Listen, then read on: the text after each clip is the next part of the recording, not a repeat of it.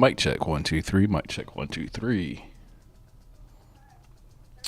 Getting ready to go live. Here we go.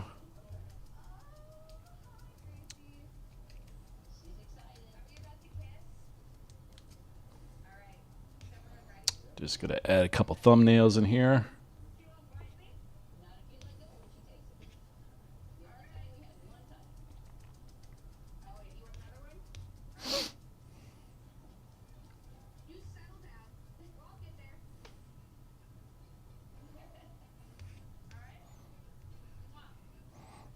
There we go. And we are almost ready.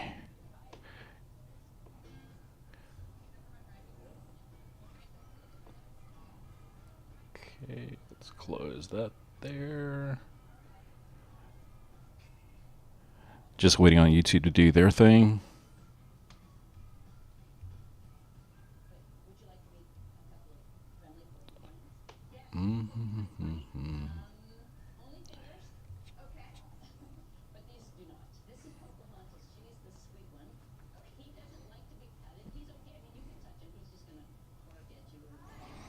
All right, we are live. And we are ready to get into the action here. Looks like we have a tornado warning for Kauai, Colorado.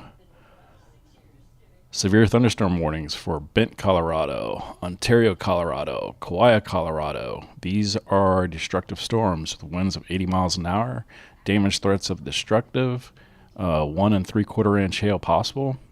A tornado is possible. We have Polk, Missouri, Hickory, Missouri, under severe thunderstorm warnings with a damage threat of considerable, winds of 60 miles an hour, hail 2-inch possible.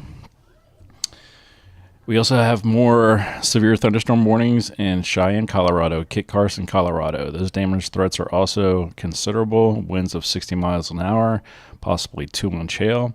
Lincoln, Colorado, severe thunderstorm warning, damage threat is considerable, hail could be 2.5 inches, 60 mile an hour winds. Kit Carson again, Washington County, Yuma County, Colorado, 1-inch hail, 60 mile an hour winds.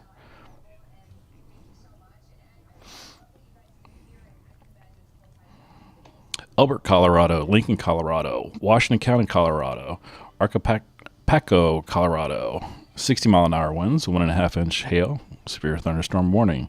Cheyenne, Colorado, it's been extended for 28 minutes, 1 3/4 inch hail, winds up to 60 miles an hour, damage threat is considerable.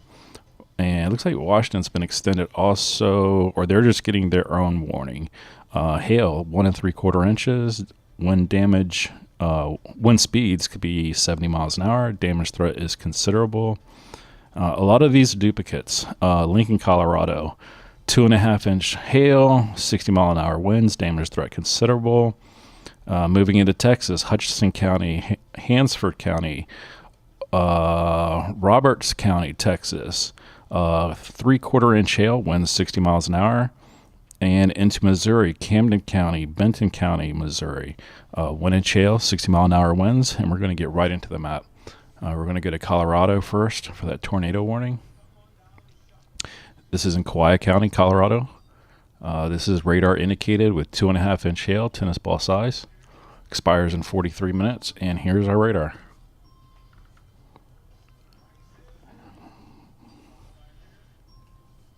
And if we get the correct radar site here, we'll be looking even better. Come on, Dano, let's do it.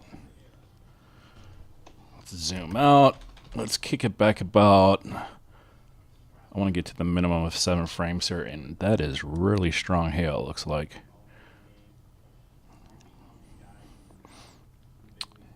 Not seeing that classic.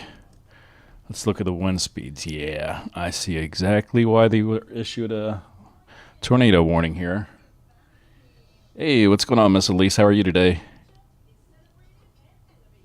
Here on June 8th. I don't know about you, but we have about 90 degree heat right here where I am at. It's a little warm. And these wind speeds are really picking up now. We've got wind speeds in excess of 50 miles an hour, 40 miles an hour, 100 miles an hour, 123 miles an hour, 130 miles an hour, 134 miles an hour. These winds right here are all blowing in towards our tower. Let me give you a point of reference. The tower looks like it's just northeast of Pueblo. So these winds are blowing in towards Pueblo. Our winds here that are countering it are in the 20s and 30s, and we may be getting a tornado here on the ground. Don't want to be, again, I'm not trying to be too dramatic here, but if you're in this cone, this area, this flashing red tornado warning, I'll just go ahead and say it. You need to be taking cover now. Don't wait. You need to be on the lowest floor of your structure, possibly, if you can, get into a basement, lowest floor possible, and the middle of your structure, away from windows. Cover yourself with something. If you're in a mobile home, you need to find a little bit better structure if you can. Worst case scenario, get as low as you possibly can. If you're outside, get in a ditch. It's too late to get in the car if you're right here. The population out here isn't very high. I can just tell you from personal experience, but I'm going to go ahead and check a population right here, right through the heart of this tornado warning. Yeah, it looks like the population in the tornado cone right now is 608. So we're looking at a really low population, but that shouldn't diminish the risk if you do live out here.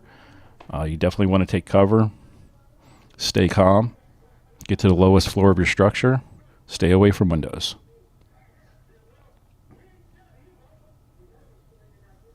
Definitely, at least I got all my bottled water, brought it in from the garage last night. So I got it in the refrigerator, I'm ready to go, so there should be no issues with the voice today. I'm going to stay well hydrated. I hope everybody else is. If you're getting some of that excessive heat today, high humidity. Right now we're going to focus in on these storms, though. We have a lot of storms to cover. They started just about in my area in Kansas, Oklahoma, North Texas. It looks like about 37 minutes ago. And these storms have been going across Colorado. I've been watching them for about the last 2.5 hours. But now we're starting to get those tornado warnings that were forecasted yesterday.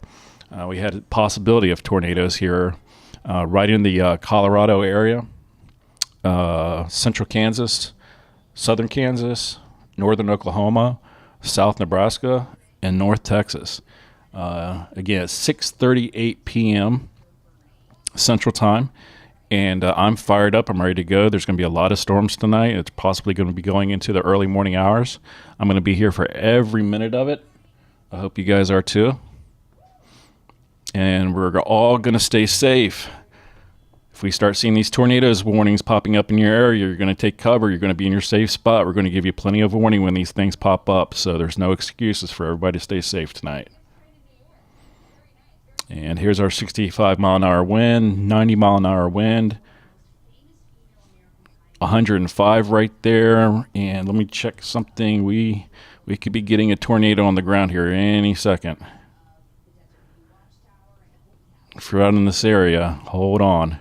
Here's a little horseshoe, upside down horseshoe right here where there could be some debris in the air. I'm going to pull up another one here. Did we get another tornado warning? No. We still have the one tornado warning here. This is Kauai County, Colorado. It's going to be in effect for the next 36 minutes. We're starting off hot tonight. Look at that horseshoe right there. See those blacks right there? There's something in the atmosphere. It could be dust. It could be dirt. It could be leaves. It could be tree limbs. See that little dead area right there with those winds. Here's a 59-mile-an-hour wind, 72. Some of these wind speeds are really high. We already, right off the bat, 137-mile-an-hour wind. Here's our counter rotation right here. They're slow, but that's exactly what we look for sometimes in a tornado. Right there, there's a counter wind of 79 miles an hour. And then we have the winds blowing right into the radar tower. And I think we said, was that Pueblo?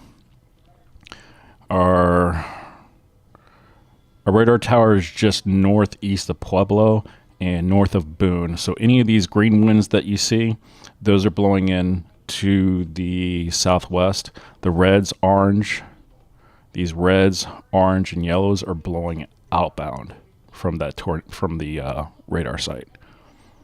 And then when you zoom in, you can see here why it's very concerning, because you get these, anything with the little negative, if it's a negative number, that's blowing towards your radar tower. And that is to our southwest. The radar tower is this way. Our greens, these light colors, anything with a negative number when I roll over it, are generally blowing in this general direction, right there. It's blowing towards our tower, this way. Our reds, yellows, oranges are blowing away from the tower, and away from the tower could be north, it could be northeast, it could be east, it could be southeast. It doesn't matter. It's blowing away. That's all that's showing. That's all the colors mean. That's all the radar is indicating, is that it's giving us a general direction that it's moving away. And this is typically what you see when there's a tornado. I'm not saying there is a tornado, but this is the kind of wind speeds that you see when there's a tornado. And then you have the counter rotating winds, those numbers without the negatives in front of them. Like right there. You get a 46 mile an hour wind blowing away from the tower. And then you have 88.18 mile an hour winds, 54, 63. I don't see those hundreds like we did a second ago. So if we had some really strong rotating winds, I'm going to check to see if we can get I seriously doubt there's any. Actually, you know what? I'm going to hold off on going to windy for a minute. I was going to check the windy app to see if we had a tower, but I don't want to take the radar off the screen at the moment. If you're east of Rockford, this is along Highway 50. There's a lot of heavy wind right there right now. Let's go back to the precipitation just to see. We got a really large area here where we could have really strong rain and possibly hail all the way up from the east of 109. There's not a town really on the map that I could give you a reference for. I guess the closest one would be Gilpin. Just to the west of Gilpin, there's a huge line we got blowing up north, right along Highway 7. I want to see how far that stretches. We have really strong rain, possibly a mixture of hail for 26 miles, riding right along Highway 102 and crossing over Highway 102 in Los Animas. We're getting a radar update here in our tornado warning. I'm going to jump back up there, and those wind speeds are really kicking. They are really kicking. 70s, 80s. I had a 70 blow through here in Kansas where I'm at the other night, and boy, you don't think 70 miles an hour is strong until you're in the middle of it and you got rain and pea-sized hail coming down. That was loud. And it was just amplified by that pea-sized hail that we had coming down. Thank God it wasn't quarter-sized hail or silver dollar-sized hail. Then it would have really been loud. But 70 miles an hour, it's no joke when you have rain and hail mixed in there. Luckily for us right now, all this is just north. Oh gosh, this population is so small that there aren't any cities on the map. So that's a good thing for us. Let's keep our fingers crossed that that's how it goes all night long, that we keep these tornadoes out of those areas where it's a very long population. We don't want these coming anywhere near our cities. Even the small cities. I think the city that's south of Kit Carson, that's along Highway 287, is pronounced Eads. I could be wrong. If you're down there, correct me. It's either Eads or Ads, but I'm 90% sure it's Eads. I think that's how it's pronounced. I've been working on my city pronunciations here, and I think it's Eads. If you're out in Colorado or know that area, let me know. But again, this is just to the west of Highway 287. We're not seeing that classic hook formation where there could be a tornado. This is just really, really strong precipitation right there in those purples, those baby blues you see right there. and the wind velocities are just to the south of where the line is, where that tornado warnings line is at. They've looked like they've tamed down. They've gone down. They're almost half the power that they were, but that's still very strong. We clocked a 137 mile an hour wind there just a minute ago. And then over here, just crossed over 287.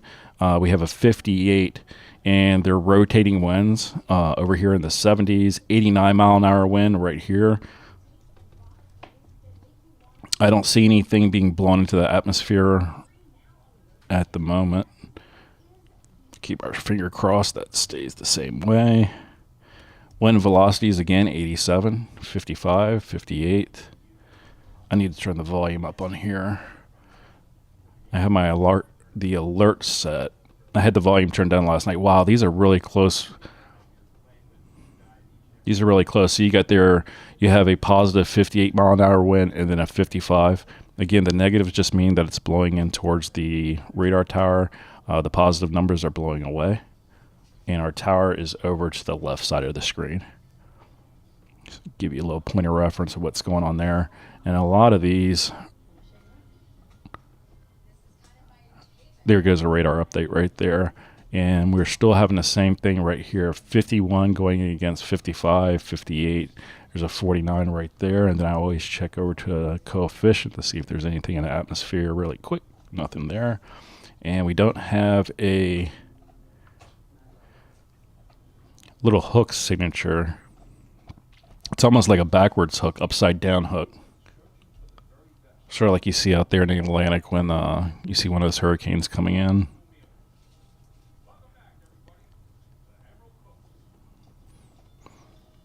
This could be equally as dangerous though, folks. Over here where you see these purples, those baby blues up there. That's really strong. The darker purples are going to be the really strong rain. And then these really light teal or baby blues, I call them powder blues. That's hail right there. That's definitely hail. And the Weather Service is calling for a minimum lime size hail. So that's pretty big.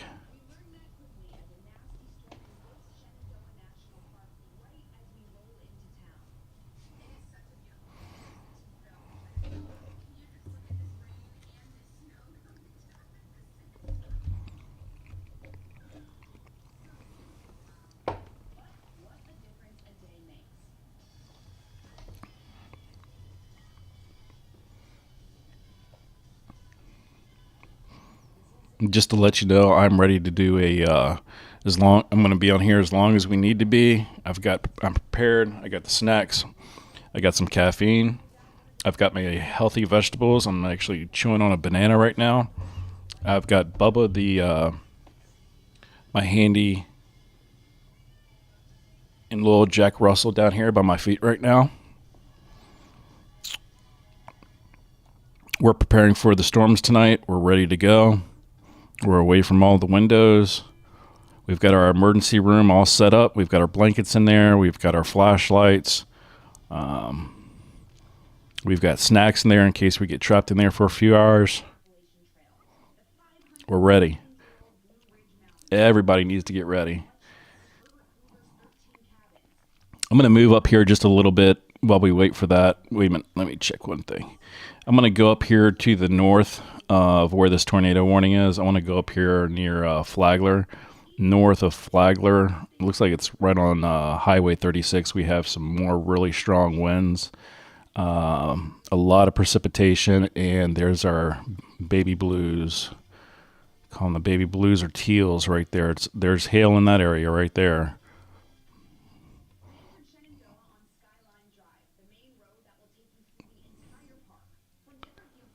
Looks like the storm is just 4 miles south of Cope, or 21 miles north of Siebert, moving southeast at 50 miles an hour, golf ball size hail, and 70 mile an hour gust right there.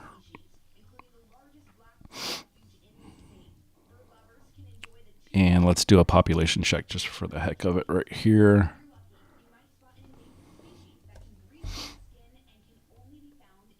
And looks like a population. Look how big that cone is that I drew right there. There's only 163 people there. So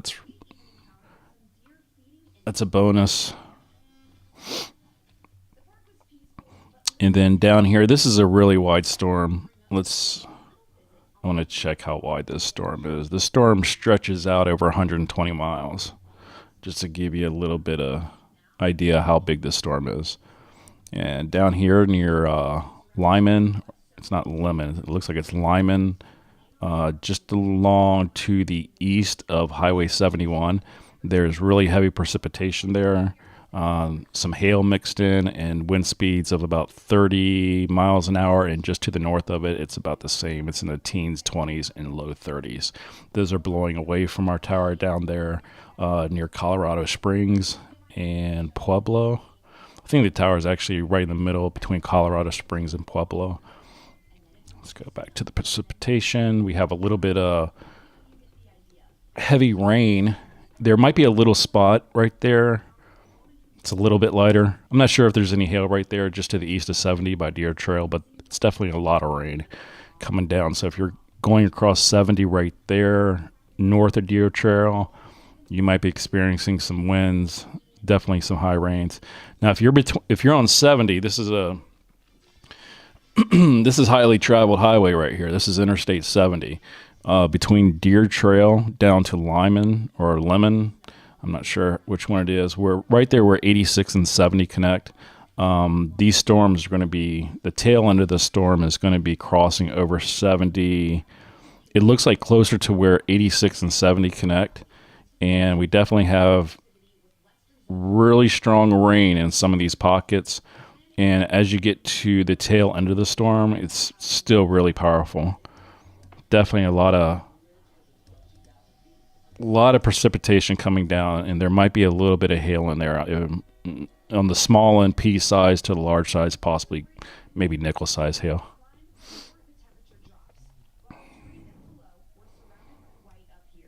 Moving back to the tornado warning area, they have a lot of hail coming down there right now.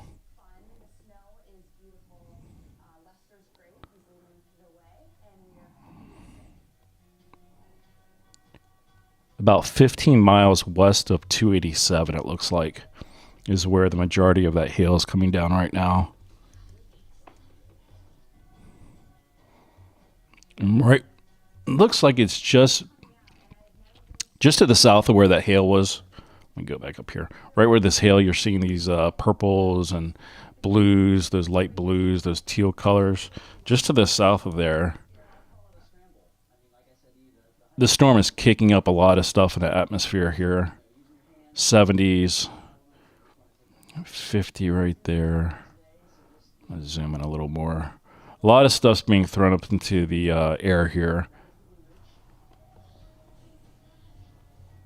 Let's see. I'm actually going to turn on. I want to see if the National Weather Service has anything beyond just the warning here.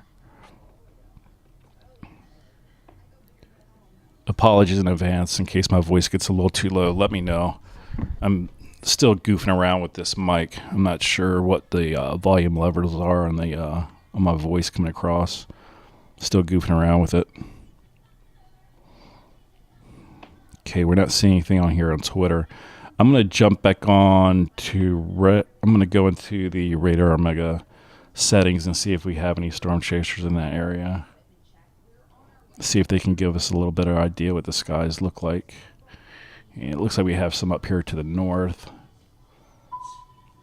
There's Vince right there. I'm going to see what direction he's driving into. Oops, sorry. I need to mute him.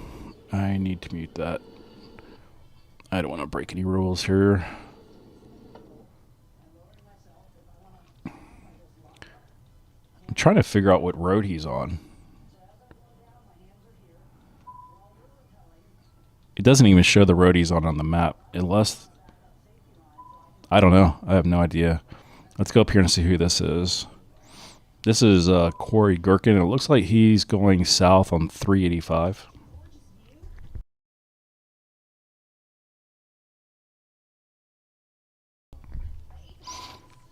Yeah, Corey looks like he's going south on 385 right now. Let's throw him up here. Ooh, these allergies are kicking in. Wasn't expecting this today. Let's get this up here, over there. If anybody has any severe storms where you're at, put it in chat for us so we know where you're at. You can be our spotters on the ground.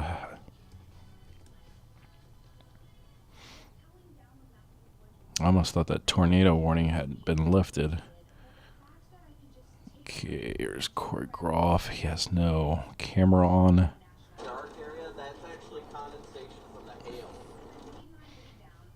Okay, I'm going to take these two off the screen real quick. He's in a little bit better position where we can see.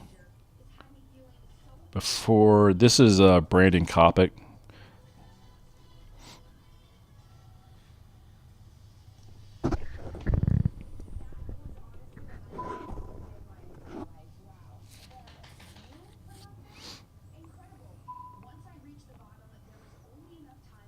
Sniper's got a lot of storms where he's at right now.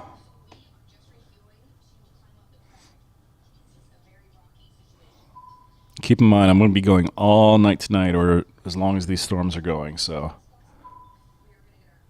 look at that beautiful sky out there, Colorado, and that big storm right in the middle of it. It's ruining that sunset, but that's still a pretty beautiful shot right there.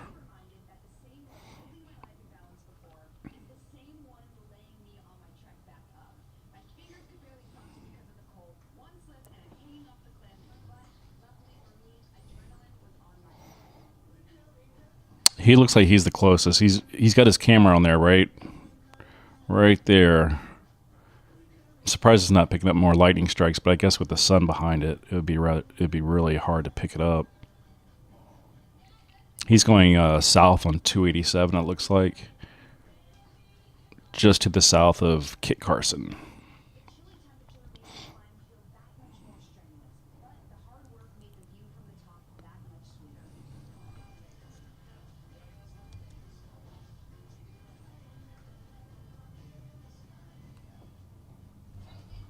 I left my water on the other table. I'll be right back.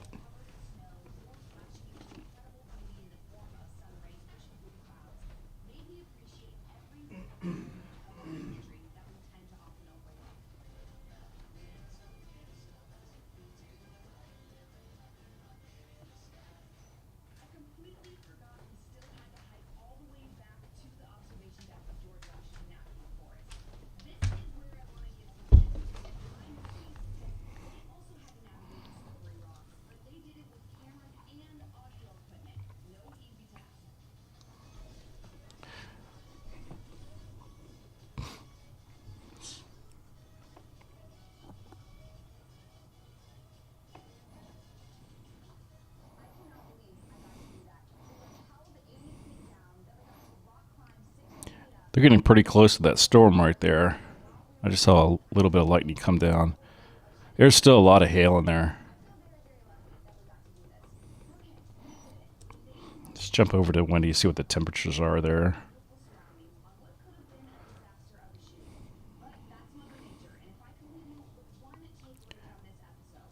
There's Eads. And there's Kit Carson. Let me. So we're looking at Kit Carson right here. 40 connects with 287, and it's going to be just to the southwest of Kit Carson, which is right here. So you can see how those winds are blowing in to the west. And it looks like the temperature in Kit Carson right now is 86. You can see those winds right there. Those were posted just an hour ago, so we should be getting an update here in a minute. There we go. Looks like those winds are blowing right into Pueblo.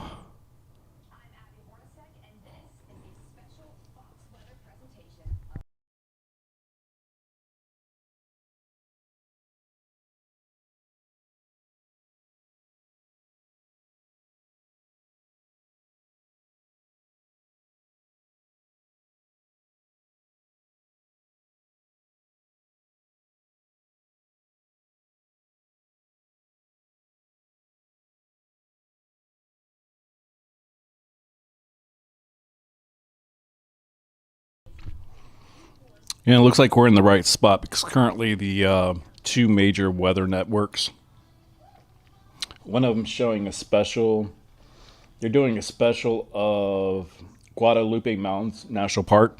They're not covering this possible tornadoes or severe storms at all. So, as usual, us folks out here in the Midwest and central part of the United States where we're getting these crazy storms, we're on our own, guys. So, we've got to rely on each other. So, if you're seeing anything, type it in chat because we're pretty much our own sources of information out here in our local areas.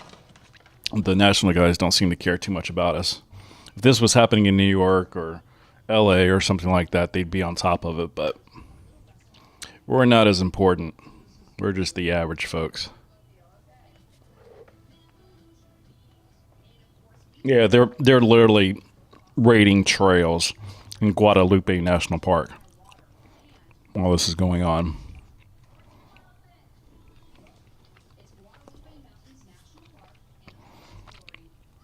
Looks like we have about 13 more minutes left on the tornado warning in Kiowa,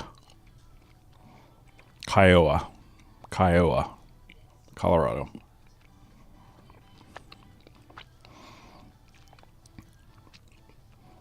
Right now we have 11 severe thunderstorm warnings, but they're spread out over multiple counties. We're going to, just a reminder, Dallas and Polk County, Missouri, you're under that severe thunderstorm warning has a damage threat of considerable.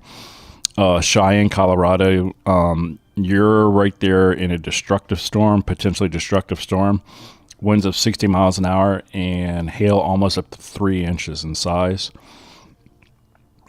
Kit Carson, right here where this tornado warning is, that's still considered a damage threat of considerable, with hail up to 1 3/4 inches, 60 mile an hour winds for the next 43 minutes.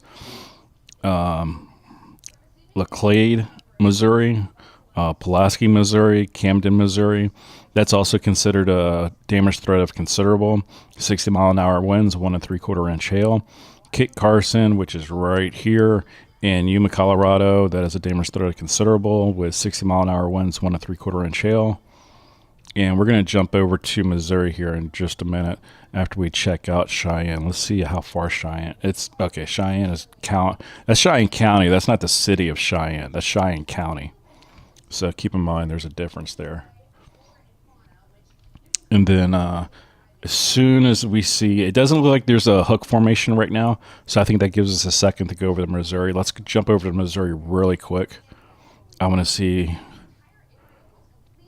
Okay, that's not considered a destructive storm in Missouri, but they are under the threat of a severe thunderstorm with a damage threat of considerable over here. Just first glances, there's no hook formations or anything like that. That's just moderate to severe rain. Wind speeds right now are not that bad. Majority of them are single digits. I see some low teens right there. So if you're over in that Missouri area where there's a severe thunderstorm warning, no worries there right now. Just expect some rain and lightning.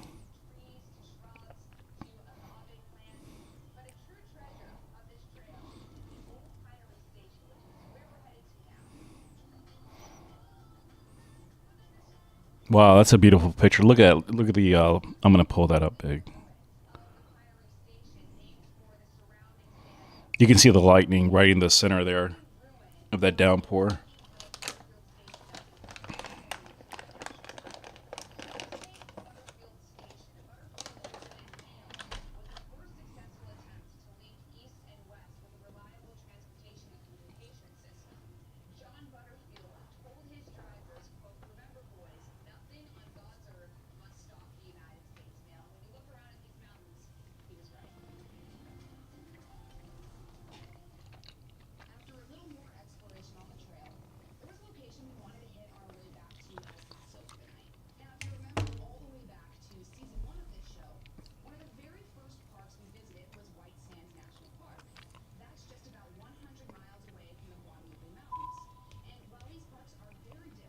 There was a really big lightning strike. Look at that.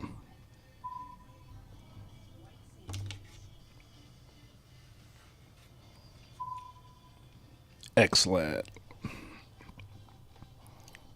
Ooh, there's some good lightning right there.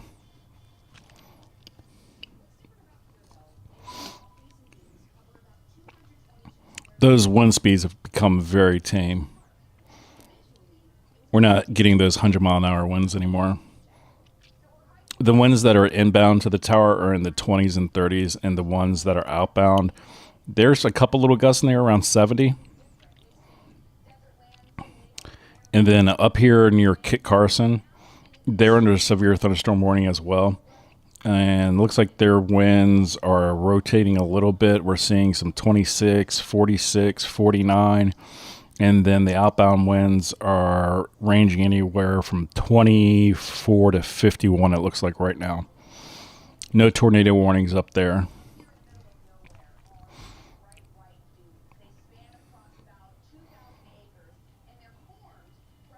And even down here in the tornado warning area, there doesn't appear to be any threat of a tornado on radar. But you are in a tornado warning area, so you want to take all the normal precautions and taking cover. It could change any minute, so.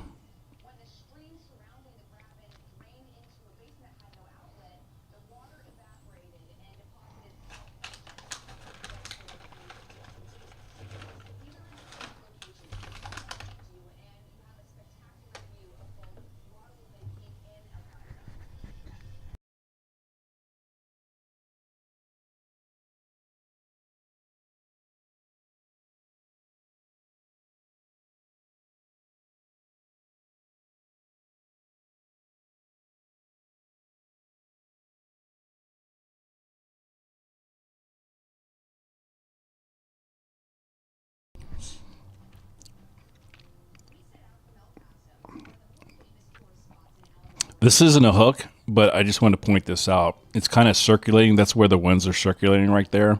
So keep an eye on this little point right here as we run the animation. This point right here. Here's the line, and then here's this. If this starts to curl right here, there's a lot of rotating winds in that area. So it hasn't started to curl yet, but it's kind of where we need to keep a close eye on.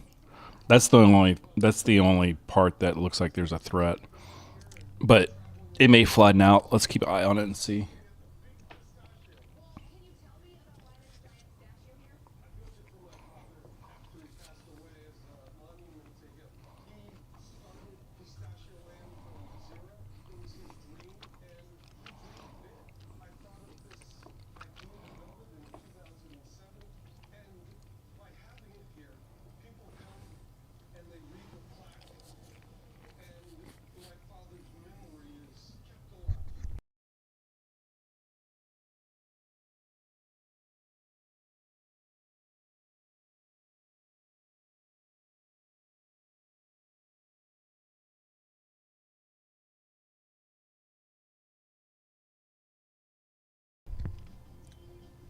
I think I put it in the channel description tonight. Somebody was asking me the other night how to send me pictures if they had pictures of a tornado or a storm.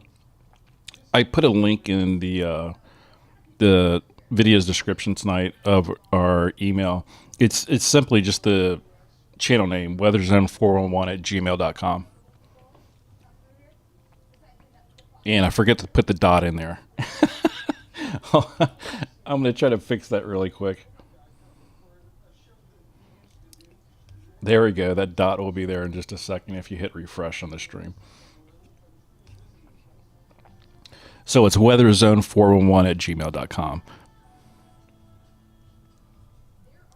I appreciate all the thumbs up already. We're only a couple minutes into the stream and we already have 8 likes. Make sure you hit that subscribe button too so you get notifications of when we go live or when there's a weather emergency. Still not seeing the hook there yet. Looks like it's trying. It really wants to, but it doesn't look like it's coming together. Again, those green colors right there are going inbound to our weather radar down near Pueblo, and the reds, orange, and yellows are blowing away from the tower. We only have 5 more minutes left on this tornado warning. As long as those winds start to separate right there, I think that would just go ahead and expire. If they start coming together a little bit more and the wind speeds pick up, it could be extended a little bit.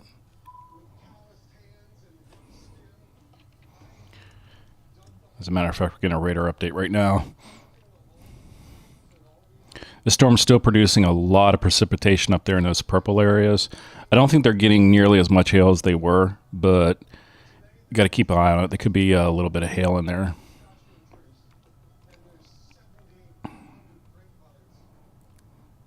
Let's see if we can tap into Brandon Kopic here and see what he's seeing.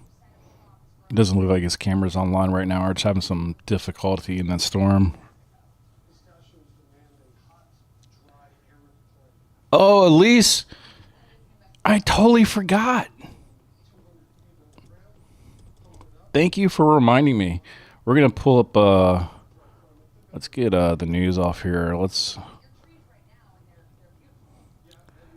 Did it start already? Did I miss the drop? All right, we're going to keep an eye on this right here. It says that the puck is supposed to drop 15 minutes ago, but I'm sure they're singing like the Canadian and American national anthems right now, getting ready for the puck to drop. I'm going to slide this over to the side so we can keep an eye on it. Thank you for reminding me.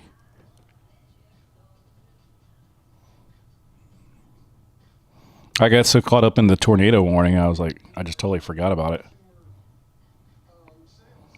Oh, I'm excited. Who's ready to go? Who's a hockey fan out there? Come on. This is going to be great. Puck hasn't dropped yet. Excellent. I haven't missed anything. It's too bad I can't simulcast the actual game at the same time. I wonder what it would take to get rights to do that. I bet it would cost a lot of money. I could, if I was to shut off my mic, I could put it on the radio and have the game being called that could be streaming. I don't know. Could you get in trouble for live stream radio? I don't know. I guess if they play music or something like that. I don't know. I'm not gonna risk it. I almost want to, but I'm not gonna risk it. If I have to, I'll just pull up the game on the TV and I can do play-by-play. But I can't do play-by-play for hockey because I can't keep up with it. The game's too fast. I could do baseball, football, basketball. I could definitely do that, but hockey, I can't read the names and I don't know all the players' numbers, so I wouldn't be able to keep up with it. If it was baseball, hockey, or football, where I know the sport a little bit better, know all the players' names, I would definitely do it. I'll do it for sure. Once we get into the fall and football season comes up, if anybody wants me to call a game while we're checking out weather, I will do it 100%.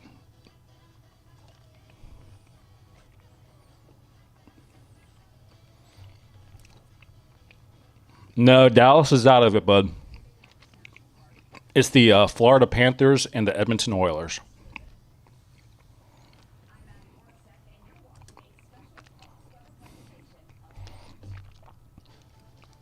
I think our tornado warning just expired. Excellent. It is expired. We're down to 10 severe thunderstorm warnings. This is going to fluctuate throughout the night. The one I'm most concerned is the one still that was up there north of where the tornado warning was in Cheyenne County, Colorado.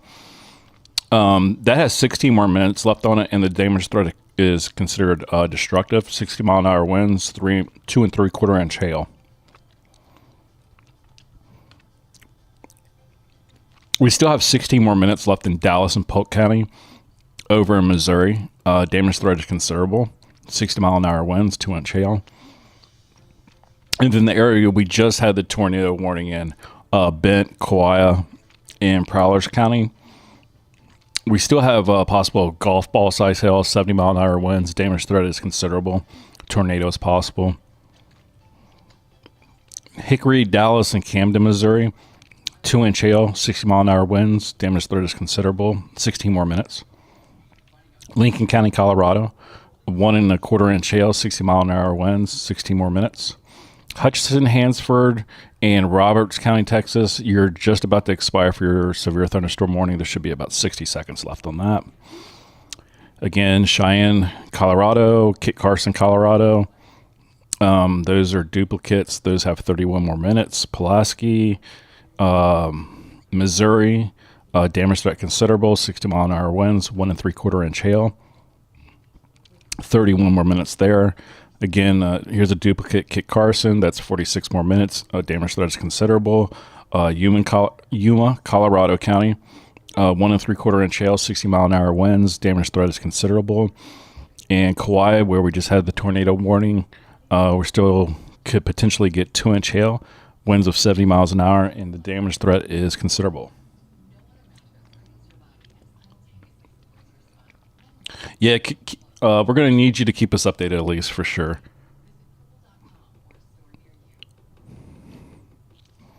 So I'm going to tell everybody right off the bat, I'm biased. I'm going for the Oilers. So if you guys are going for Florida, I'm sorry. So if I start jumping up and cheering, no offense. It's just that's the team I pull for.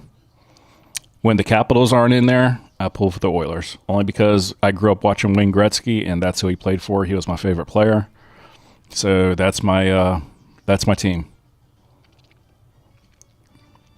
I don't know what I would do if the Oilers ever met the Capitals in the playoffs or Stanley Cup. I don't know if they can. I don't know if they're in the same division or not.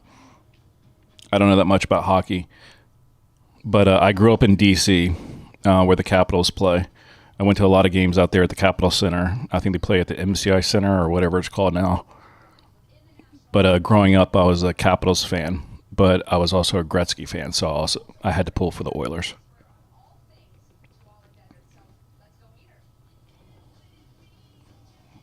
That's a beautiful sunset right there. Now that the the tornado warnings expired, I'm going to zoom out a little bit. I want to see a little bit. To give you an idea how big that storm is, 170 miles across between those two right there. And it looks like maybe not. I thought they might be coming together near Colby. But I think the top storm that's right there is going to be blowing more to the east. And I think the storm to the south that's down there near Lamar going parallel with or going across 50, I think that's going to keep on blowing to the east too. Oh, you're going for the Mavericks. Me too. In basketball. Who are they playing? Don't tell me yet. It's the Celtics, right? Isn't it the Celtics? The Mavericks and the Celtics? Full stadium, Florida. They booed the Oilers. It's going to be great to beat the Panthers on their own turf. Yeah, baby.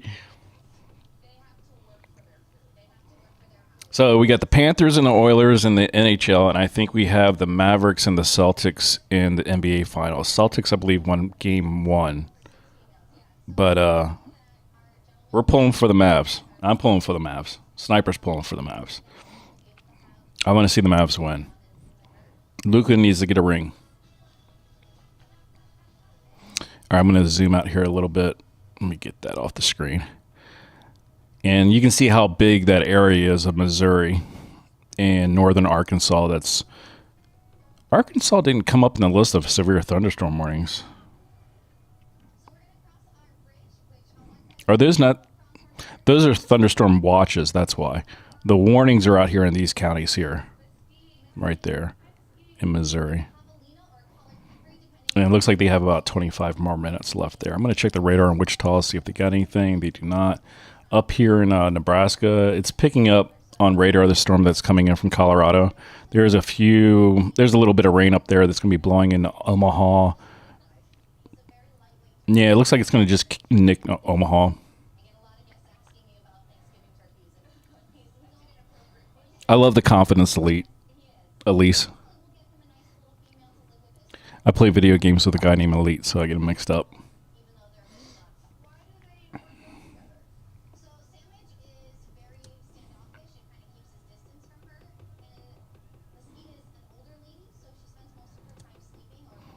I'm going to start checking these radars down here in Oklahoma. It looks like there's a little bit blowing in for Amarillo. A little bit, a lot more than a little bit, actually.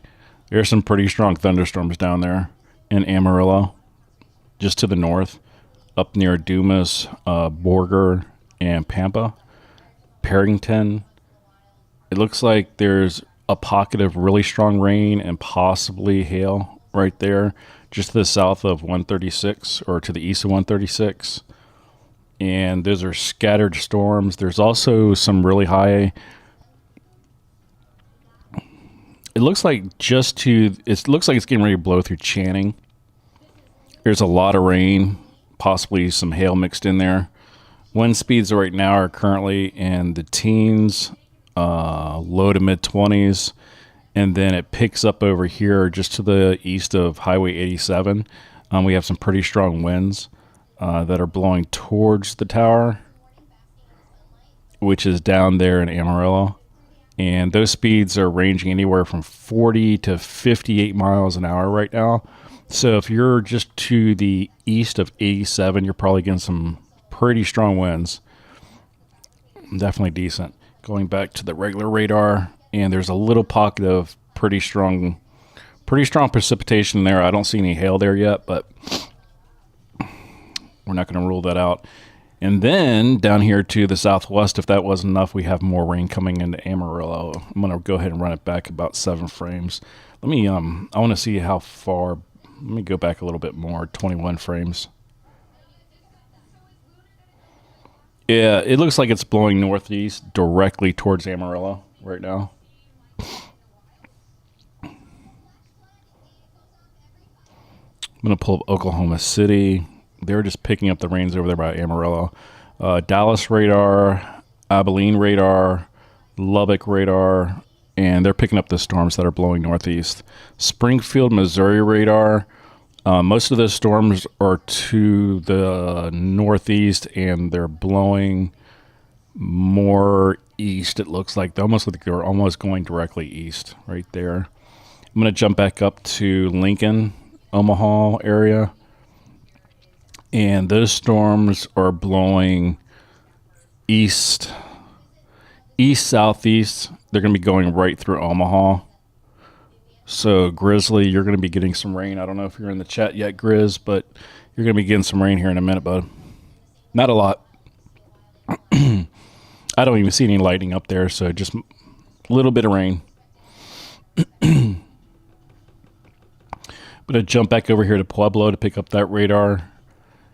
And those rains have really intensified again up to the north of Stratton, to the west of 385, and over here by Hugo, just south of 70. Those storms will be crossing 70 here right now near Arabia or Arabia. That's what I think it is.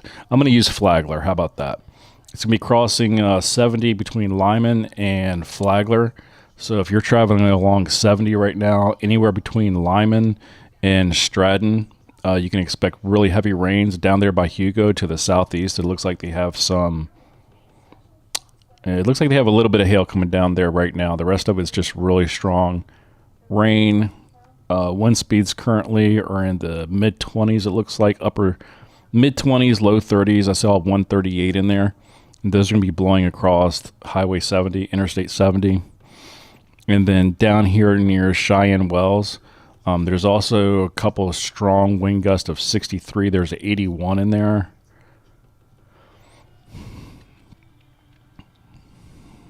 That's a really odd little pocket right there. There's a little bit of circulation to the southwest of Cheyenne Wells and to the north of Eads. I'm going to take his camera off really quick. I'm going to pull up this other one to see.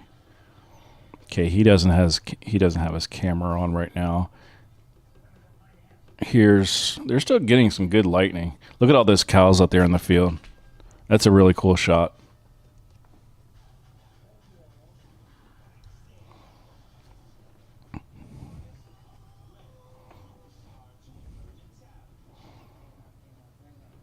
Oh, come on. Did the puck drop yet? How are you going to get this on here?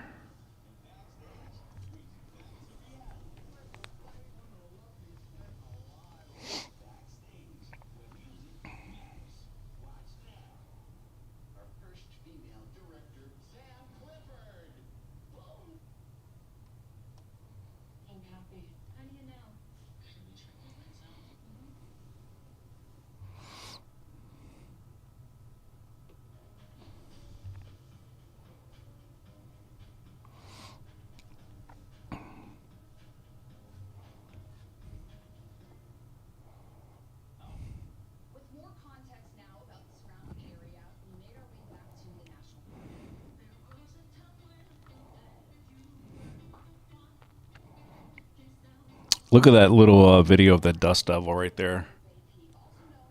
That was in Argentina.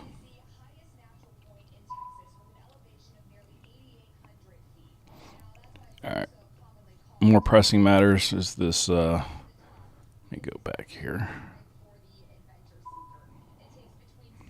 There we go. It looks like the puck has dropped. First minute into the game here.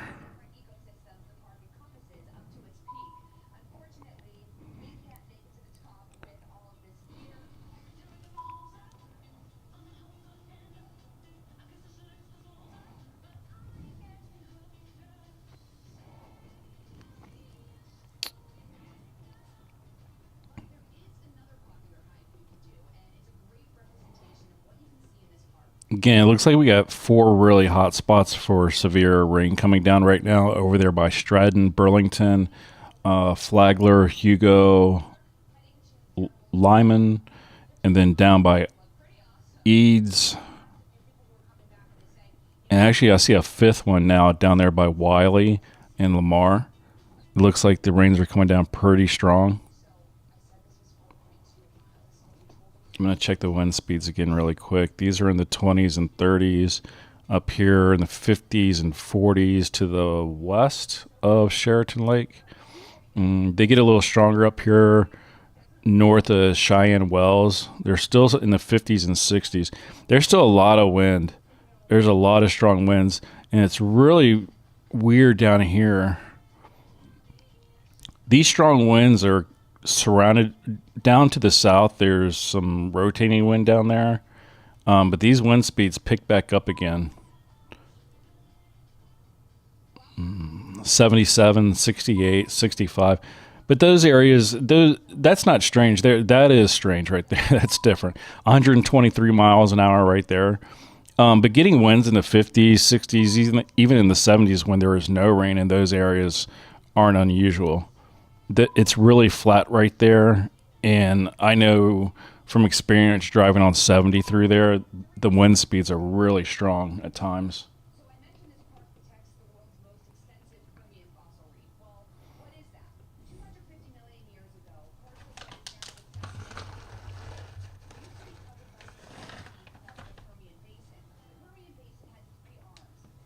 Wow.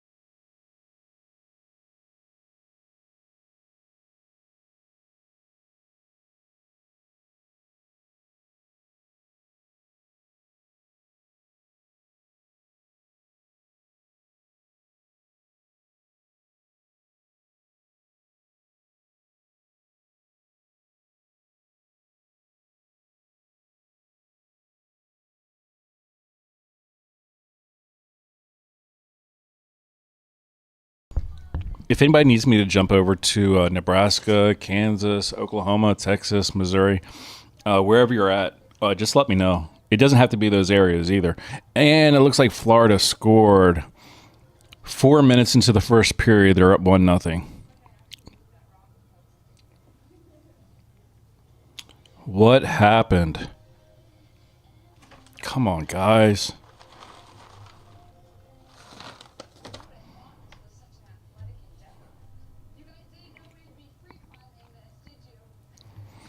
So that's why even if I had the game up and I was allowed to simulcast it, I couldn't call it because I can't pronounce any of those names. Grizzly, what's up, buddy? Looks like you're about to get some rain, man. Not a lot, just regular rain. Just enough rain to water your grass.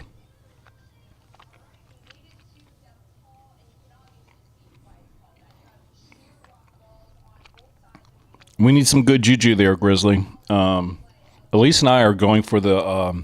There's a hockey game on right now, the Oilers and the Panthers, for the Stanley Cup. We're pulling for the Oilers, so we need some good juju. Unless you're a Panthers fan, I guess.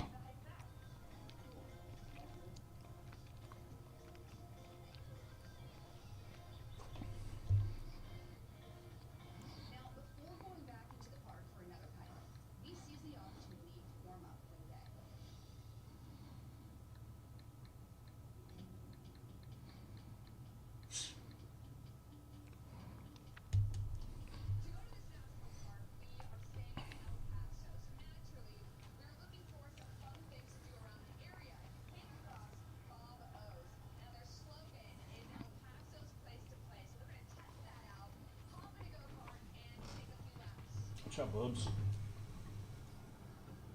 Mr. Puppy Dog.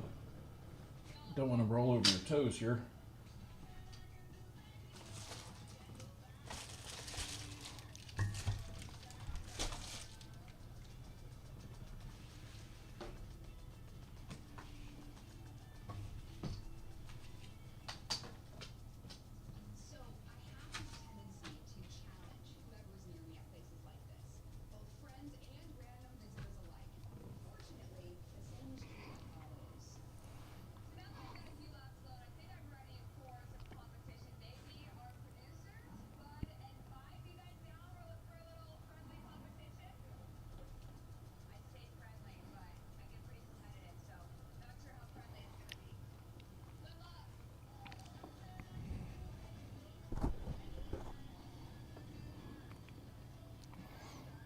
I'm going to give it about another 2 minutes. I'm going to run back down the list.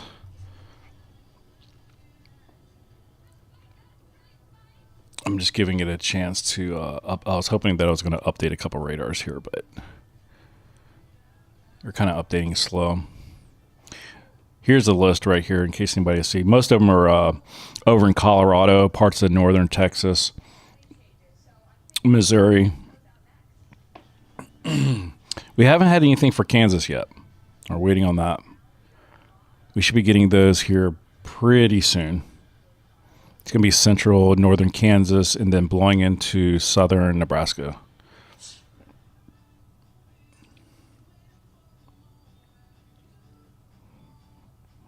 You don't really know what to say, Grizzly? Just say, go Oilers. That's what you say. Go Oilers. Go Oilers. Get used to it because we got at least 4 games. We got 4 games going here. 4 hockey games. Not tonight, but over the next week and a half.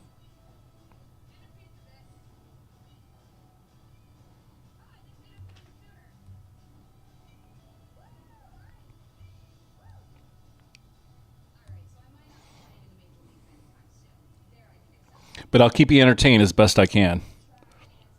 Either way, even if you're not a hockey fan. Between the weather and the game, I will definitely keep you, I'll do my best to keep you entertained. Now, if not entertaining you, you need to tell me what will entertain you. And I will do anything. Well, within reason. I shouldn't have said that. Within reason, I'll do anything to entertain you. Keep you entertained. You know, I got something really funny to show y'all later on. I'm not going to spoil it. I'll just say it has to do with that HD antenna that I ordered on Amazon. It came today. And I'll just say right now that it was not a good experience. Not because the HD antennas don't work. It's just I want to show you what actually came in the mail. Go Oilers. There you go, Grizzly. Yeah.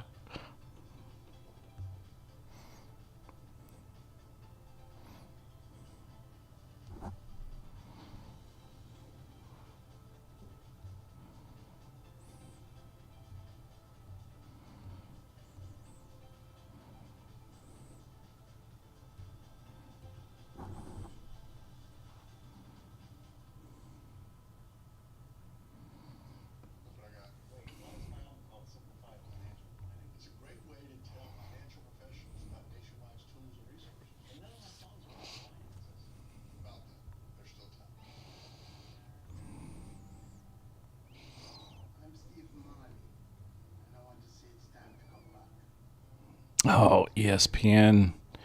You and your silly website messing up on me here. See if I can get it back to normal. There we go.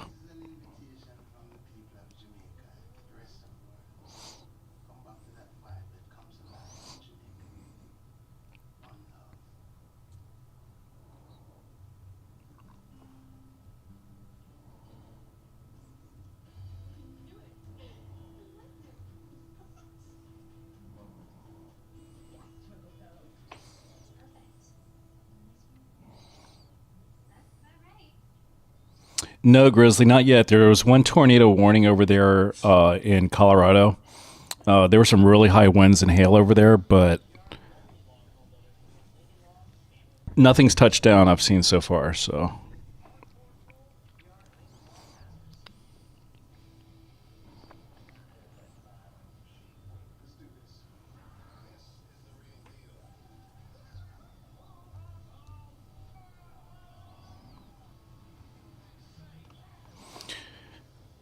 but they were predicting. One of the forecasts that I saw earlier was predicting possible tornado warnings across central and north Kansas, possibly southern Nebraska, northern Oklahoma, and right along that panhandle in Texas, possibly.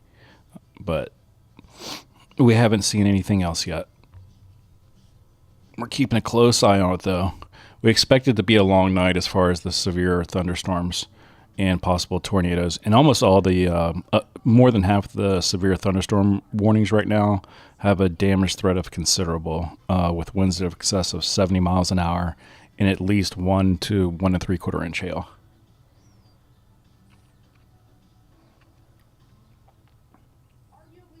Exactly. Dust nados. I think that's what was showing up in the when I pulled up that was it correlation coefficient map or radar. I think that was a lot of dust being kicked up into the air.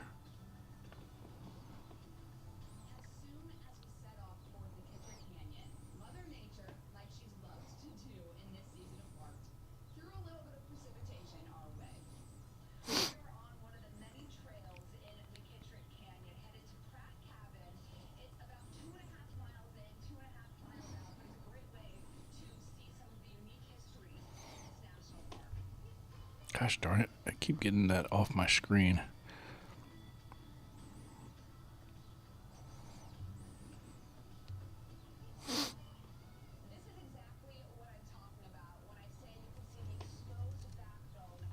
Whoa! What was that? Hit the wrong button. Sorry. Sorry. Sorry. Sorry.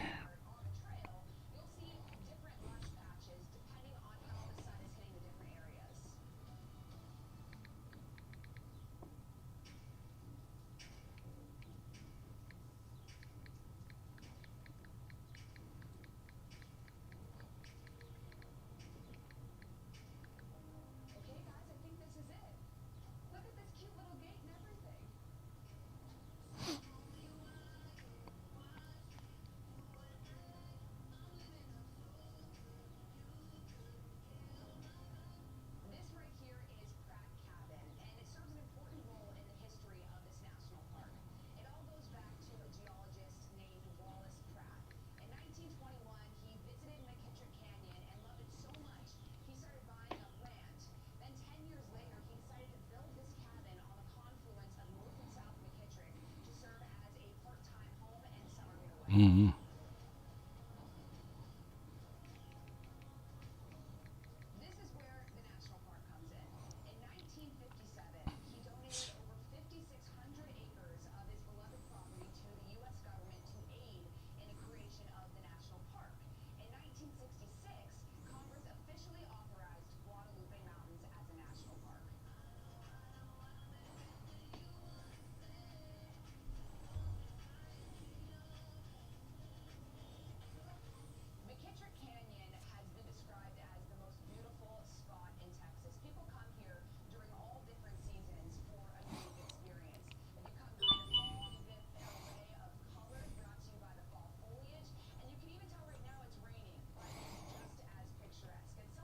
Okay, I'm gonna go back down the list again. Some of these are good. Well, I'm going to give it another 2 minutes to let some of these expire. The one in Cheyenne County, Colorado, Texas, Missouri, Dent, Missouri, Lincoln, Missouri. I'm sorry, Lincoln, Colorado. Those are going to be expiring in 4 minutes. Kit Carson, you still have 19 more minutes left on your severe thunderstorm warning, 70-mile-an-hour winds, damage not considerable. Polk County, Dallas County, Missouri, you have 19 more minutes. Prowlers in Bent County, Colorado. It looks like those winds could be in excess of 70 miles an hour, 1-inch hail. And the damage threat is considerable. Texas, Missouri, Pulaski, Missouri, Phillips, Missouri, and Dent County, Missouri. You're under severe thunderstorm warning for 19 more minutes. Kauai, Colorado, you still have 34 more minutes. Carson's, Potter, Hutchinson, and Moore County, Texas, 34 more minutes. Lincoln, Colorado, 34 more minutes. Elbert, Colorado, 34 more minutes. Kit Carson and Cheyenne Counties, Colorado, has been extended to 49 more minutes. And the score of the game with 12:27 left in the first period, it's Florida 1, Edmonton 0.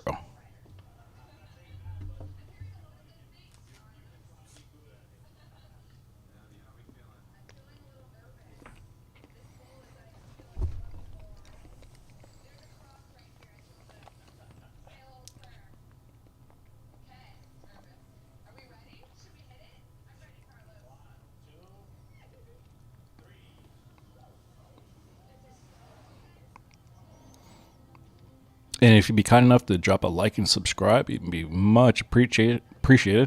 We are only 16 subs away from 300.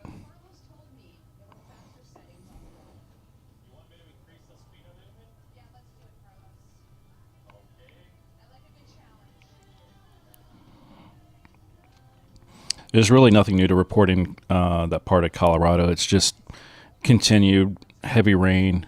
The winds are blowing towards the east, and there's a little bit of hail mixed in there. No tornado threats, or it looks like we did record a wind up to around 70 miles an hour, close to crossing over 70 right now, going into, is that Goodland? Goodland. Crossing over into, I guess I would call it northern Kansas. I don't know if it's northern, but it's not central, so I guess I would call it northern Kansas, right along Interstate 70. How about that?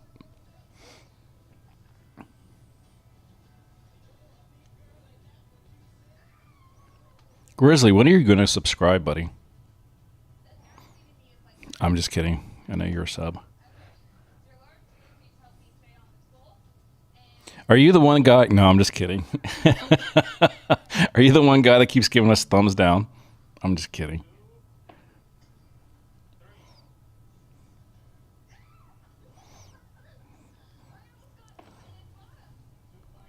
I know you would never do such a thing. 9:45 less than the first period. 1 for Florida and 0 for Edmonton.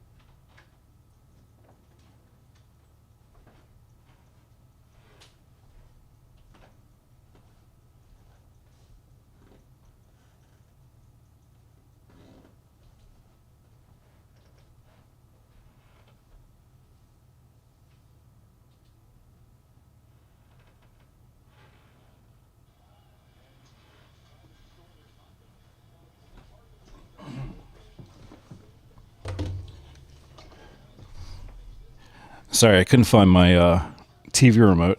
I had to get the game up on the TV, but I have to keep the volume down, unfortunately.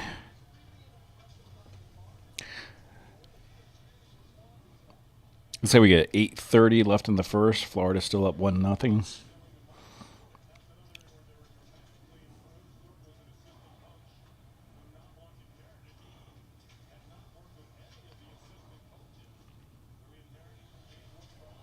I'm sorry, it's 6:15 left in the first. 8:15 left in the first. That's how bad my eyes are. I'm having a hard time reading the TV. Oilers in their white jerseys and the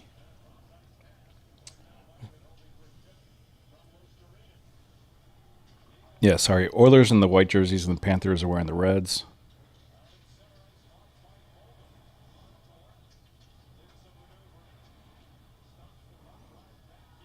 Boy, the Panthers, they're really on the attack. Ooh, just off to the left. He had an open shot.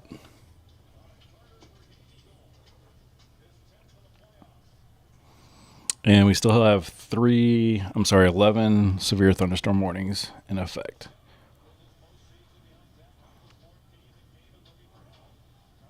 If anybody needs me to look up a particular area, just let me know. We will pull it up and give you a really close look at what's going on. It looks like we got 7 minutes left in the first. Florida's still up 1-0.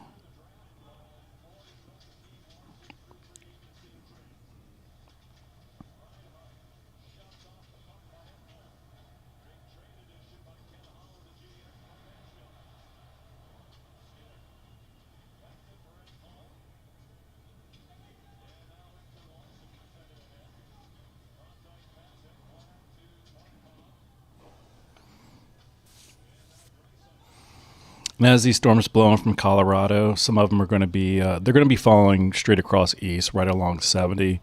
But some of the storms that are down Lamar now, they're going to be crossing over into Kansas, pulling into Garden City, and then eventually Dodge City. Correct. Oilers are in white, Panthers are in red, or whatever that color is. Is it scarlet or red, whatever they call it.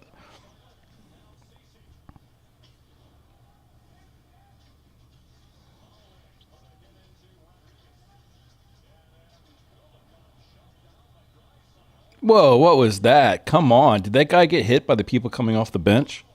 They were doing a line change. It looks like one of the guys was holding him that was coming off the bench. The hell is that? Did you see that at least? That guy, it looked like the guy coming off the bench was holding the back of his jersey, and the guy that was out on the ice hit him. Oh, here we go. 1-on-1. And oh! It was a 1-on-1. Great save. Here we go again. 5:30 left in the first. That was exciting.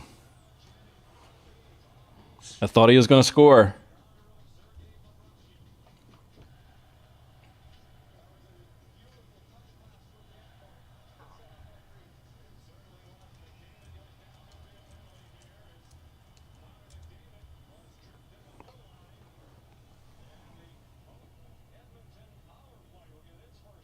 Edmonton will be on the power play at 5:07 in the first.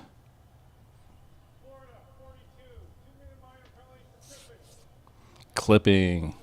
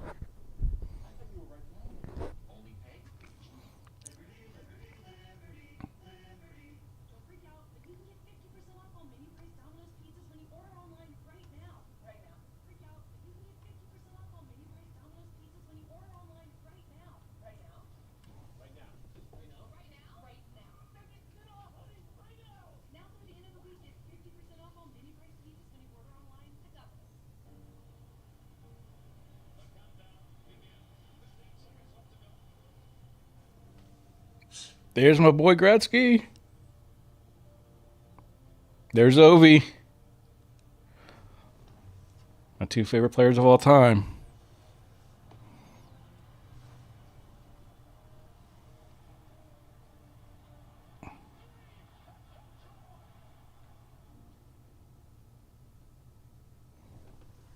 Love it.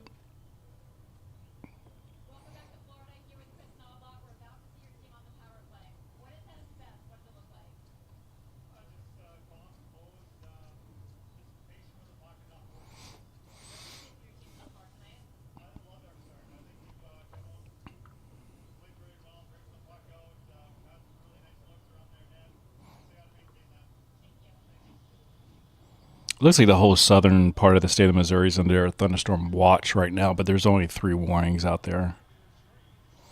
All the storm chasers must feel that the storms over in Colorado blowing into Kansas right now are going to be the strongest. They're all over there packed in right now with the exception of one.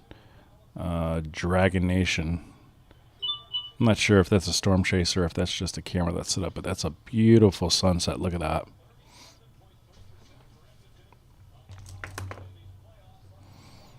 Sorry, I need to open the door really quick.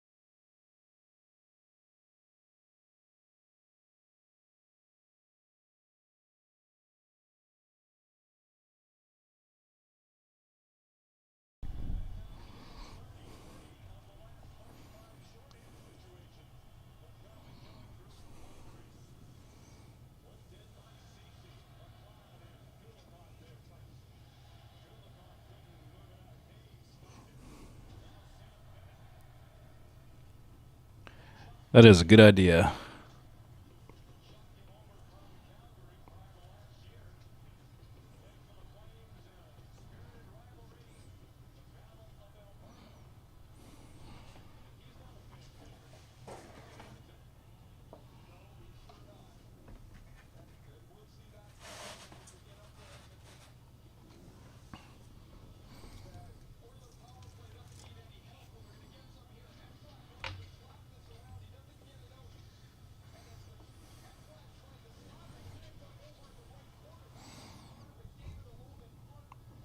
It's like 2:20 left in the first. Florida still up 1-0.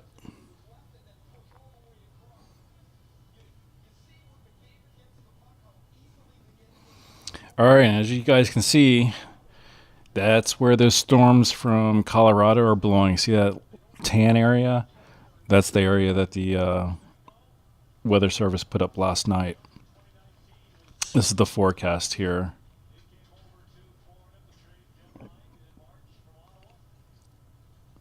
So if it keeps holding this way, that forecast is going to be pretty accurate. It's going to keep on blowing a little bit southeast right now,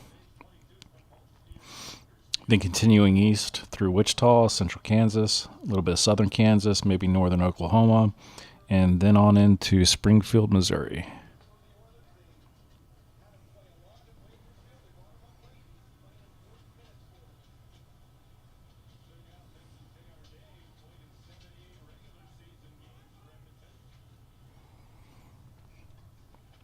Currently no tornado threats.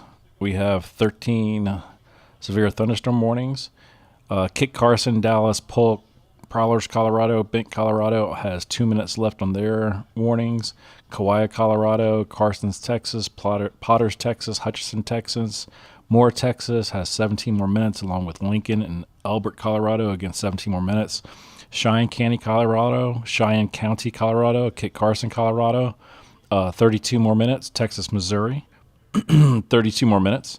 Wallace, Kansas, Kit Carson, Colorado, Sherman, Kansas, and Cheyenne, Colorado is under a severe thunderstorm warning for another 47 minutes. This is considered a destructive storm, and damage threat is destructive. Winds in excess of 100 miles an hour, hail 1 inch. Let's go over there and zoom really close to that right now. Let's see if those winds are coming anywhere near 100 miles an hour. Bear with me 1 second here. And I'm going to have to restart the app. My quick switcher isn't working in the app, so here we go. Okay. And it still isn't updating. I can't get an update on the wind velocity. I'm going to have to do it the old way. And we've just had a tornado warning, it looks like, pop up. Nope, I'm sorry, it hasn't. I'm not sure why that alarm is going off in Radar Omega. I think Radar Omega the last 3 days has been really weird. But anyhow, I'm going to go up here and look at these wind speeds just to the southwest Goodland. They're right in the 40s and the 50s, just south of 70, headed east. We have a lot of high winds heading up there towards 70. It hasn't broke up into the hundreds like they're predicting, but they could any minute. Up to the north, actually these winds up here to the north of 70 are getting pretty strong. We're up in the 46, 50 mile an hour area. Those are blowing right into where the radar is near Goodland. And then we have these winds to the southwest blowing into Goodland. So right around, I think we're going to have some pretty strong winds here. Those reds, yellows, and oranges are actually blowing away from Goodland. But the rest of the winds over here are comparable, blowing into. My main concern, what I'm trying to say, is between Stratton and Goodland, right along 70. They're going to be getting a lot of heavy rain. Looks like closer to Burlington. There's a lot of lightning, very strong winds, and possibly a little bit of hail mixed in there. I'm going to pull up one of these cameras just to see what they're looking at. And there we go.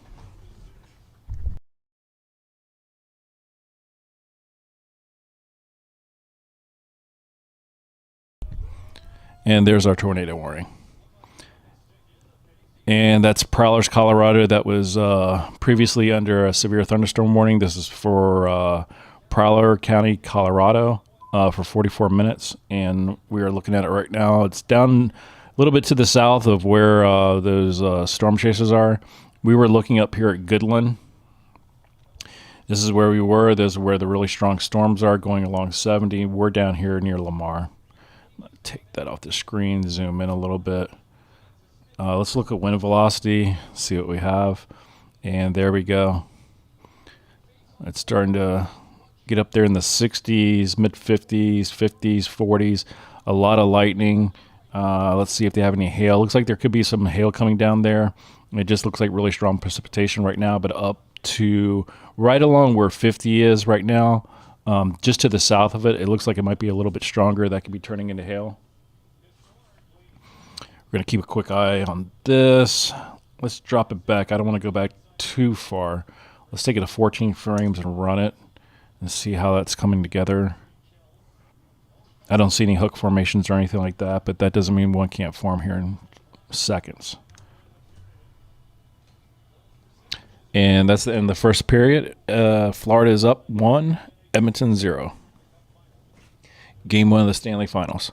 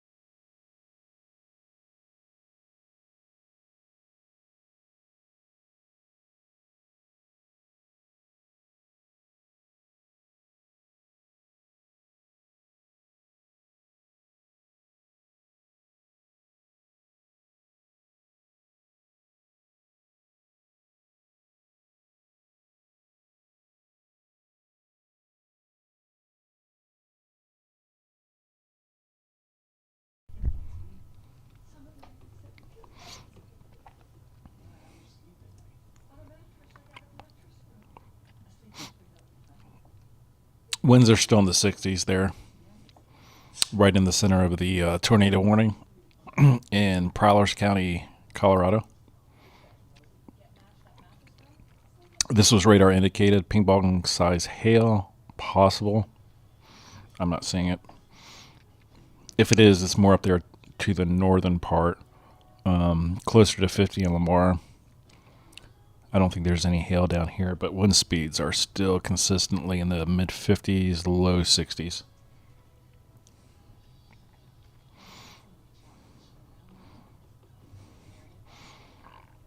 Again, I'm not seeing anything that's...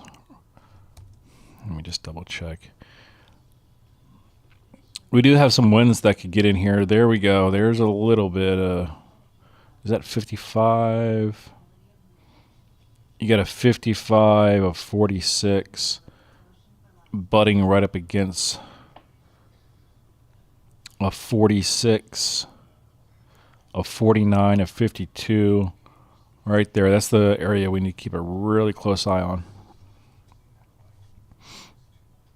When we start seeing a hook develop, that's when it starts getting serious.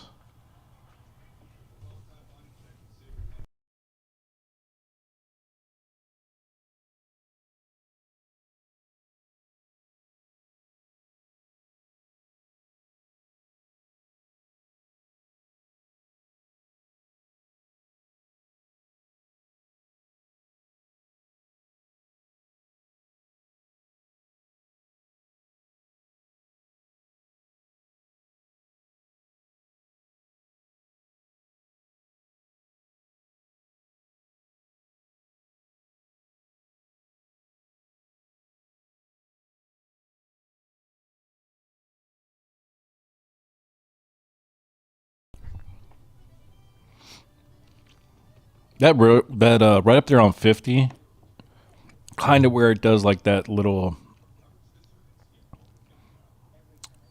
where it kind of cuts down to the south where the road's kind of like, it goes down and then starts heading east. That rain up there was really strong there for a minute. It looks like it's calmed down, but there's a lot of lightning up there, and then down right in the zone where the tornado warning is, the lightning is really picked up there.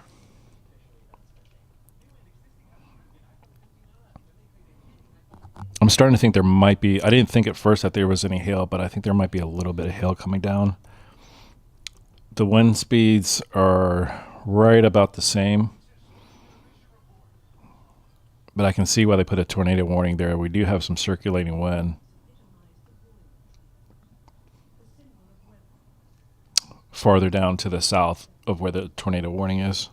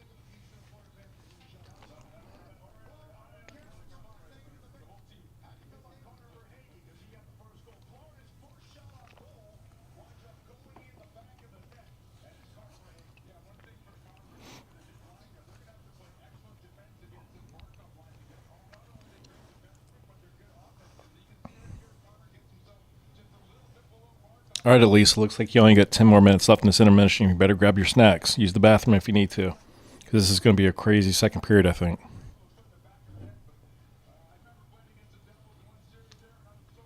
It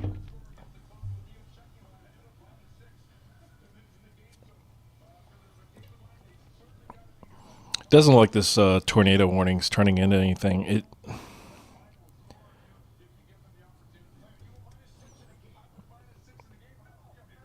As soon as I say that, we get a update from the radar, and now these winds are really starting to rotate down here. 67 and a 67. They're literally identical winds circulating. Hope I didn't jinx us. There's a 69.97 next to a 65.5. And keep our fingers crossed here. I'm going to check on the population for this area. It's probably less than 1,000, but let's check it anyway. And bam, bam.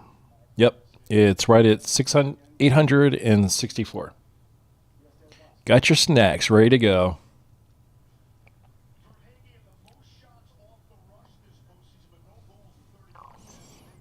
Again, these winds are really starting to circulate down here. They're in the upper 60s. Whoa, there's a 72. Just caught that one. Okay, we're getting a radar update here. Just swap through, and they're not circulating anymore. Those outbound winds overcame those inbound winds there that were circulating together, so I think it just blew that right up. There's a little bit over here. Oh, there we go. We have another. Well, Radar Omega is acting crazy right now. We have 34 minutes left on the Prowler County in Colorado tornado warning. But for some reason, Radar Omega is going wacky. They're giving me the alarm sound for a tornado warning, but it's actually a severe thunderstorm warning with a destructive storm warning on it. Winds excess of 80 miles an hour, damage threat is destructive, and that's in Cheyenne and Kit Carson. I'll jump up there really quick.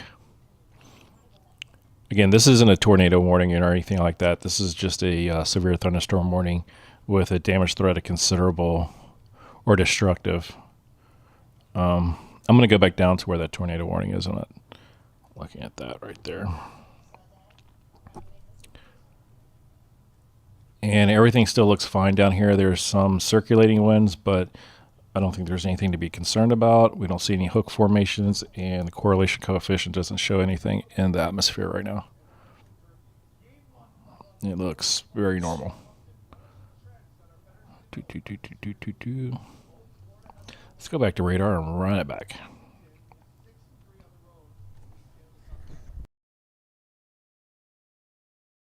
Where's the new tornado warning, Sniper? I had the alarm come up on Radar Omega. The actual alarm sound went off, but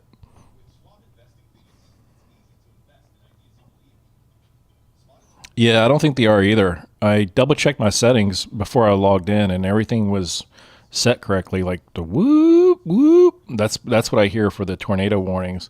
For the severe thunderstorm warnings, I just get another like a psst sound like that.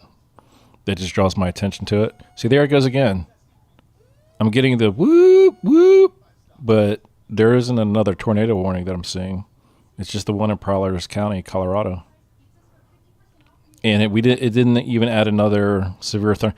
Maybe what it's doing is as it's adding the destructive status to the damage threat of the severe thunderstorm warnings, maybe that's what it's doing. It's confusing the two.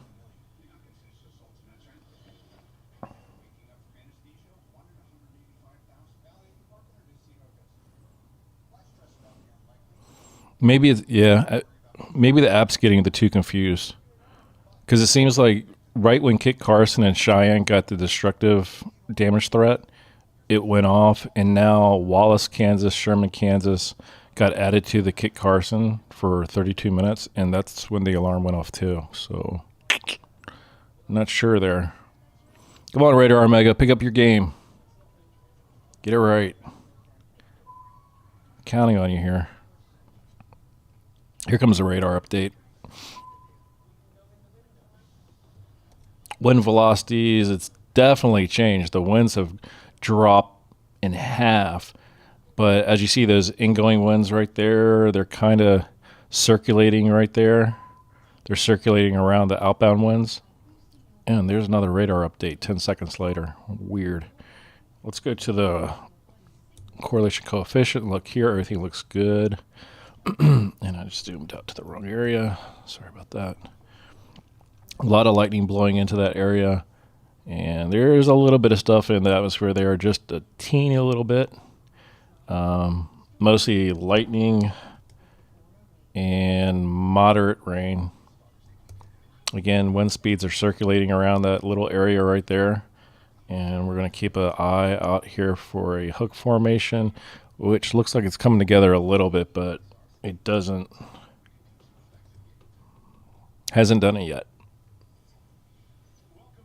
It's going to have to prove to us that it wants to be a tornado, and it hasn't done it yet.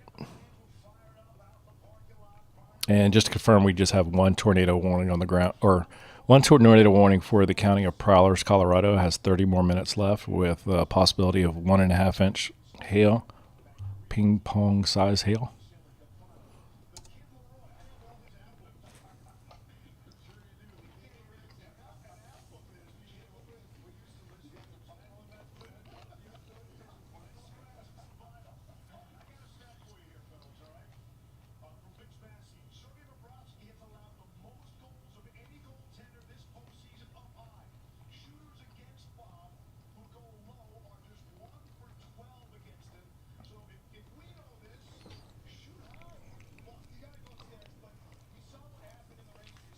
Looks like we have about 4 minutes left in the first intermission.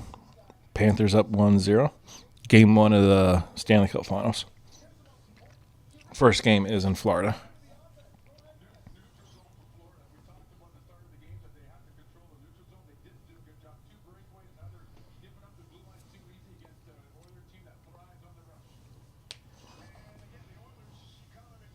Oh, other people are having that problem, Elise? I wish they would send an update or something like that, because it really freaks me out when I hear that alarm go off. It's like no matter what I'm doing, if I'm sometimes even when I'm not streaming, I'll be in the kitchen or whatever, and I hear the alarm go off and I come running and I'm like, wait a minute, there's no tornado warning. Because I'll have storms in my area and I'll have the app going on my phone or something like that, and I have the volume turned up on it just in case we start getting any tornadoes here where I live, and Freaks me out.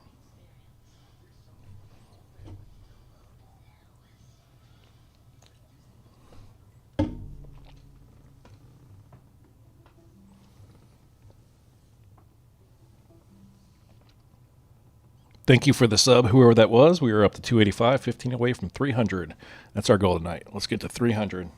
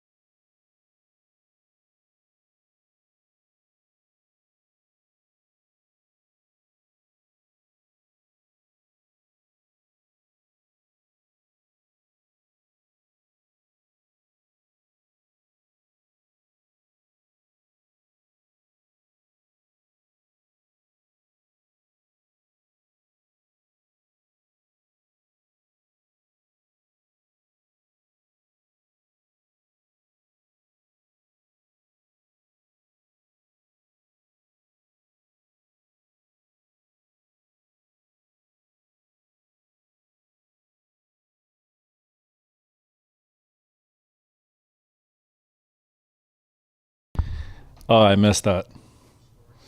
I'm watching the telecast on, what is it, ESPN Plus or something like that. I just have the volume turned down, but I'm keeping an eye on it. Gretzky is the man. My boy Ovechkin's catching up on him, though.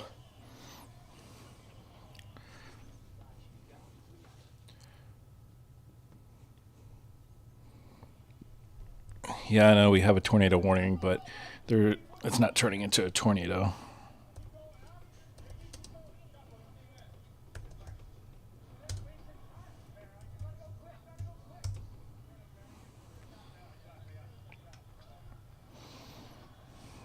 That's in a season, all time. Let's see how close my boy Ovi is behind my favorite player of all time. Okay, it looks like he's at, if this is updated, if this is accurate, Ovi's got 925 and Gretzky has 1,016 goals. So what is that? Was that 90, 89 goals or 91 goals behind?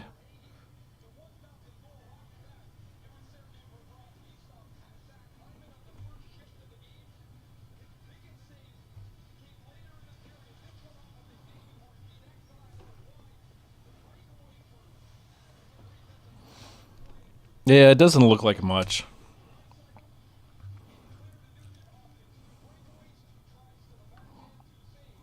I hope it stays this way all night.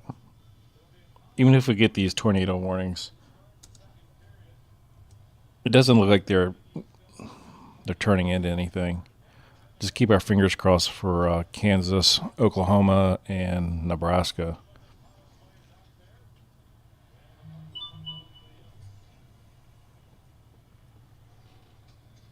And eventually they're probably going to be blowing into over into Missouri and possibly Arkansas. But I think the majority in when we get really late tonight or possibly early mornings, they'll be blowing into Missouri. There's already storms in Missouri, But the heavier storms seem to be towards the west over in Colorado, blowing into Kansas right now. And we almost had a score there. Edmonton is on a power play. They have another minute left, it looks like. Come on. He's going to lay down in front of the goal.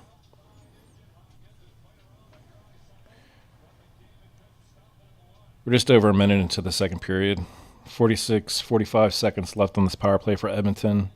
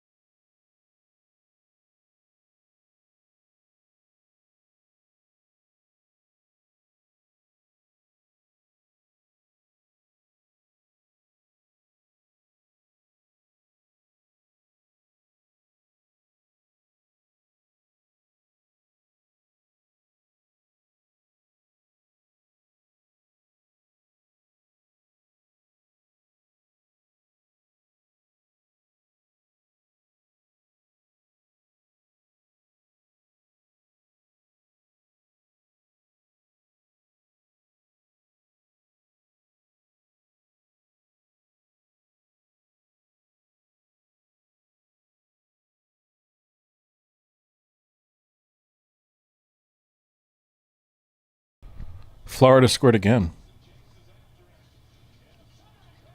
Wow. Oh, boy. Unbelievable.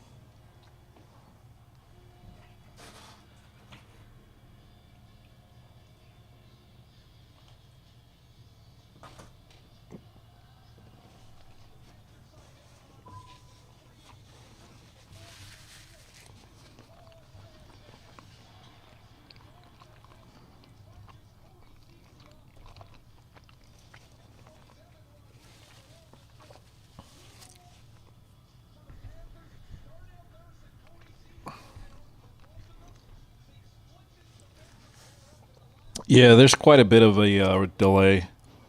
Here, I'm going to count. I'm going to count. I'm live. I'm going to put up one finger in front of the camera and then start counting to see how long it actually shows up on YouTube. 1 100, 2 100, 3 100, 4 100, 5 100, 6 100, 7 100, 8 100, 9 100, 10 100, 11 100, 12, 13, 14, 15, 16, 17, 18, 19, 20, 21, 22, 23, 24, 25, 26, 27, 28, 29, 30, 31, 32, 33, 34, 35. I have a 35-second delay.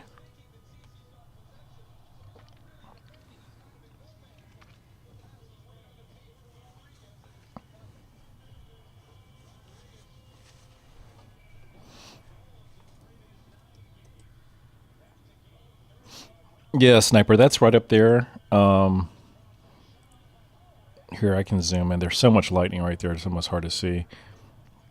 Right here, so you have these green inbound winds. Our radar tower is up here near Goodland. So the reds are the winds that are blowing away from the tower. They're right here in the center, and they're surrounded by the greens that are blowing inward. And right down here, that's where they're kind of circulating. The wind speeds are slow, but it doesn't take a whole lot for that to pick up and turn into a tornado. And we're not really getting that hooking. There's a little bit. Typically, when we start to see the actual tornado form, let me get a different color. We'll start to see this turn into a little hook right here, and then those winds start circulating around right in here. But they're just not doing it yet. It's close, but I'm keeping a close eye on it. Trust me, I can watch 3 hockey games and keep track of the weather at the same time. But my first priority is definitely the storm. What are you tired of, Grizzly? Did you do some yard work today or something?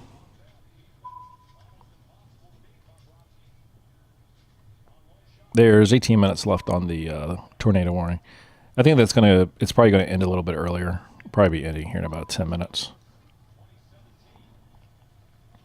There's a radar update. I'm gonna check the velocities. The velocities are about the same.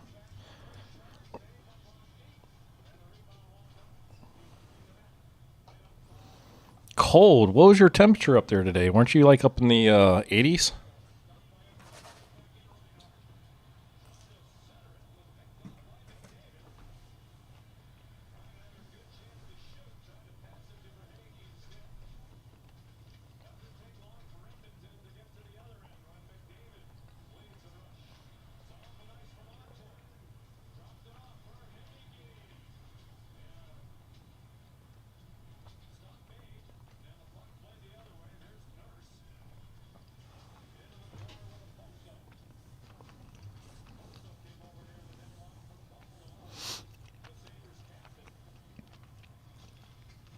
What was up with your dog? Was he just up early? Or was he barking at something?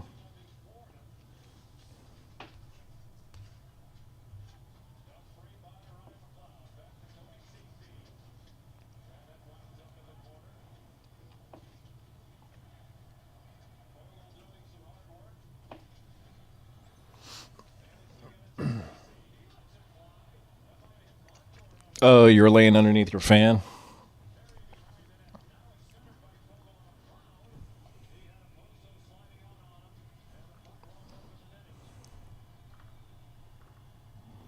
I'm going to zoom out a little bit. This is a really big storm. Let me see how far we are into Kansas here. Actually, I want to run it back about 21 frames and just see how we're moving here. It looks like it's moving pretty consistently eastward. Even up there in Nebraska, I think it's sticking directly east. If this pattern continues, it's going to run right across southern Nebraska. I think it's going to stay right along. If you drew a straight line across the state from Lincoln west, I think it's going to stay right across there in Nebraska. And then down in Kansas, as far south as you see where Dodge City lines up with Wichita, I think it's going to stay as far south as Dodge City. It might cross over a little bit and then travel straight. The most southern part of the storm will go right on through to Wichita and then blowing into Missouri later.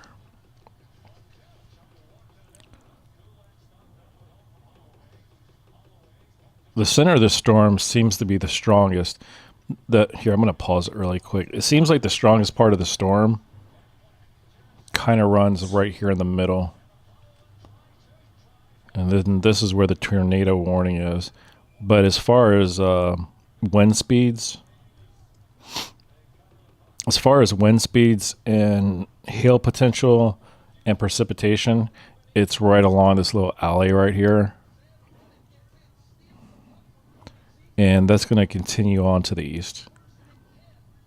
Now, as far as size of the storm, if we go all the way from the bottom up to the top, it's 250 miles wide and 300 miles long. So it's covering a lot of ground, that's for sure.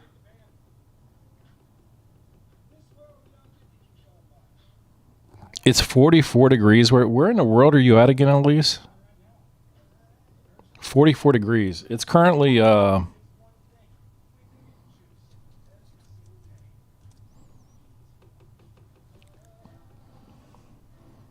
I'll tell you here in just a second.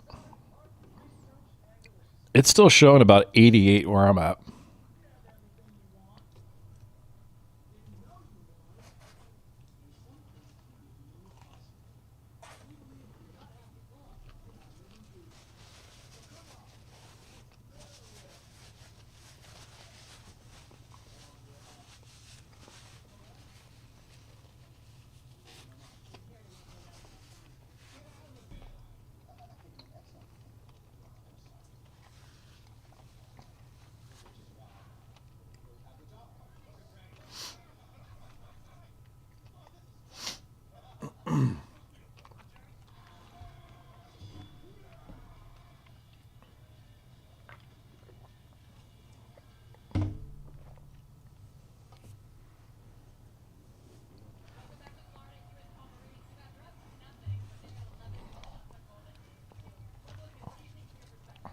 I'm going to zoom back in really quick to this tornado warning. It doesn't look like it's like amounting to anything, but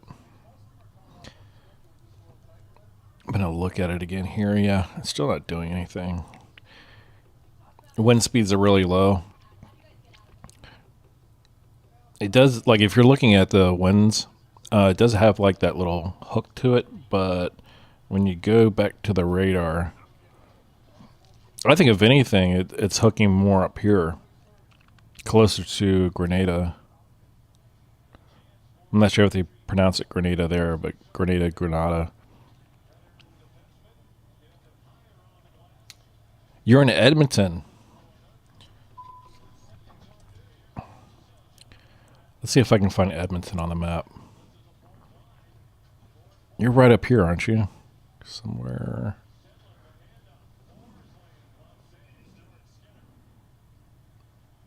I don't think it has the major cities on the Windy app.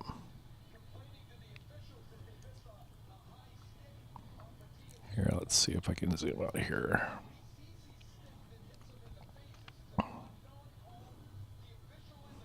Oh, I was way off. I was looking over here near Regina and Saskatchewan.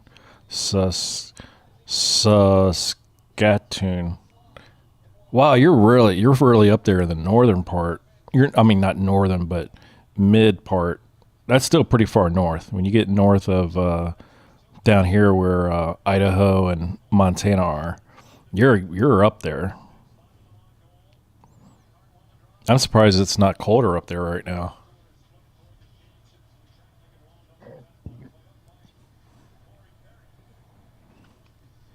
We have a radar up there. You guys got some. You guys have some scattered storms up there right now.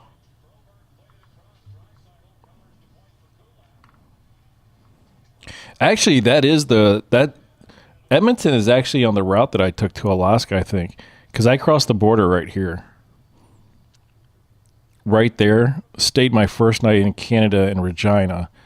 And then the next night, the weather was really bad. I mean, we're talking like sleet, rain, freezing cold, and ended up staying the night. I think we had just drove around Edmonton and found a hotel over here near Whitecourt. Stayed there, and then the next day crossed the border over into British Columbia, and that's where we jumped on the Alaskan Highway. And then stayed up in Whitehorse, and then stayed up in Tok, and then made my way down to Anchorage. Tok should be right here somewhere. It's not shown on the map. But yeah, I did stay one night just to the northwest of Edmonton.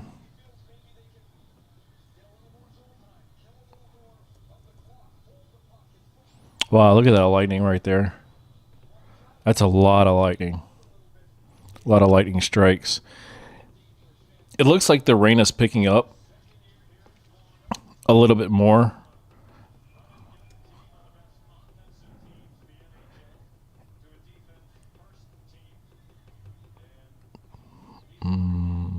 Let's see. We have some counter winds up here in the 20s. I think this is going to expire sooner. It has 9 more minutes.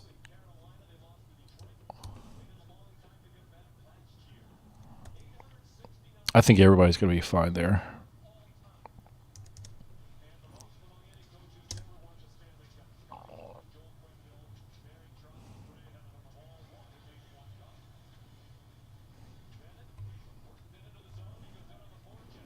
Eight more minutes.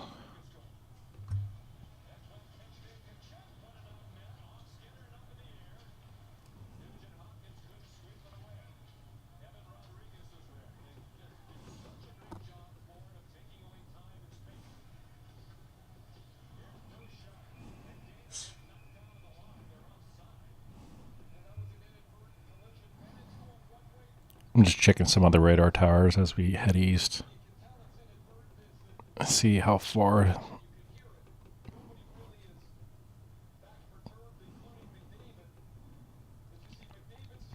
The rain intensity over there east of Springfield has really picked up. Looks like there might be a couple little spots of hail just north of Mountain View. But that rain is pretty intense over there by Interstate 44 and just to the west and south. It looks like the southeast of 63 and to the west of 19. There isn't a city in there. I guess the closest city would be Summersville, Missouri. And the majority of the storm is just to the northeast of Springfield. So that's going to keep on blowing east, probably into Kentucky here in the next couple hours. Up in Nebraska, in the Omaha area, you have a few. I don't even see any lightning in there. Just a little bit of rain coming that way. But this is the majority of the storm right here. That's even farther out than I thought. I think we still have about 5 more minutes left on the tornado warning. 6 minutes. And that should expire without any incidents there.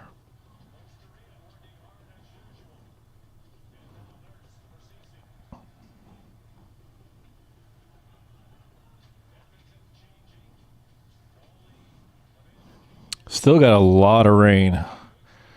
Regardless of where you are on 70, all the way from, essentially from Denver all the way into Kansas, you're going to have rain.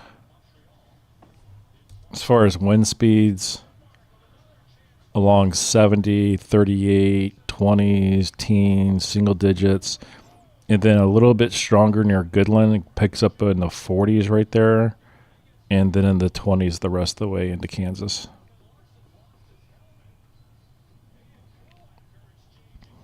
5 more minutes left.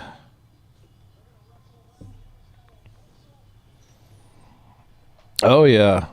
Oh, look at that. Those 2 Edmonton guys grabbing the guy by the jersey. Another one's got him in a headlock with his helmet off. Pound him.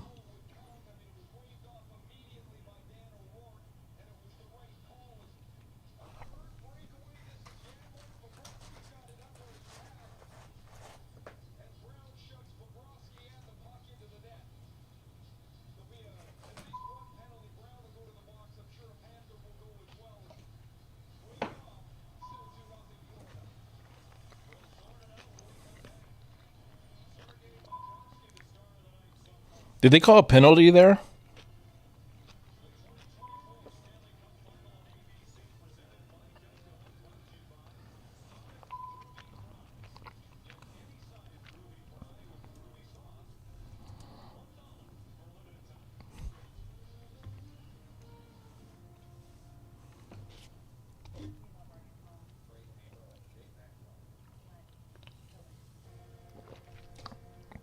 Yeah, the tornado warning just has about 5 minutes left on it, and the winds have really dropped. It's still moving eastern.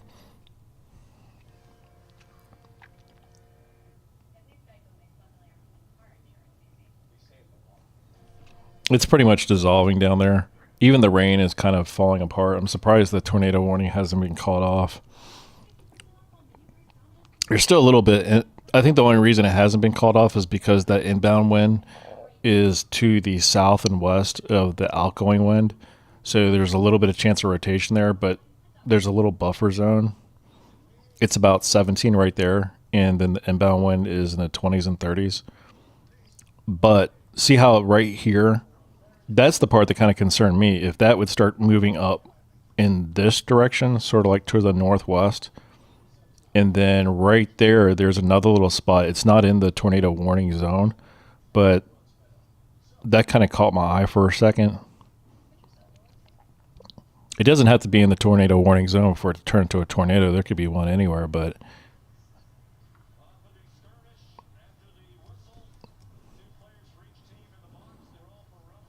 I honestly think within the next couple hours, that part of the storm is just going to deteriorate anyway. But we will definitely keep an eye on it. And if you're in those areas, if you're in a tornado warning area, regardless what the storm looks like, if it's deteriorating or not, that could pick back up in a matter of seconds. You still need to be in your safe spot.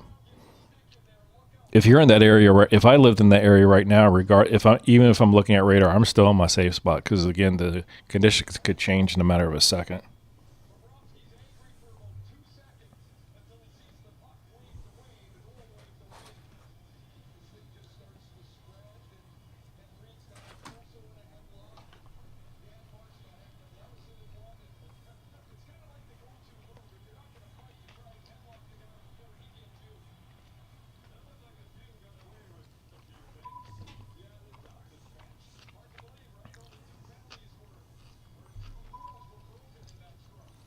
We're getting a radar update right now.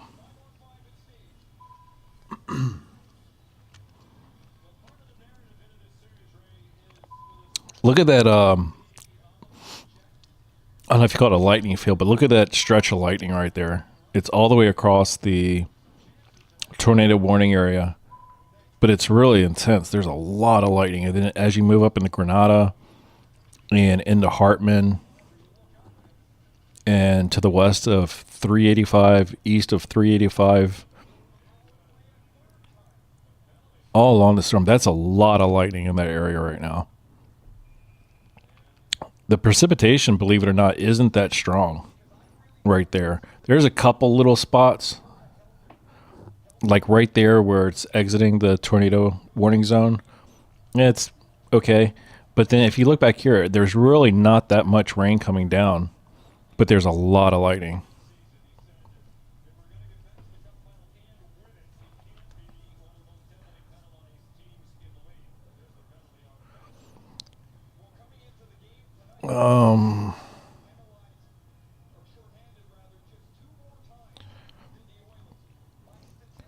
So where was that first tornado warning that we had was back here. I think that was back there near Kit Carson. Was the first one. Was that near Kit Carson? I think it was near Kit Carson. And the tornado warning's expired, by the way. But down here where the tornado warning was, I'm going to zoom out the map, see if we can possibly predict here. I need to take that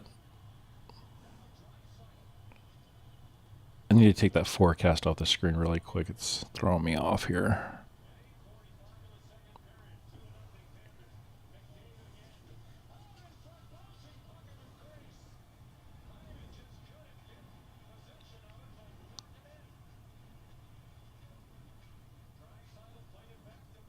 Sorry, I had to look away for a second. I thought Edmonton was going to score there. Oh, and they... Wow. Is Edmonton on the power play? They must be if they're getting that much pressure on the goalie. Wow, they cleared the puck. But I think we're... Here, let me see if I can get the marker out here. And let me get a black marker. And again, all the way from Wichita west through Kansas, you're currently under a severe thunderstorm watch.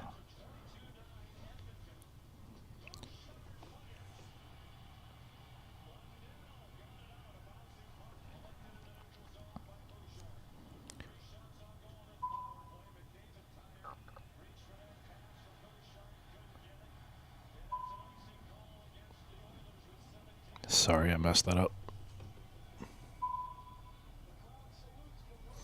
I can't believe they didn't score there.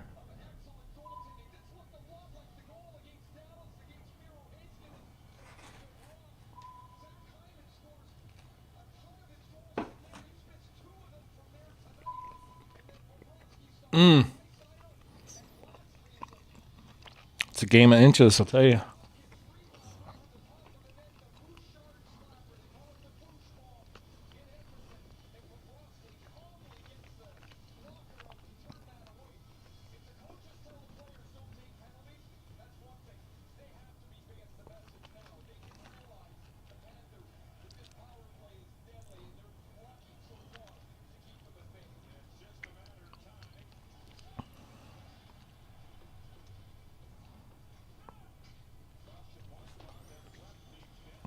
I think this is going to be our tornado watch area for the rest of the night, at least through Kansas.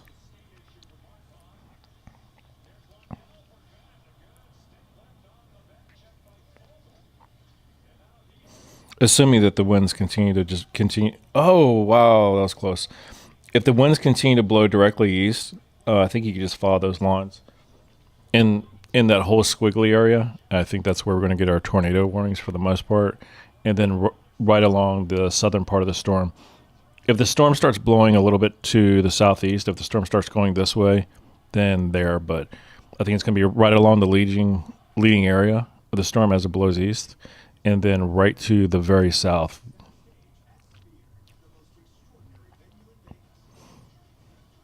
I don't think there's going to be any issues up in Nebraska. I think you guys are just going to be getting light rain. But in this area right here and here,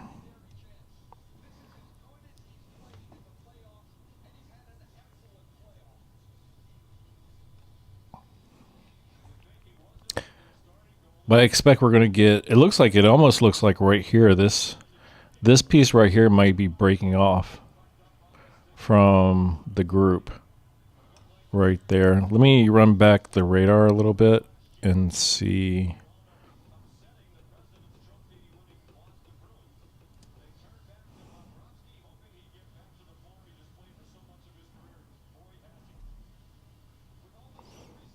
Honestly, it looks like the whole storm is kind of breaking up into their own little cells, I call it.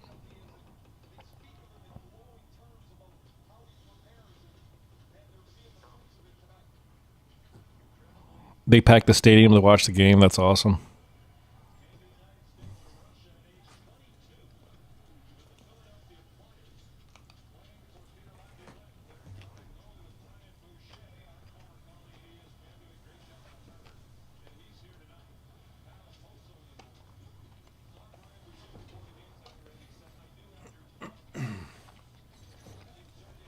Just about 6 minutes left in the second.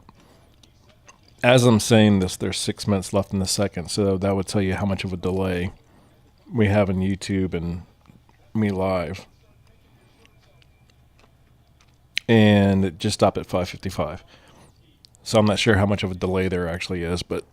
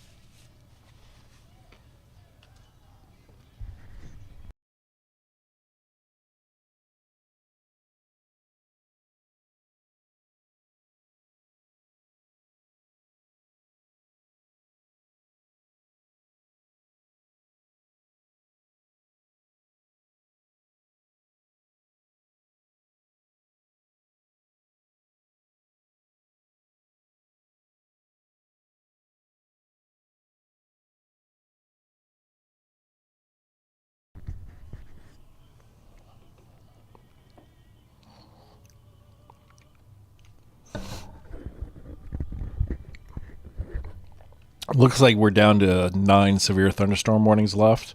There's 9 minutes left in Lincoln County, Colorado, Douglas County, Missouri, Wright County, Missouri, Texas County, Missouri. 24 minutes left in Shannon County, Missouri, Texas, Missouri, Cheyenne, Colorado. 39 more minutes left there in Cheyenne. Hamilton, Kansas, Stanton, Kansas. 70-mile-an-hour winds, damage threat considerable for the next 39 more minutes. Tornadoes possible, damage threat considerable, 70-mile-an-hour winds for Prowlers, Colorado. That's where we just had a tornado warning. As far as Texas, we have Moore County, Hutchinson, Carson, and Potter County in Texas for the next 39 minutes. Harney, Oregon, believe it or not, has a severe thunderstorm warning for the next 39 minutes. And then we get Kansas. You are under a destructive severe thunderstorm warning for the next 54 minutes. Winds could be in excess of 90 miles an hour. Damage threat is destructive. And those are the counties of Wallace, Kansas, Greenlee, Kansas, Logan, Kansas, Wichita, Kansas, Sherman, Kansas, and Cheyenne, Colorado.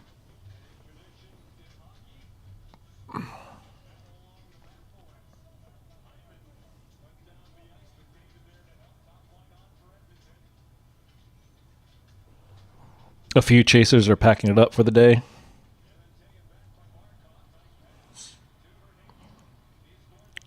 Well, hopefully that's a sign that we're not going to get any more tornado warnings tonight. We'll keep our fingers crossed.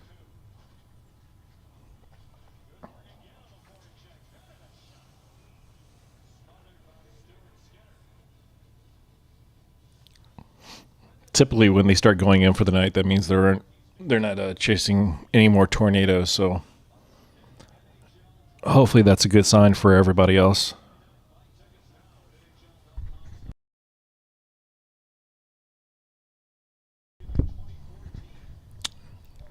Mic check. Mic check, mic check. Sorry. The light started flashing on me. I was worried that it cut me off.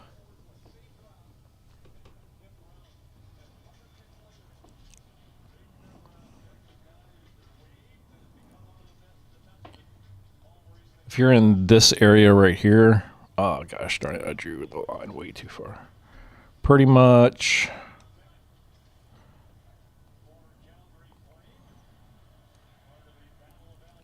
this area here. Considerable winds, possible hail, a lot of precipitation. I think the winds are going to be the most dangerous part of that. So we're going to keep an eye on those winds as they start crossing from west to east along Kansas. They could be just as damaging as tornadoes. They could take down trees, drop them on houses. You need to take it very seriously. Just because there's not a tornado warning in the area doesn't mean you can't underestimate the power of those winds. Stay away from windows, especially as the storms start coming closer to you. And that almost looks like an alligator. Or a crocodile, whatever you want to call it. There we go. Something like that.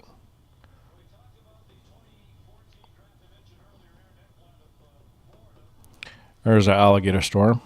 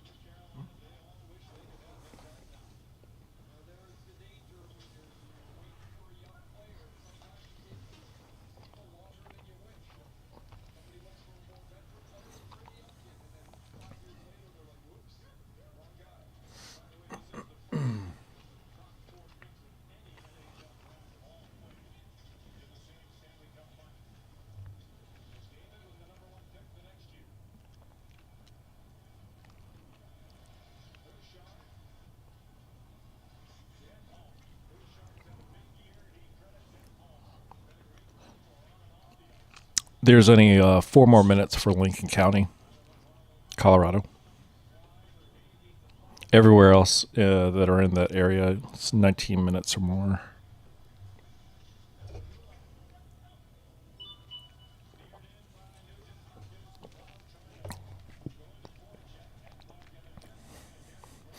We have just under 3 minutes left in the second period. Florida 2, Edmonton 0. Edmonton on the attack.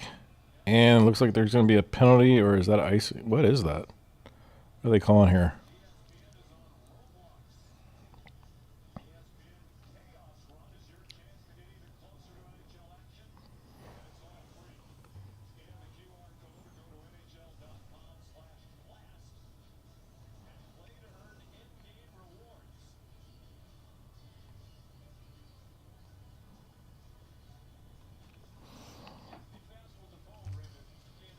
Looks like the storms. What highway is that? 70. I'm going to try to switch over to Wendy real quick and see if we can get some weather cams going on here.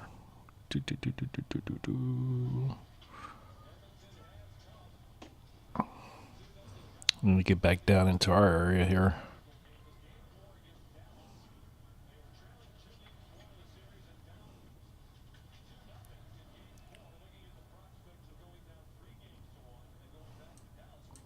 Once again, we don't have any cameras in where the really strong rain is. There we go. There might be one down here. Let's check this one out.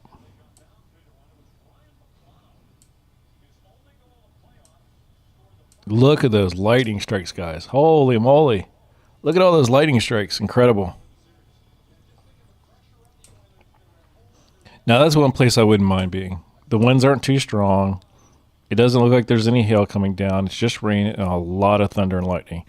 I wouldn't mind being in that area right now.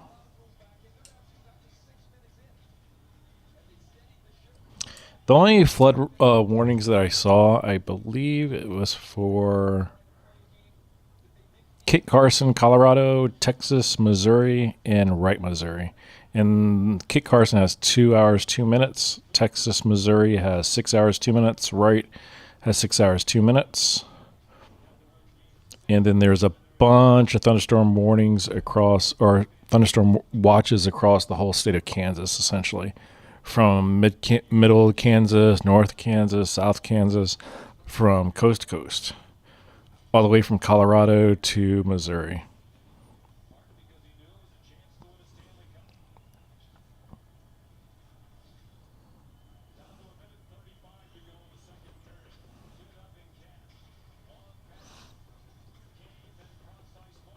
I'm going to go to the national radar really quick just to see if there's anything else out there coming together, like maybe down in New Mexico or Texas that's going to sneak up on us. And actually, there are. There's a little storm down there just to the east of Roswell near 70. Again, Clovis. It seems like Clovis every single time. That's where the storms seem to develop right down there. Is to the southwest of Clovis, and then they blow up into the Amarillo area. There's some moderate rain. It looks like light to moderate rain, just near Amarillo. It's nothing serious or anything like that, but just for the rest of this hour, you could expect some moderate rain.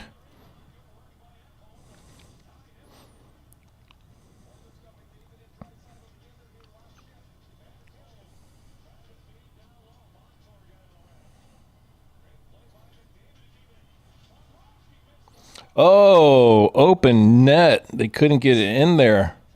And that's going to end the second period with Florida up 2-0.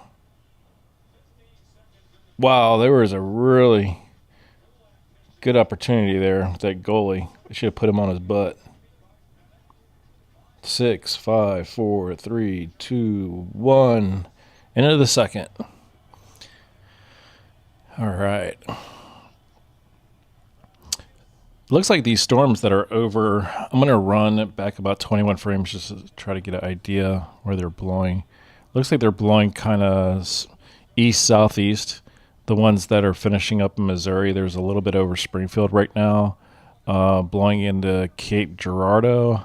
And then looks like they're going to cross over into Kentucky and then possibly into the Tennessee Valley there.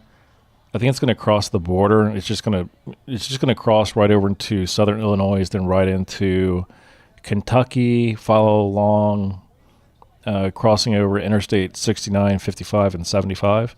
And that's where it may end up crossing over into Tennessee, is right about Interstate 55. The winds keep blowing in the direction they are right now. So you might be looking at a little bit of rain down in, maybe a little bit moderate to heavy rain if the storm intensity keeps the way it is now, down in Knoxville, Johnson City, Asheville. And it looks like it's going to be blowing right through Hopkins, Kentucky, as it crosses the state line right along just to the south. It might follow along 69 for a minute into Greenville, then hitting Hopkins, Russellville, Bowling Green, Franklin, Oak Grove, Murray, Mayfield, Benton, and Paducah into Kentucky. Still got a few more hours, I think, before I actually get there. There's still some considerable rain just to the northeast and east of Springfield and the Seymour. A little bit of heavy precipitation right just northeast of Mountain View and Winona. A little bit of rain up in Salem, just to the west of Farmington along 67. Up there in St. Louis, just to the south of St. Louis right now, to the southeast. There's a little bit to the southwest, but that's going to be blowing through. It won't affect St. Louis at all. Again, down here in Amarillo, we have a storm blowing in from Clovis. Looks like it's going to keep blowing northeast, it looks like. I think as it gets closer to the Kansas border, it'll start moving more in the eastern direction and possibly collide with a storm that's up near Lamar. They'll probably start joining right east of Dodge City, right where you see Highway 56 and 54. I don't know if those winds are going to change once across into Kansas, but we will wait and see. It looks like they're on a collision course right now, but we will see.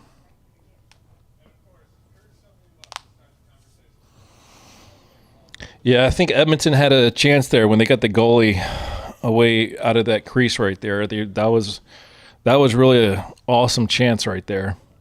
I think they might have let an opportunity slip away, but it happens. I remember when the Capitals were in the finals a few years back. Was it back in 2018?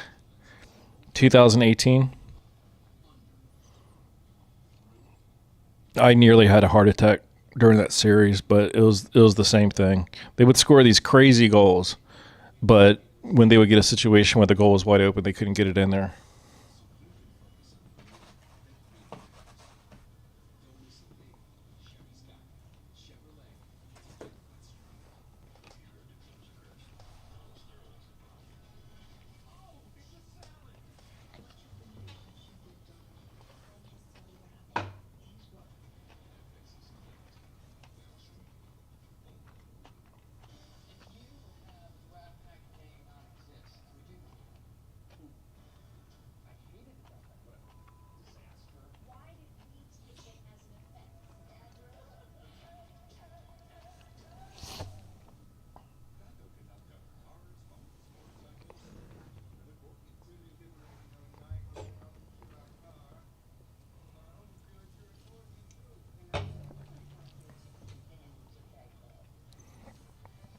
It's okay. We got a whole period to go. A lot can happen.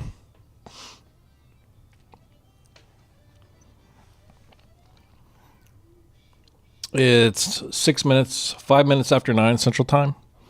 We have 9 severe thunderstorm warnings, 3 flash flood warnings, and a whole bunch of severe thunderstorm watches all the way across the whole state of Kansas right now.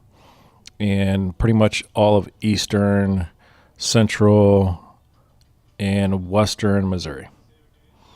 No tornado threats, just moderate to heavy rain, some lightning. The heaviest of the rainfall right now is just blowing into western Kansas, and it's focused mainly in the central part. So blowing west to east right along the central part of Kansas. And then it looks like Kansas is going to actually it's starting to look like it's falling apart now. The storm that's over near Amarillo, it's probably going to be blowing into, if it keeps going the way it is, it's probably going to be blowing into Oklahoma now. I thought it was going in more in a northeasterly direction, but it looks like it's actually, those winds are blowing it east. So you might get some little bit of rain here in Oklahoma in the next hour. Otherwise, the main focus is right in the central Kansas right now, blowing towards Hayes, Great Bend, Hutchinson, Dodge City, Garden City, Wichita, and just to the north, and it might clip Ulysses. As far as wind speeds in central Kansas right now, I would need to switch to the radar that shows wind speed. I was on the wrong radar. I can't see it. There we go. Now that we're on the right radar, I can look at some wind speeds here. Out to the Colorado, Kansas border right there, there's some pretty good winds. I saw one up in the 70s, 50s, mid-50s, low 60s. There was one little 70 zipper in there, and it's just crossing the border right now. The rest of it is... Those are really interesting winds right there. Even though they're low, they're in the low teens, mid-20s. There's a couple of 40s in there. Those winds right there that are in the red, I'm looking at the Dodge City Tower. Those winds are blowing out, and these greens are blowing in. So I don't think it's out of the question that we're going to get another tornado warning over here. But let me just double check. I wouldn't say it's out of the possibility that we get another tornado warning in one of these counties down here within the next 2 hours, but we'll keep an eye on it. Hopefully those winds that are blowing inbound just destroy these winds that are blowing outbound. I think those winds that are down there south of 50 are just going to slip right below the winds that are coming inbound. Those winds that are coming inbound are just too strong because the whole storm everywhere, from Oklahoma all the way up to Nebraska, everything's blowing east. So I think it's going to overcome any of those winds that are blowing out to the west. So we will wait and see. I'll be here all night covering these, so don't go anywhere.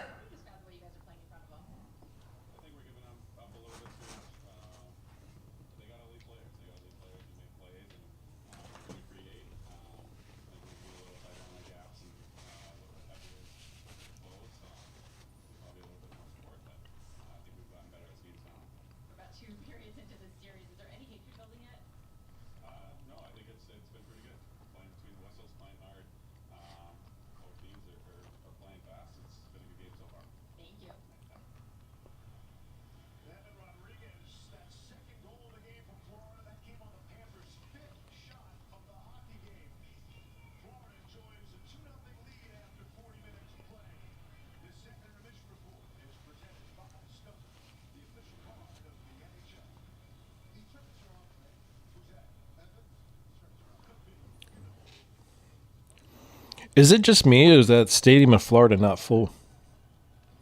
Oh, it's in the intermission, so they might be using the restroom or getting something to eat or drink. But it looked like there was a lot of empty seats up there.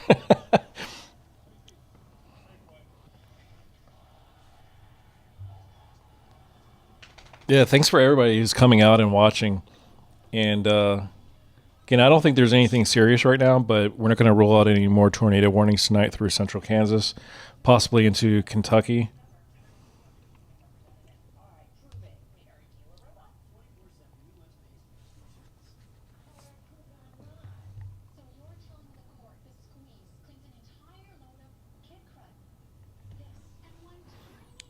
Let's check Twitter and see if we got any cool pictures from those storms in Colorado earlier.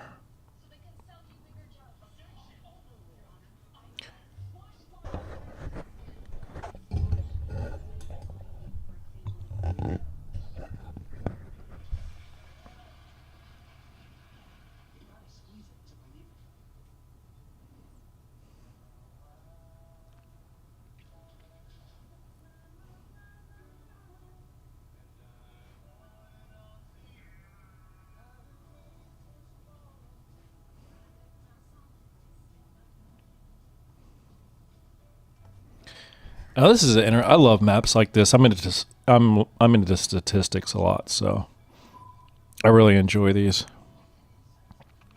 So here's a map from 1864 to present of all the major landfall hurricane landfalls. Obviously, Florida has the most at 40, but look, it's really interesting. New York and Georgia have the same amount. They have 3. Georgia only has a small coastline there, but New York has almost a 0 coastline. Look how small it is. I mean, they have the island out there, yeah. So maybe it's about the same distance as Georgia, but the storms go up north. Look at that. That's crazy. Looks like Texas and Louisiana are tied for second at 18, Mississippi 8, North Carolina 7, Alabama and South Carolina at 5. Sorry, I'm a stat nerd.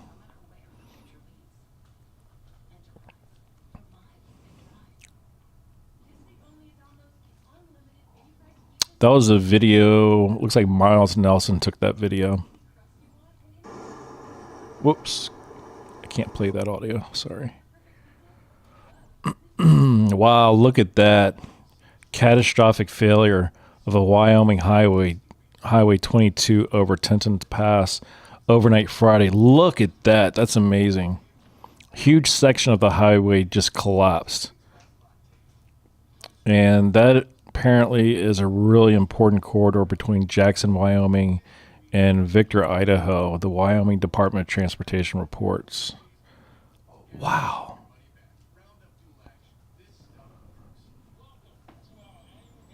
It's like a landslide. It just went right down there into that ravine. crazy.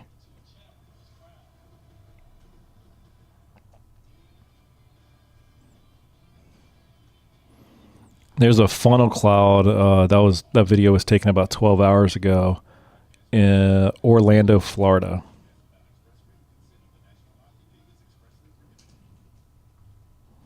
Crazy. People are editing these photos. There's just so many filters on phones right now that they don't even look real. I wish they would just leave it. I mean, it looks really cool. I mean, it's beautiful with the sunset, and then, but there's a filter that's been applied to that. I wish they wouldn't do that with the clouds. It gives a really dramatic effect, so they're getting the effect that they want, but it's not what the eyeball is actually seeing.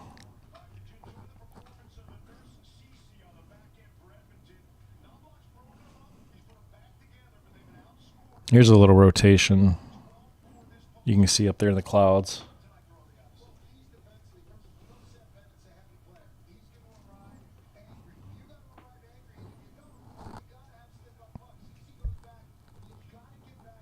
It doesn't say where this picture was taken. It's probably over Colorado earlier. Look at that with the tractor there, the John Deere tractor. And the lands. Look at, are those cows down there? No, those are bushes. That's still a beautiful picture. That looks awesome. All right, let me get back over here. Slide this guy over. Hit back some radar Omega. And it looks like we just had some severe thunder warnings get renewed. Let me get over there to the list. It looks like they've either been renewed or extended. I'm not sure which. Looks like we still have 15 minutes left in Hamilton County, Kansas, Stanton, Kansas. Damage threat is considerable. Prowlers, Colorado still has 15 minutes. That's where the tornado warning was most recently. Moore, Texas, Hutchinson, Carson, and Potter counties in Texas, 15 more minutes. Harney, Oregon.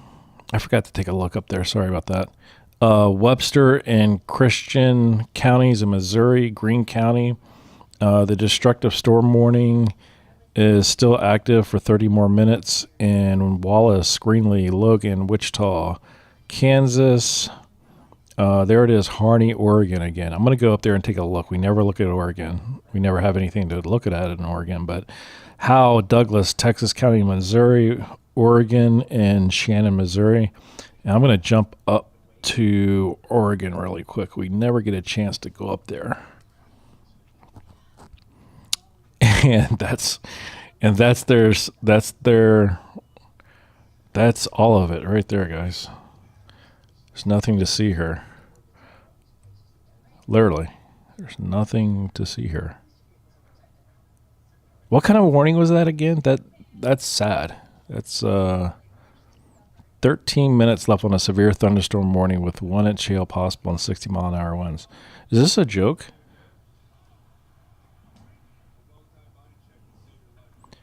I need to zoom out. What radar? This is over in western Oregon, southwestern Oregon, central western Oregon.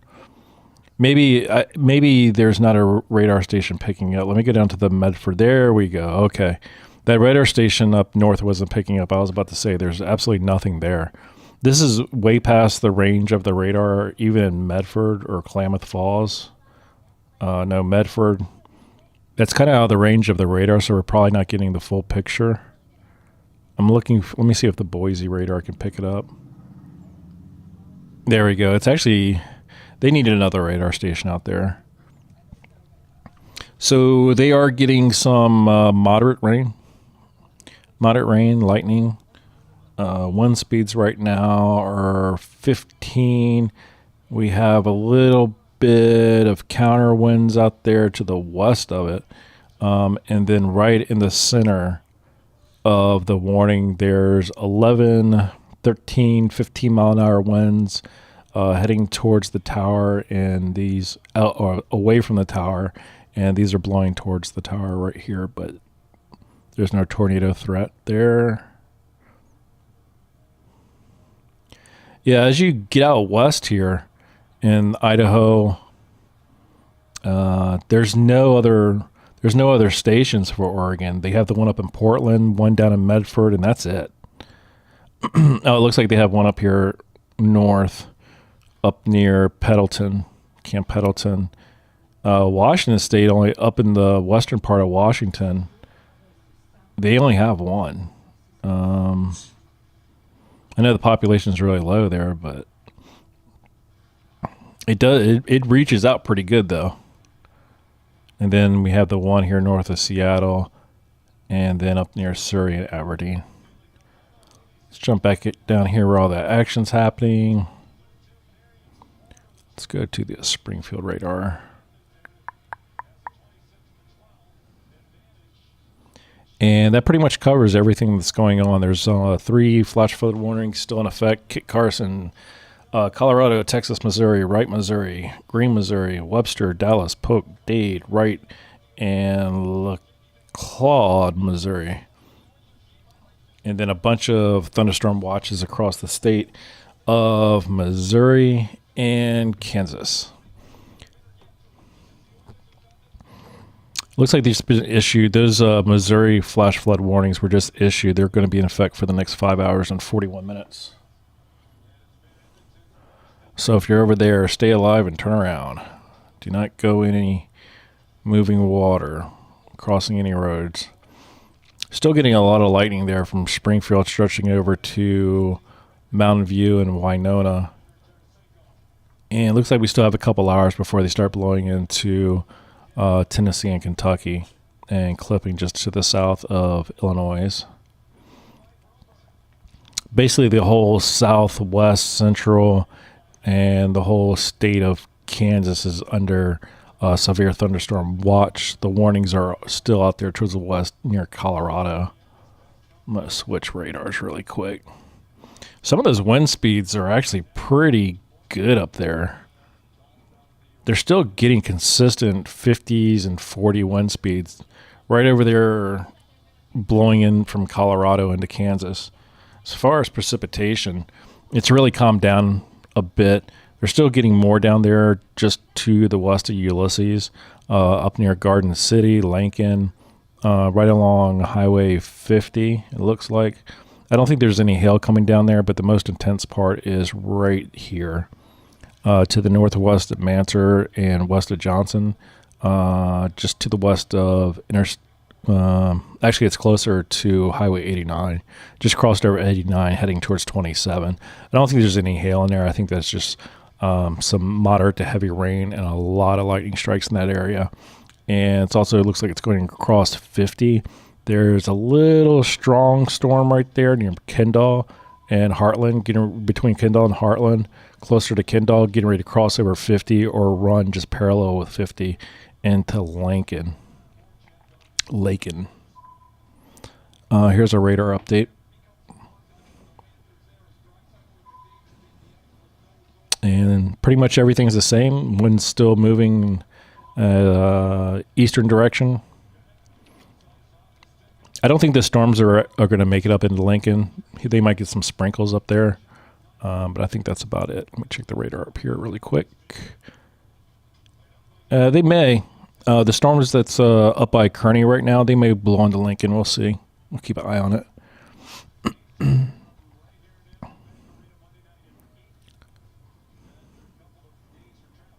And it looks like they're getting some thunderstorms over in Joplin right now, just north of Joplin. And that pretty much wraps up the entire country right now. I'm going to run a national radar here in just a moment. As far as Nebraska, this is it. I'm sorry, you said Kansas. All the stronger storms are out in the western part of Kansas right now. If you go down to the radar site down there in Dodge City, you can see a little bit down there to the south that's still near north of Amarillo. But those are going to continue to blow east, it looks like, across Oklahoma. I can run back the radar about 21 frames. You can see exactly where they're blowing. Right there. They're moving really slow. I think this is going to stay down in Oklahoma, and the storms that are up in the central part, the the west central part of Kansas right now. Those are still pretty strong thunderstorms that are coming across there, blowing east. They're moving pretty slow. There's a lot of lightning, thunder, and I think that's going to be blowing across the state of Kansas for the next 2 to 4 hours. It's really not moving as fast as it was before when it was over on the Colorado side. We'll see if they get any wind increases. Again, there's the velocity right here. You can see some really strong winds right here, 60s and 70s, but those have been pretty consistent all the way since they were over there in Pueblo. That's why we had that one tornado warning down here in, where was it? It wasn't in Lamar. I can't remember now. It was somewhere down here along 50. But they are pretty strong winds down there. I think it's just going to push right on through Lincoln and Garden City. We're going to keep an eye on it, though. That's where the majority of the storms are right now. Nothing anywhere else is looking anything more severe than this. So we'll definitely keep a close eye on Kansas. I think that's where, if any action happens, it's going to be right there in Kansas. And these storms that are blowing towards Kentucky and Tennessee. But we'll keep you updated. Stay in there. Yeah, I just covered Kansas. You're good, buddy.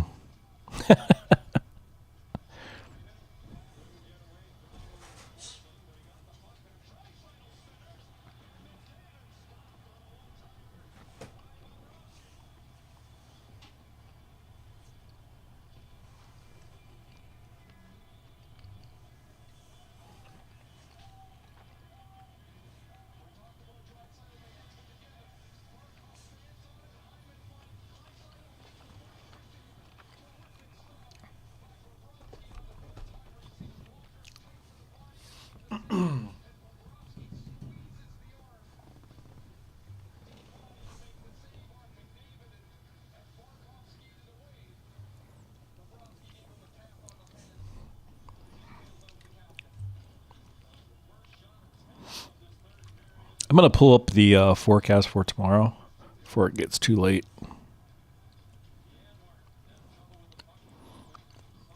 And here we go. It looks like it's the same scenario for tomorrow, except that they're going to start in Denver just like they did today. But it looks like they're going to be moving. It looks like they're going to be moving into the south. So basically the same exact thing we saw today, except the storms that are going to be developing out there near Denver and to central and southern Colorado, they're going to blow down in New Mexico and take a central route through Texas, right north of Dallas into Oklahoma City, a little bit into southeast Kansas, into Arkansas, pretty much the entire state of Arkansas, Tennessee, north Mississippi,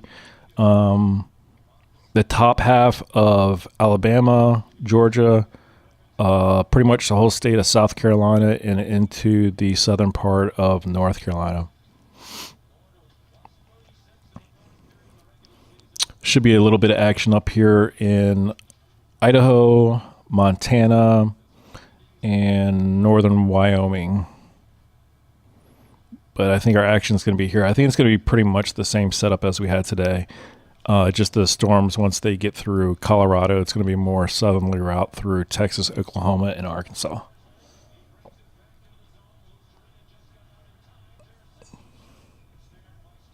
So that's our forecast for tomorrow. That's Sunday.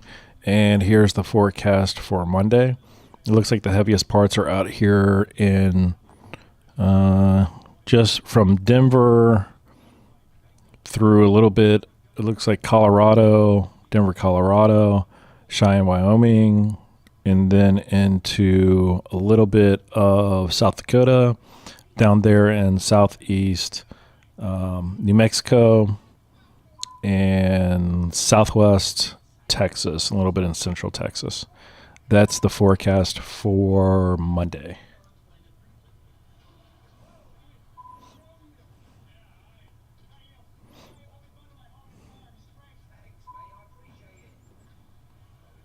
Yeah, it's going to be the same storms there, Tyler.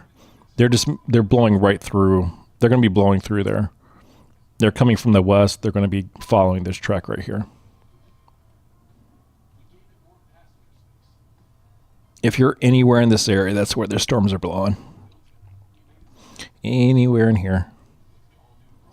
It's just going to be rain, lightning, moderate to heavy rain, some light rain. We don't expect anything else. If we get a tornado warning, I would be surprised, but we'll keep an eye on it. The higher wind is right here.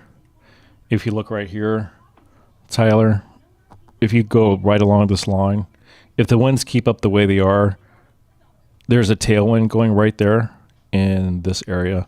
That's where the higher wind is. So if you have anything loose in your yard, you might want to bring it in tonight before it heads your way. Any lawn equipment or anything like that. Because some of those winds were getting up into the 70s. It wasn't consistent, but there were pockets that were getting up into the 70s, 50s, 60s. And then after that part passed, it was usually down in the teens and a couple of gusts up in the 30s, just depending on where you're at. Other than that, everything should be fine, but I'm going to keep on streaming here. I want to keep an eye on some of these storms just to see if they do turn into anything. Keep an eye over here, too, in Missouri as they blow into southern Illinois, into Kentucky.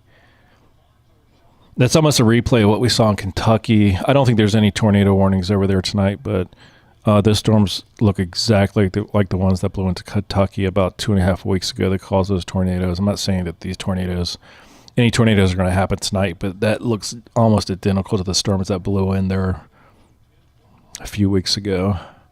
Keep our fingers crossed everything stays calm there tonight in Kentucky and everywhere else. But I'm going to keep covering it all, so if anybody has any questions or wants me to look at any other areas in the country, just let me know. We've gone over the forecast for Sunday and Monday, and if anything changes with the forecast, I'll update you as soon as I see it.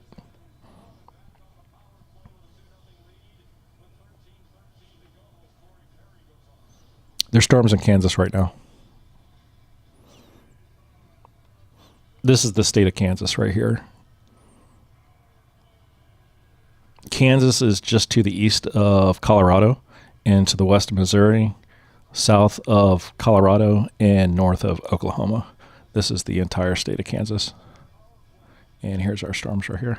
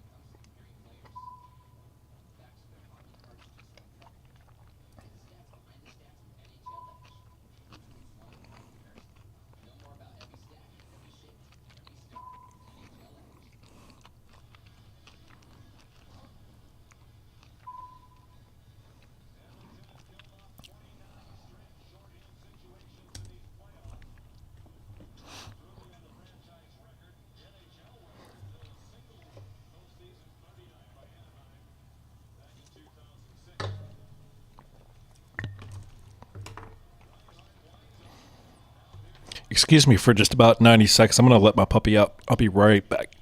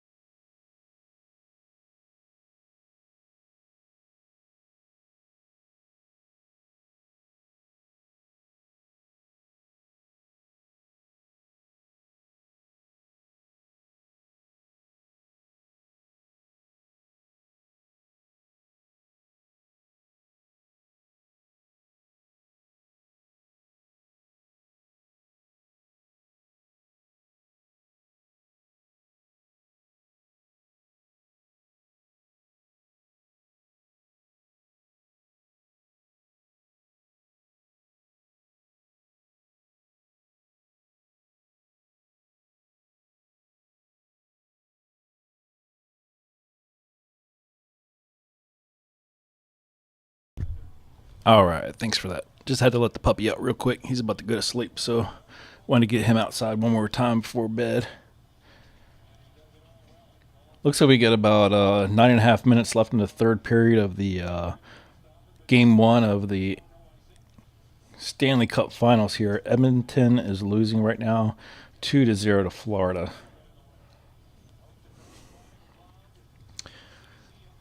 Tyler, I'm actually using the Radar Omega app right here to track the storms, and then occasionally I jump over to the Windy app over here, mainly for the webcams and looking at any other storms around the world, checking out tidal reports. I imagine we're probably going to be using Windy a lot more as we get into hurricane season. I think that was designed specifically in the beginning when they first developed the app was for tidal information, boating, that kind of thing. So I think we're going to get a lot of good information from the Windy app when those hurricanes start to come together. Usually we start getting the heavier, I think tornado season started technically June 1st, I think. And they usually start getting the heavier of the, did I say tornadoes or did I say hurricanes? I meant to say hurricanes if I said tornadoes. Sorry about that. As the hurricane season continues, usually it's into later July, August, September area. It seems like that's what the last 3 to 5 years have been. But if you want to get, you can get the Radar Omega app for iOS on iPad, iPhone. You can get it on the computer also. And Windy app, I'm pretty sure that's iOS, Android. I'm not sure if they have that for PC and the computer. I'm pretty sure they do, but you would have to check the App Store for that just to verify. I only have it installed on the iPad right now and the iPhone. It has a really good widget. If you want to, the Windy app has a really good widget that you can put on your iPhone. I keep it up at all times. It doesn't send me alerts like the other app does, but I don't think I've enabled it yet. I probably need to go in there, and I have enough alerts as it is, so I don't think I'm going to enable that one yet. It would be just too many. But it's really nice. Both apps are excellent. I think the Radar Omega app is better for zooming in, especially looking at tornadoes, the stuff that we look at right now this time of year. But I think as I learn more about the Windy app, it's going to be really beneficial during hurricane season. I think the Radar Omega app runs around $8. It's not bad at all. And the Windy app, I can't recall how much that one cost. Actually, the Windy app is free. You can get the Windy app for free on iPad and iPhone, and I'm assuming Android too. And then if you want to upgrade it to more models, there's a lot to look at. Like here, I can show you right here. This part I think is free. I think all these up here, the first 8 or 12 are free. And then if you want to get the rest of these down here, I think you have to pay, I think if you do it yearly, it's like $11 a year. So like $1 a month, something like that it comes out to. It's not bad at all. But if you're really into tracking weather or something like that, and if you're in Kansas during this time of year, it's well worth it. But I would, if you're in Kansas and you're worried about tornadoes and severe thunderstorms, I would, if you need to pick one, I would take Radar Omega for the storms.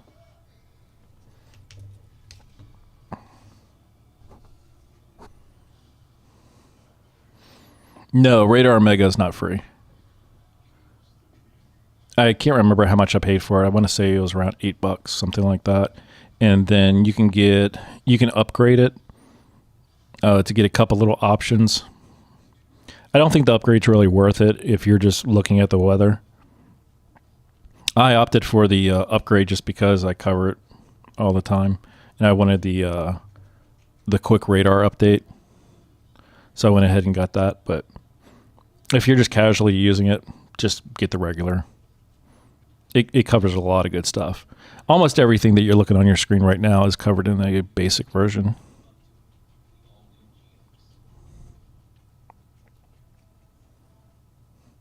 I'm not sponsored by either one, by the way. It's just what I recommend, what I use.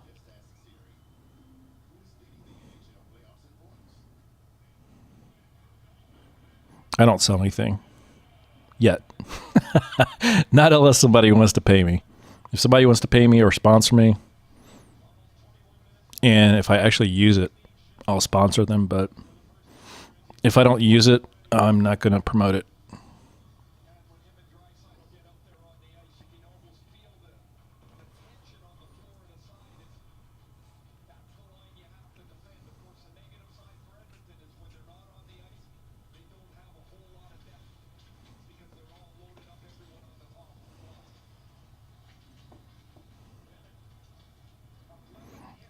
You're out there in you're part of eastern Kansas, if I'm not mistaken, right?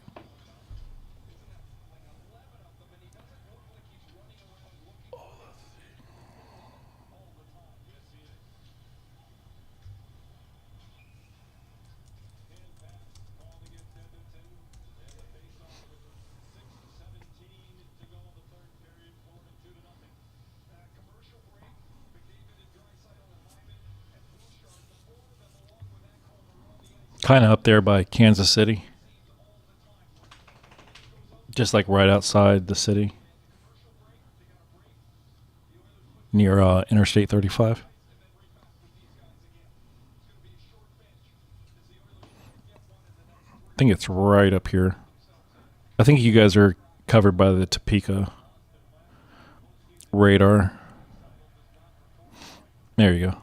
Just southwest of Overland Park. Overland Park, excuse me. You don't have anything in your area right now. Right there in the Overland Park and Gardner, those are the ones that are kind of close to you. You don't have anything blowing through right now, but as you can see, if we go back to the radar here in Wichita,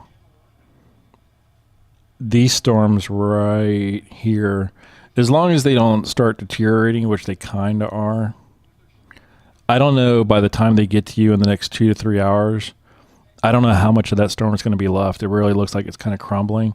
There's still a couple of heavy spots right here, but I think those are just going to blow to the south of you. So I think you're going to have a pretty relaxing night there, Tyler.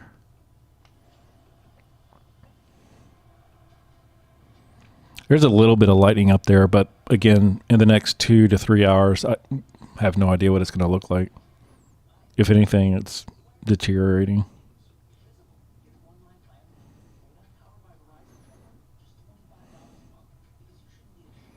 Let me switch radars really quick just to see. Yeah, that northern part of the storm has really calmed down. The majority of it's still, if you split the state of Kansas in half, most of it's to the mid to southern part. Down here, blowing into Garden City, Ulysses, and in a little bit, it'll be rolling into Dodge City.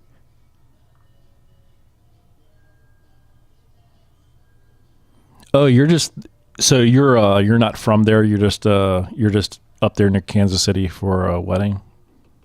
That's nice. Is it really humid up there like it is in southeast Kansas right now? I think it's still in the 80s here. Let me check. This is what the windy app looks like, by the way. Let's let me pull up the temperatures really quick.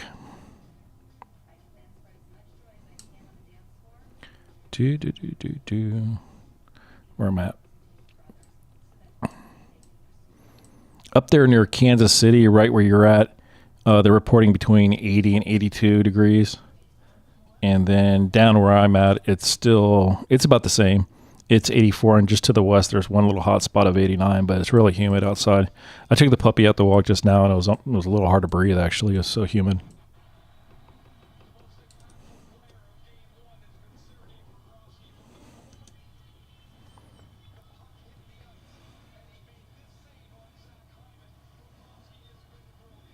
Oh, so you're actually from California. Crazy.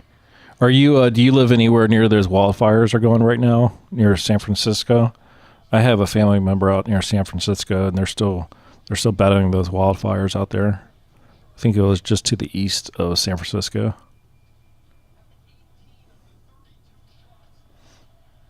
I've never been to California. I hope to get out there soon.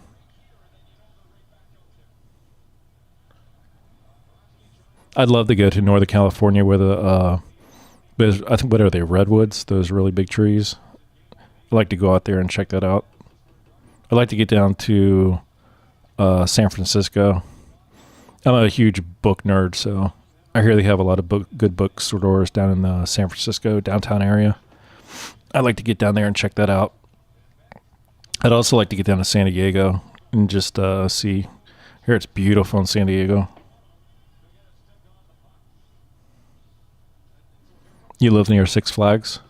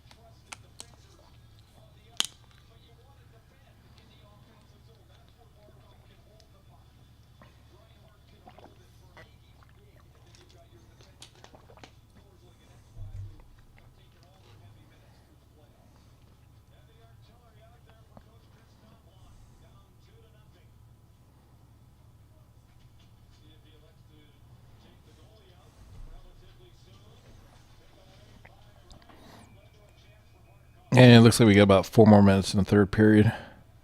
Florida's still leading 2-0 over Edmonton.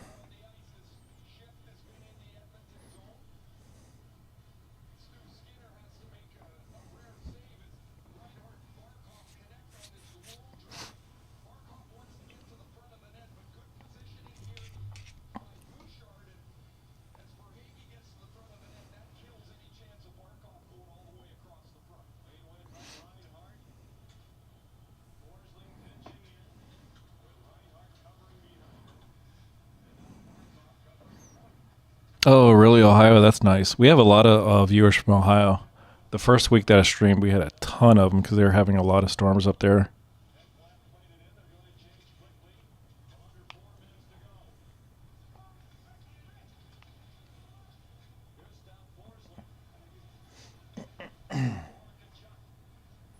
Actually, Ohio has the second most tornado confirmed this year. Texas was first, and Ohio. No, I'm sorry. I take that back. Ohio might have been third. I can't remember now. Ohio is the other, either second or third with the most confirmed tornadoes. It's between Nebraska and Ohio. I can't remember which one was second, but it was one of those two.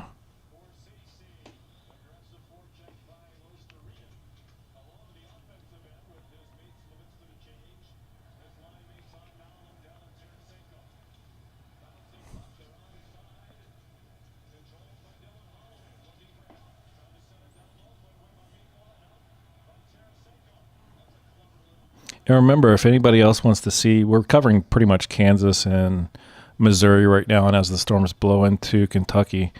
Just remember, if anybody wants to look at anywhere else on the map, any other states or cities, or if they want me to run the forecast again for tomorrow or Monday, just let me know. I'll be more than happy to do it for you.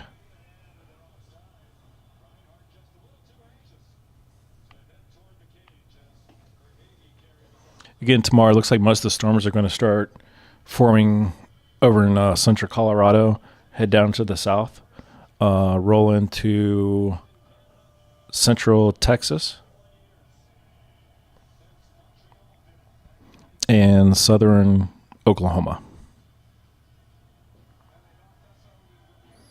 So it might be a busy day for Oklahoma, Texas, and central southern Colorado. The storms are going to start almost exactly where they were today, except instead of blowing directly east, it's going to go southeast and then start blowing east across Texas and Oklahoma.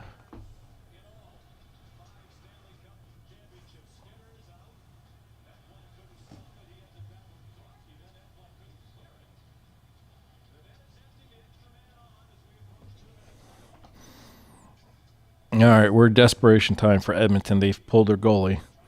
There's 2 minutes left in the third. Florida up by 2.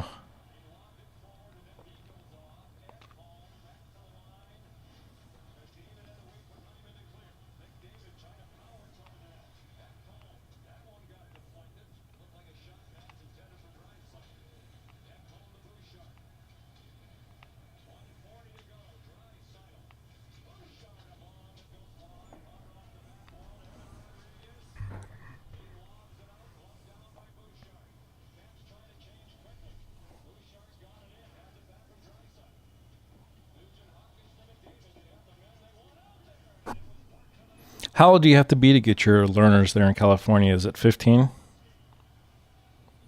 I think when I got mine in Virginia, I had to be 15 or 15 and a half to get my learners, and then as soon as you turn 16, you can get your driver's license.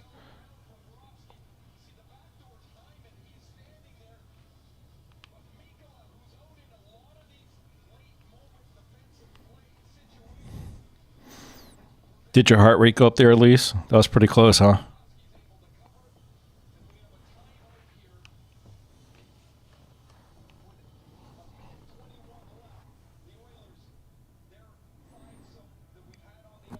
One 21 left.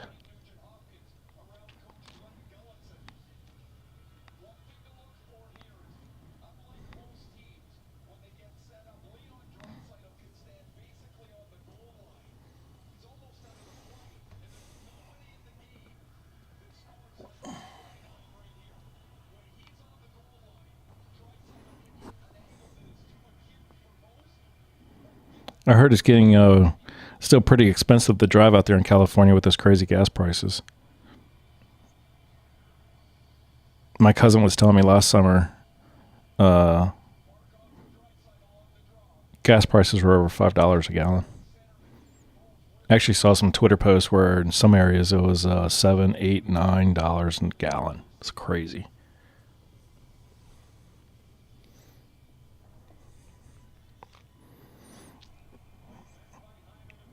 It was high everywhere, but especially California.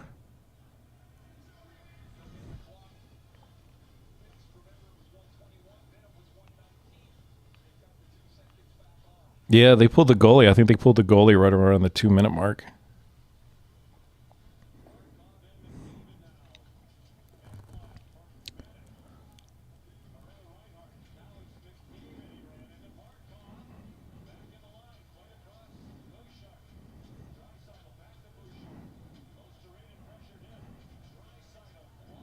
Oh, they're going to clear it.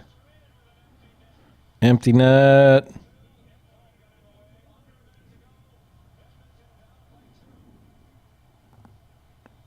Under a minute.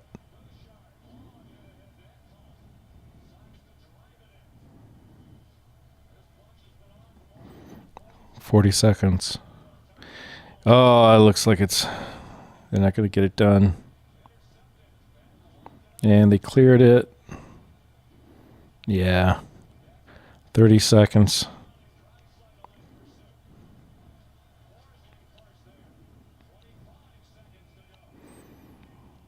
Oh, well, that's game one. Game one.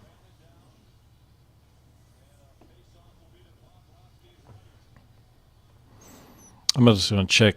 We know where the thunderstorms are right now. I just want to check these flash flood warnings and see what we have. Looks like we still have 3 hours, 5 minutes left in Carson, Colorado, Texas and Wright, Missouri, Greene, Webster, Dallas, Polk, Dade, Wright, and La Clinda, Missouri. Those have 5 hours left. They got a lot of rain there earlier. They're still getting some rain, as a matter of fact. Right over here in this flash flood warning, there's still thunderstorms in the area.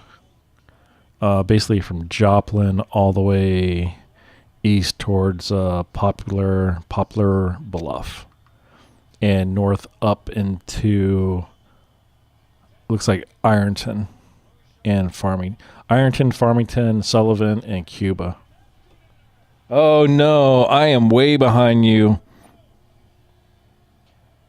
I'm way behind you, Elise. I just saw the empty net goal just now as I'm speaking. 4.4 seconds, 3-zip. Wow. You posted that it says you posted at 9:54. It's 9:56 where I'm at. So the chat in YouTube that I'm watching, I'm 2 minutes behind. So if you post something in chat, unfortunately, I don't know if it's because of YouTube or what the deal is, but I'm almost exactly 2 minutes behind chat. So whenever you post something, don't get impatient with me. It's just that I'm not reading it.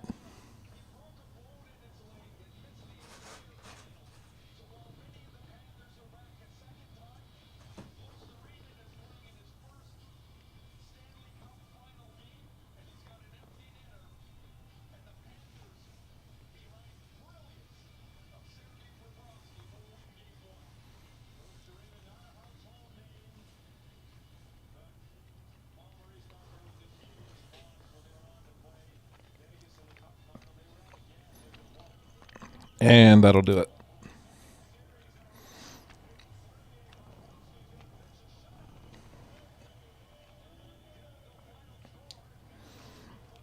I didn't realize. I'm going to try to... I'm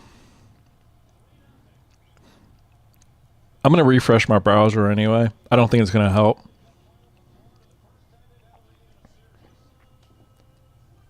But I'm a good 2 minutes behind chat.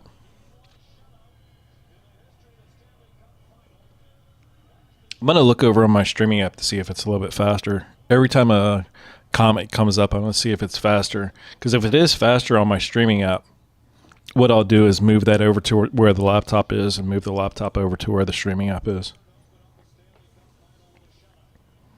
Because 2 minutes is kind of excessive, but I think, especially for the person who's trying to do the stream. All of Edmonton just screamed no. Actually, the chat's faster on the browser than it is on the streaming app, so I'm going to keep the setup exactly the way it is, because I'm usually looking over to my left more to look at chat. I would have it on the Radar Omega app, like overlaying that, but then I wouldn't be able to read the map very well.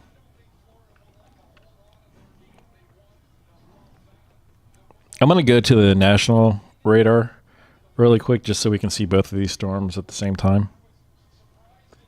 There we go. That's a lot better.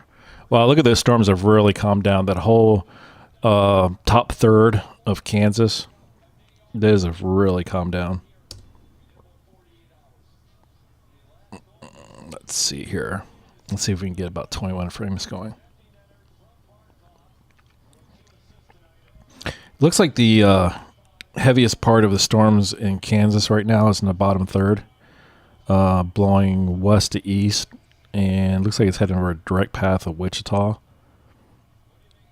If the trend continues from north to south, those storms will start to wind down. There's a severe thunderstorm warning there, and the rest of them are just watches. Anything in red is a watch, and the yellow are actual thunderstorm warnings. And the green you see over there near Springfield, those are flood warnings, flash flood warnings. We don't have any warnings down in Texas or Oklahoma at this point.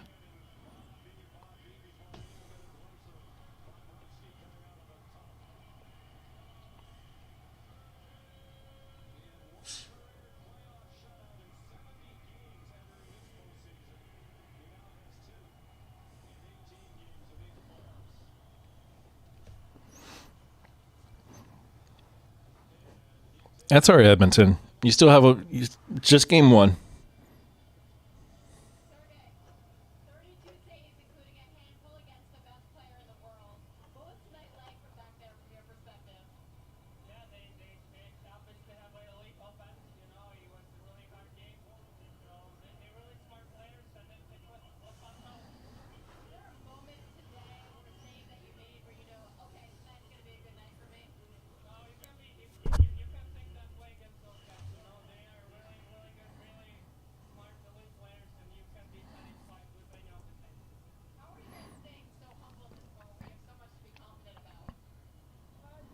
Looks like Detroit's getting the rest of their rain up there, and it's blowing into Toronto. A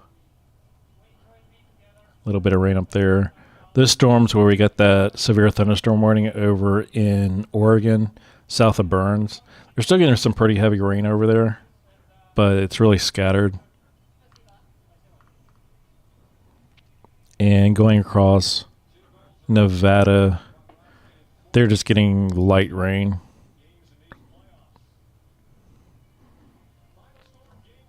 And then up here near Westover,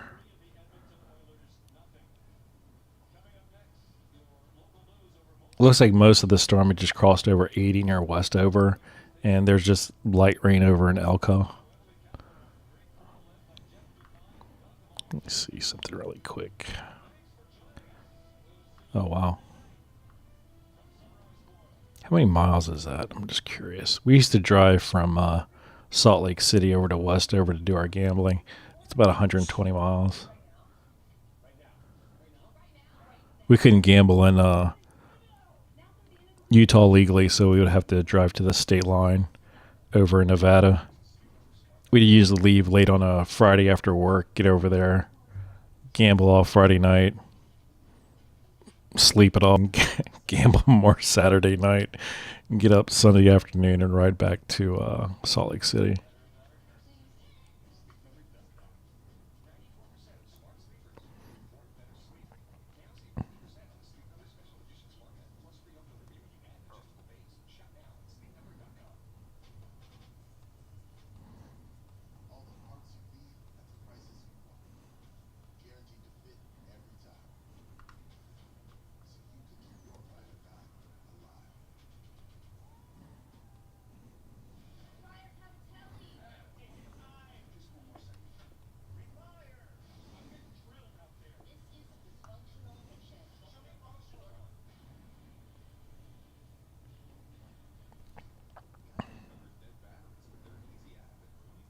I'm going to do a rundown really quick of the remaining severe thunderstorms. They're going to come and go as the night goes on, especially across Kansas and then the rest of Missouri and into Kentucky.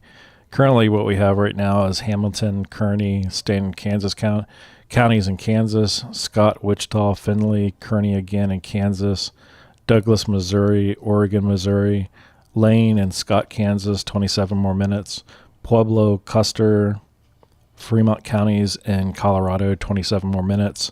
Ripley, Missouri, 27 more minutes. Ozark, Howell, Douglas, Missouri, 27 more minutes. Carter, Missouri, 27 more minutes. And then they extended some of those. Some of these are going to be duplicates, but it's just the areas that they extended the storm warnings. There's 42 minutes left in Kearney, Grant, Findlay, Haskell, and Stanton, Kansas. 42 more minutes there. And those all have damage threats of considerable winds of 70 miles an hour. Those last for Kearney, Grant, Findlay, Haskell, and Stanton. And they're right up here.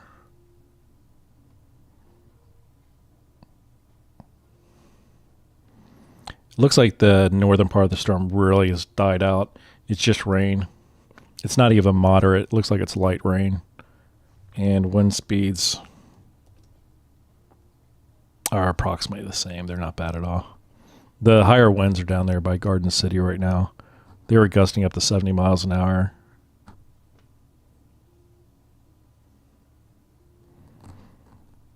And if you're watching this anywhere else in the world, let me know. We now have the ability to check the weather in any country.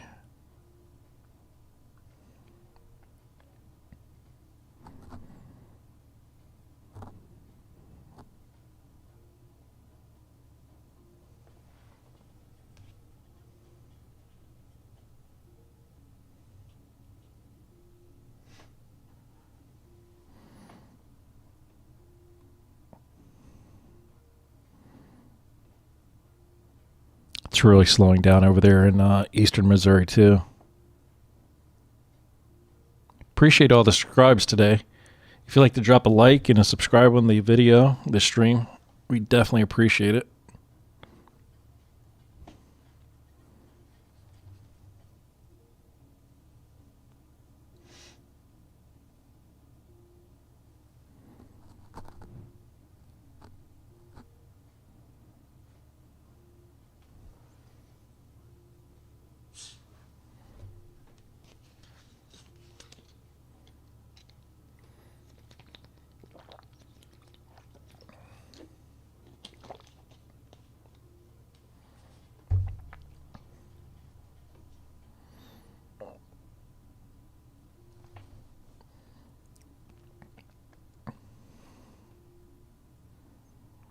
Uh-oh, here's something space related. You know, I got to look at it really quick. It looks fascinating. I must take a look. What are we looking at here? If you ever get lost in the Milky Way galaxy, this is your map to get back to Earth. Let's see.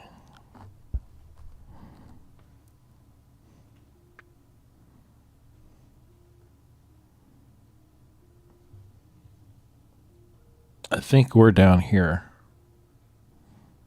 Maybe I'm wrong. Hold on. Let me see.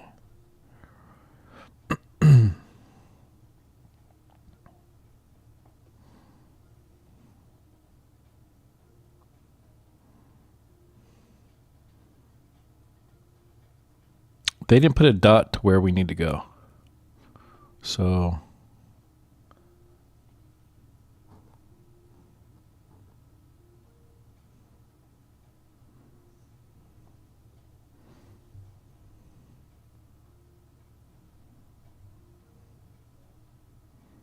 and that's just the Milky Way.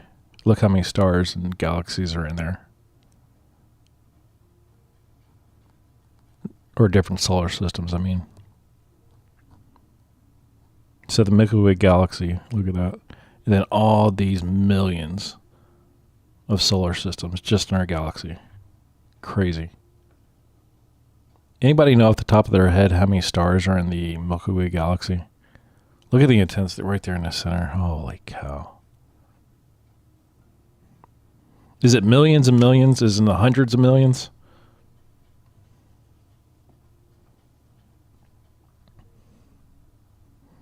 Oh, that's a pretty picture right there. That's nice.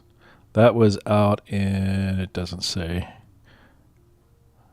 Why would you post an outstanding picture like that and not tell us where it's at? Can anybody guess what city this is? It doesn't tell us. It just says guess. Somewhere over in Europe, I'm sure.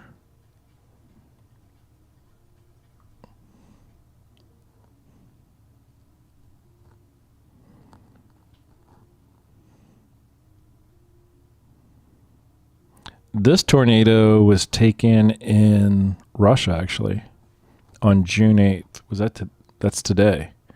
There was a tornado in Russia.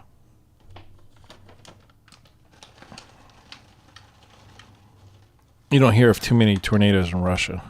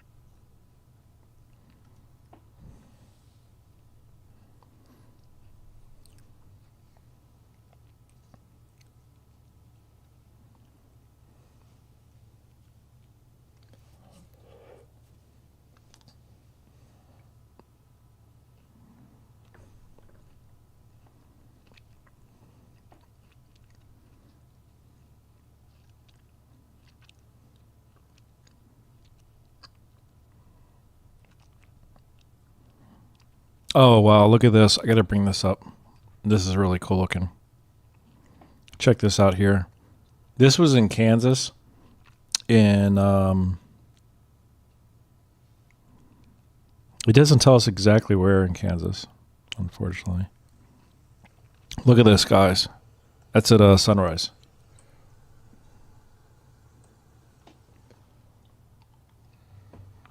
Whoa. Big lightning strike. Oh, it's Goodland, Kansas. Look at the color of those clouds and that lightning strike right there.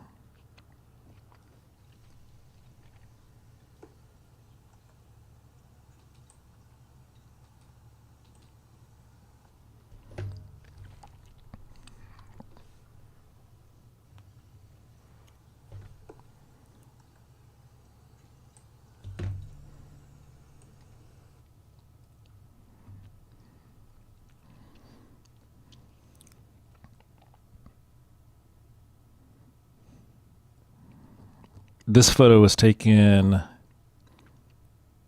looks like southwest of Siebert, Colorado.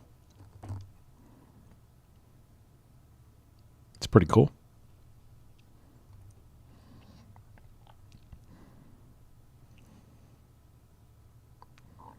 Looks like we have some more edited videos over Nebraska.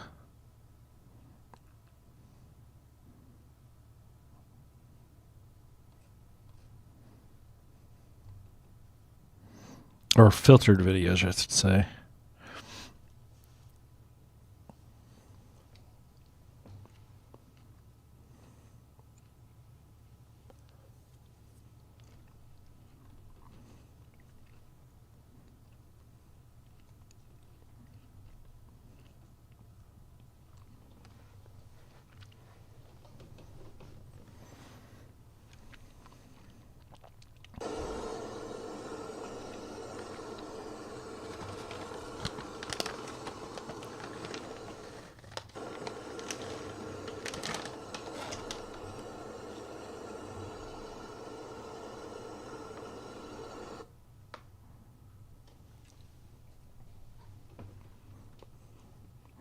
What are we looking at here? Says this is a normal Chicago O'Hare night. Wow, look at that. This time lapse here. That's crazy.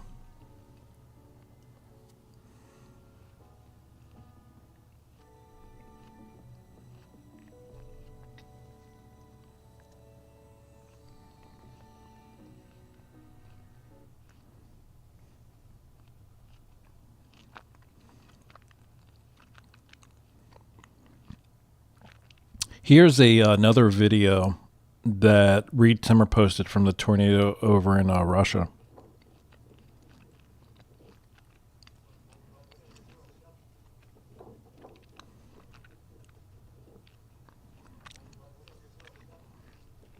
It looked a lot larger in the other picture. Maybe it was blown up, I'm not sure.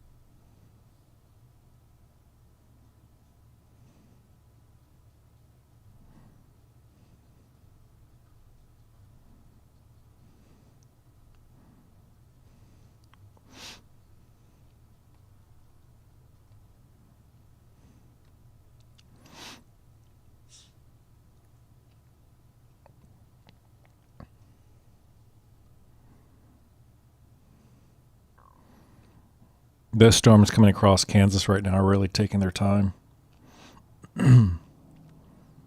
It's taking approximately 2.5 hours from to get from the state line just to where they are now. Probably won't be until, let's see how long these warnings. It's probably going to take another 4 hours for them to get to Wichita at this pace. And then the storm's blowing into Kentucky.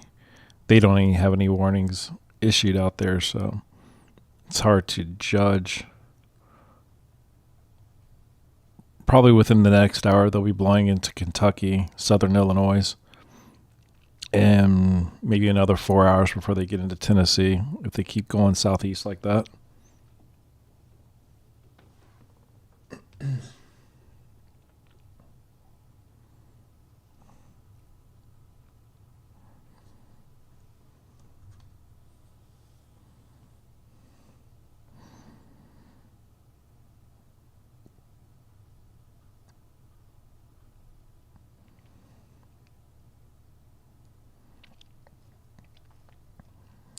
Here's a photo of that astronaut that unfortunately passed away yesterday in that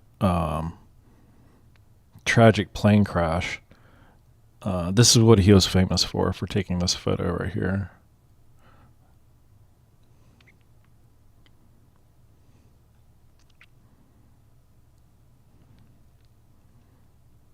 And unfortunately, it doesn't even name him.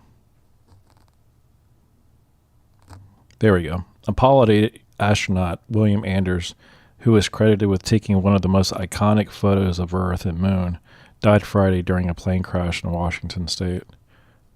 And that's the photo right there. Probably one of the most famous photos ever taken.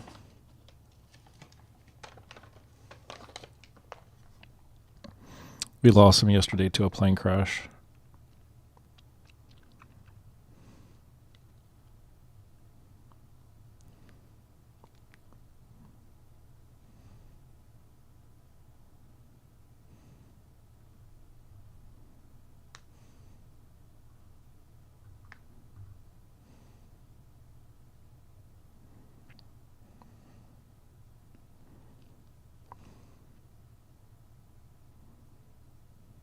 Oh, that's really cool.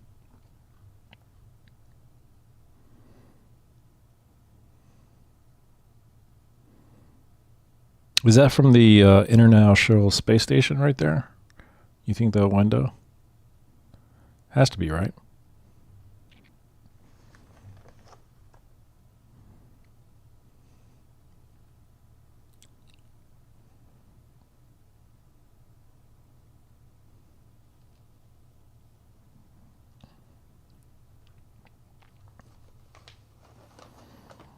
There was a shot of the storm that we were tracking yesterday near Broken Bow.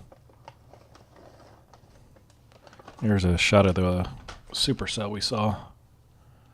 It'll be okay, at least. It's just game one. I think my Capitals lost game one, too. Back in 16 or 18. I think it was 18.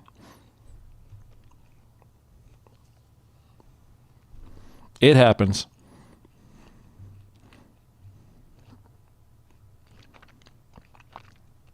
Where's game two going to be at? Is it down in Florida or up in Edmonton?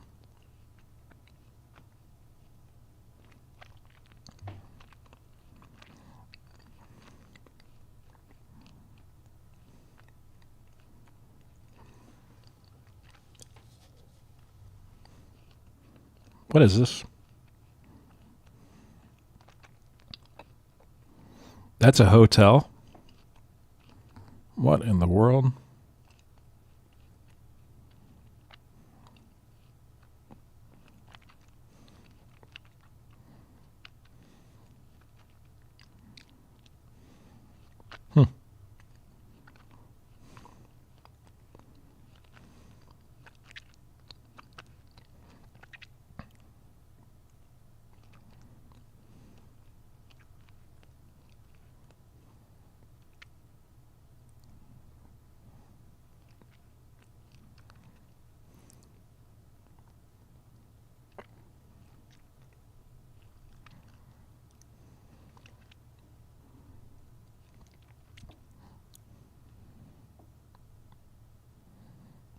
Jeez.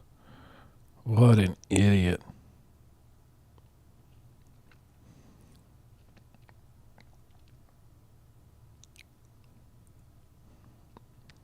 This was 4 hours ago. A seaplane trying to take off runs into a pleasure boat.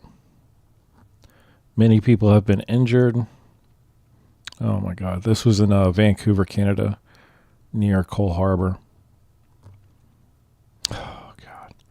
If you're a boat, why would you even try to get that close to a plane taking off? Insane. Anyhow. Wow, look at this.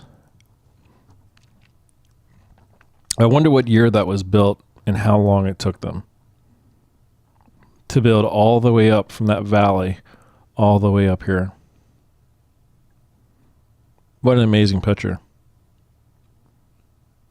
Who wouldn't love to go there and check that out?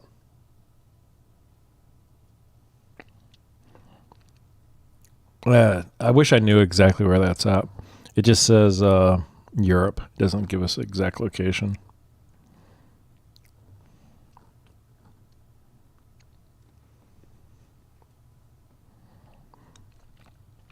I'm going to check back on the map here in a second just to see how the storms are progressing. I just wanted to take a look at these. Wow, that's really cool. I just had a CT scan. I had to have one about 3 weeks ago. And you hear they put you in that tube, you know. And he goes, bow, bow, bow, bow, bow, bow. It's really loud. Wow, look at that thing rolling.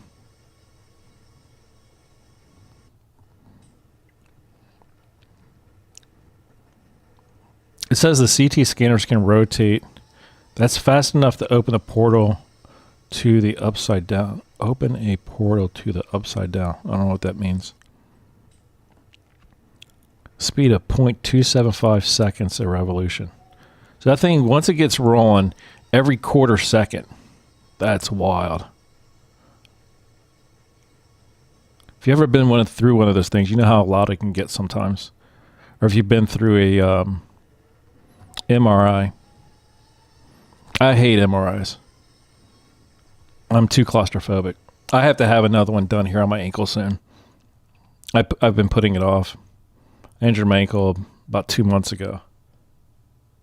I've been putting off getting this done. Hey, what's up, Papa Smurf from Ohio? Game 2 is also in Florida. What's the weather like where you're at, Papa Smurf? I don't think we saw anything up in Ohio. There might have been a little bit of rain. Let's look up there.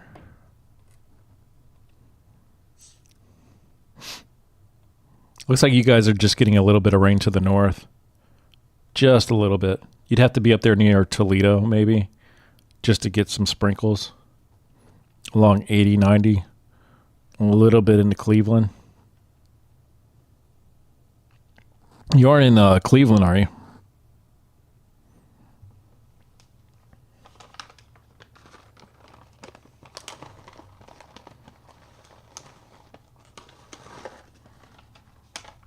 Tell us you're not in Cleveland. You're not a Browns fan, are you?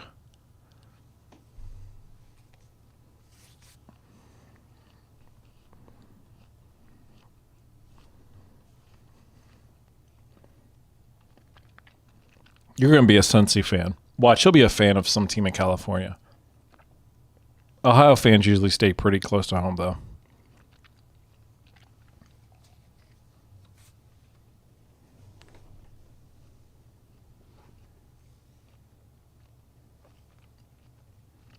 Awesome. Thanks for coming by again, man. Appreciate it. Are you a sports fan? We were just covering the things were kind of slow there for a minute. We were covering the hockey game.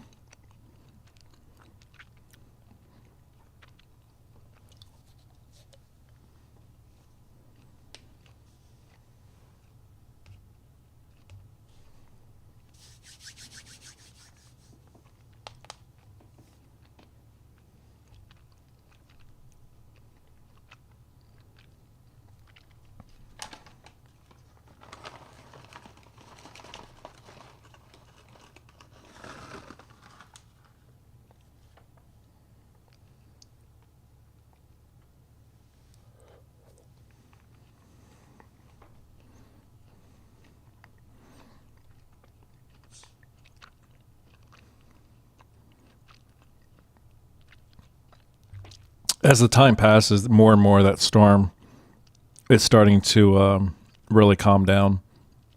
The storm that's over Kansas right now.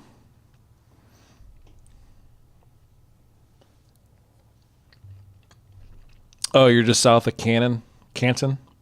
Used to be a big Browns fan many years ago. Were you a fan before they moved to Baltimore? And after they came back, did you become a fan again? Or did you just say, yeah, never mind? I had a lot of buddies that lived up in, that were Browns fans. And then when they took off to Baltimore, they were, eh. And then when they got a new team, they kind of just, it wasn't the same. They try to promote it, the dog pound and everything like that. But my buddies up there say it's just not the same. They'll never be able to reproduce what they had before. Still great fans, though. I love watching a game in Cleveland. The fans are always awesome when they're not throwing beer bottles on the field. of course, but that was a long time ago.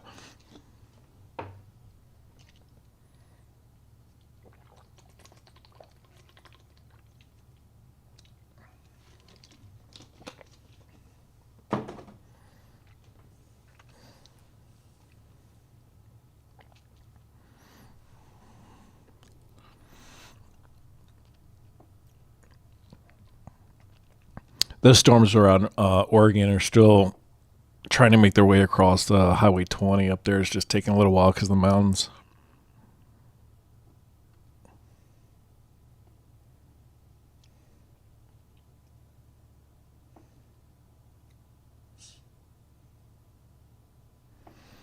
Yeah, that's what I figured.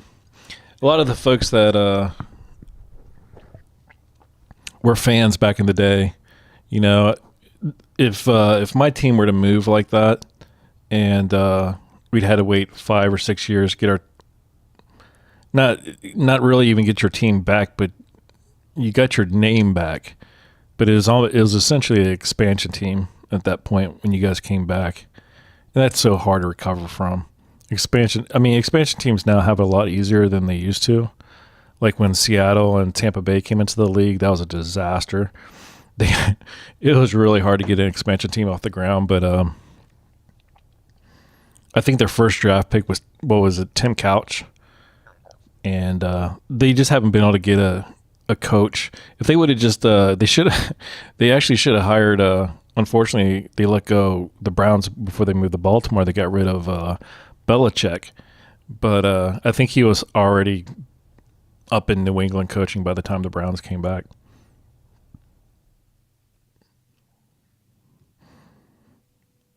I was always a Redskin fan back in the day, but I always liked the Browns when Marty Schottenheimer was the coach.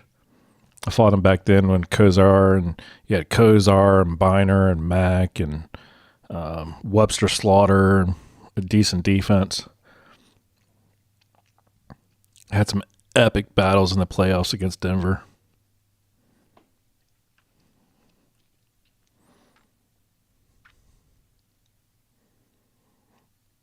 I just watched a documentary actually the other day with Bernie Kosar. He's a pretty interesting story, that guy.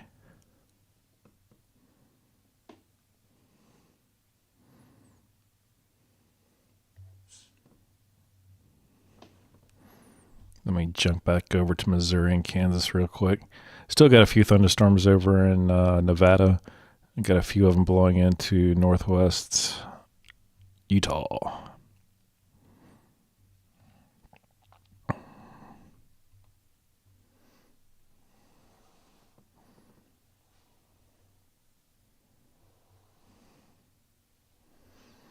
That's the one thing about weather, Papa Smurf, is that any time of day you can go somewhere in the world and see something interesting.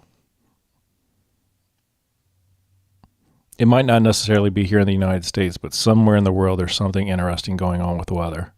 If there's anywhere you want me to look, let me know, and I'll pull it up. If you want to go to Russia, China, Europe, Africa, Asia, just let us know. Actually, I'll pull up we all know what's pretty much going on here right now. We have the storms coming across southern Kansas, and blowing from west to east, and then we have the rest of the storms crossing Springfield, Missouri, and it looks like it's going to be blowing here into Kentucky within the next hour. I'll bring up the other map. We might be able to see some interesting stuff.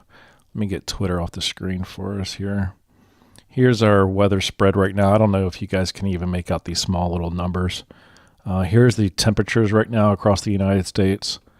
And they show you can see the thunderstorms over here in Kansas going on. Those little flashes are of lightning. Looks like the temperatures to the south, in the southeast right now, along South Carolina, Georgia, Alabama, and Mississippi are in the low to mid 70s. In New Orleans, it looks like it's about 82 pretty much all over the state. Into Texas and Texas, Arkansas, and Oklahoma. It's anywhere from 82 up to about 84. The highest temperature is down there in southern Texas. Let me see. In Claude, I'm having a hard time making out this name because anyhow, down here in south central Texas, it looks like we have our highest temperature of 98 in that state. As you go across Albuquerque, the high temperature in Albuquerque, actually, in New Mexico, is 89. Over in Nevada, it looks like we still have, in Arizona, there's still a couple cities right now that are right at 100. There's a couple of 95s, 93s. Southern California, 89. 89, and then along the coast, the temperature drops down in, looks like in Los Angeles right now, it's 66. San Jose is 79. Las Vegas is at 100. Salt Lake City is 77. Up into Idaho, it's in the mid to low 70s. The farther you go north, it's 64. The high temperature in Oregon right now is 80 degrees. And it looks like there's an 82 actually right there on the Nevada-Oregon border. Up in Washington, it ranges from 77 to 82. And up there where Elise is at, it is right about 44 degrees.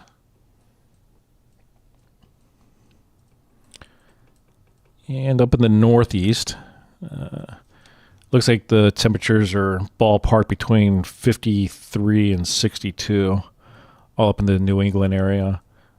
In Columbus, it looks like it's 73. I think that's an anomaly. There's a 93 up there near Akron. I think it's actually 70 degrees in Akron, 66.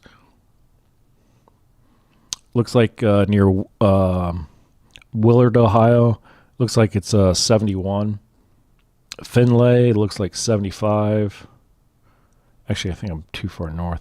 Down here in Columbus, it's 71 and 73. Over there in Dayton, it's about 73. Again, Akron is 70. Jackson down in the south is 70. Cincinnati, Ohio, it's anywhere between 70 and 73 degrees right now. Wind speeds in Ohio right now range anywhere from 2 miles an hour in the south all the way up to about 11, gusting around 13 miles an hour up near Toledo. And there's one little spot where it's 22. And those are incoming from the lake right there. The one that's 22, 16, and 13, that's coming in from the lake. The rest of the winds are blowing more northerly down in the southern part of the state of Ohio.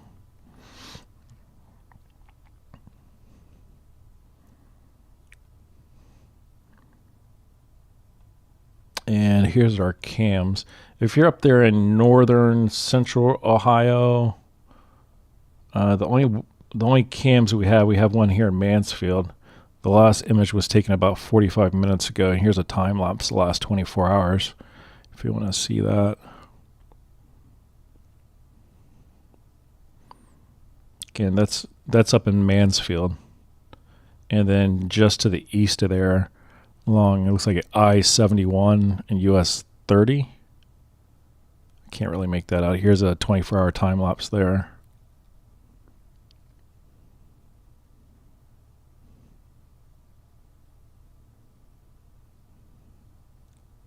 That's pretty cool.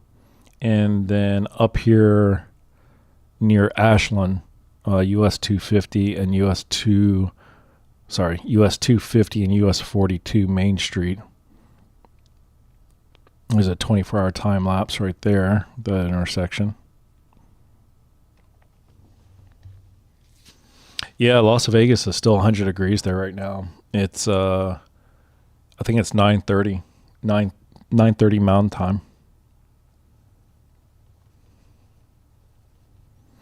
Yeah, it's going to be hot everywhere.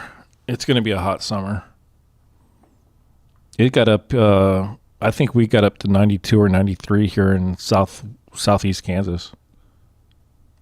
It was hot. It really got humid tonight too. Ooh, it was hard to breathe outside. I can't stand that.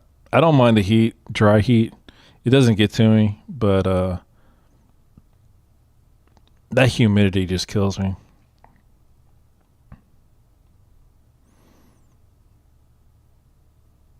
And here's our wind speeds right now. Then here are the storms. Wait a minute. Let me go back to Radar Omega really quick and look at Arkansas. I don't see anything on the map for Arkansas. That might have been a...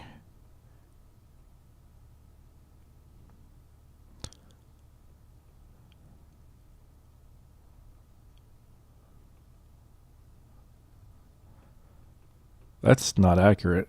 Okay, there we go. That's a little more accurate right there. I was about to say. And actually, these aren't accurate. These models aren't accurate at all as far as their thunderstorm map. The little part over here is accurate in Kansas, but we have storms going from Springfield, Missouri, all the way over to St. Louis, clipping down into there. I'm not sure what that map's representing right there. It says that it's supposed to be thunderstorms, but it's obviously not. Yeah, humidity is the worst. I grew up in D.C., and the humidity there is just insane. And where I'm at in Kansas right now is pretty much the same latitude as D.C., and it seems like we get the same exact humidity here in the summer as they do back there.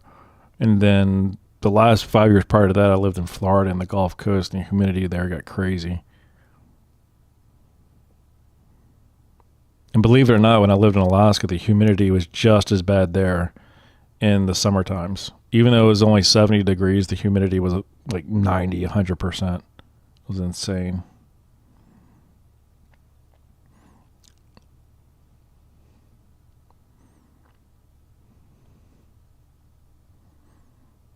You can really get a good idea. I'm not sure how well that shows up on YouTube on the screen, depending on your screen size, but you can really get a good representation on this one of the wind speeds and where they're going right now.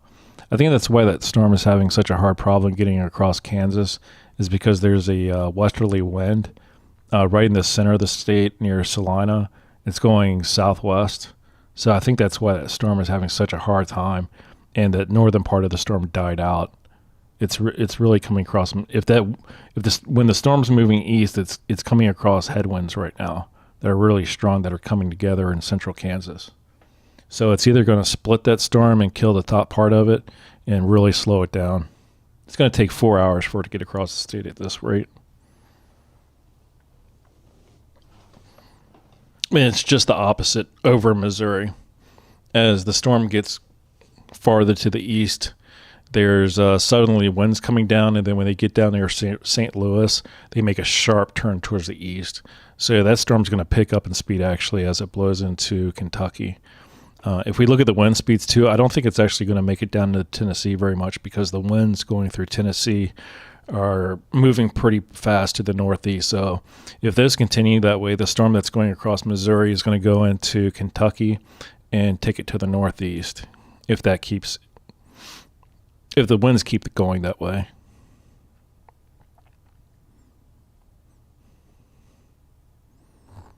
And we're seeing the same thing here. Yeah, those storms going across, coming near Wichita, are really going to hit some winds. That's either going to disrupt the storm completely or at least slow it down.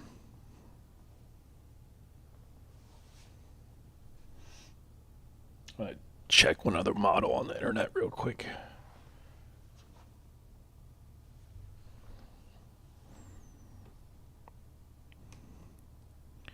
Check the fog report and see what we got. So there's a little fog in central Missouri right now, and then up in the very northeast corner of Maine, up into New Brunswick. And, excuse me one second. Excuse me, up in near Sydney, northeast Nova Scotia. Getting a lot of fog up there. And if we have any viewers up in the Grand Falls, Windsor area,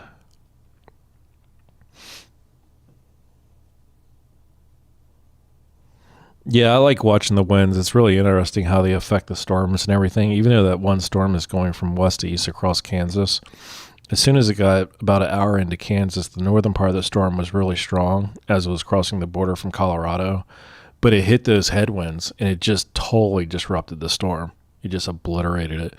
And I think it's going to do the same thing down to the storms in the central part and the southern part, because it's taken forever. I mean, I've been tracking that storm since 6:45, I think, and it's taken forever for it just to get to where it's at now. I think it's just going to tear the storm apart.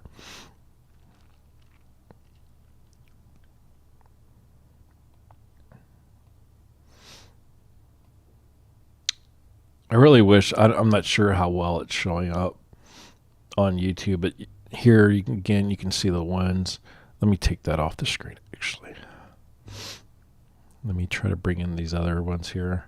These are the medium clouds, it says, and then these are the high clouds.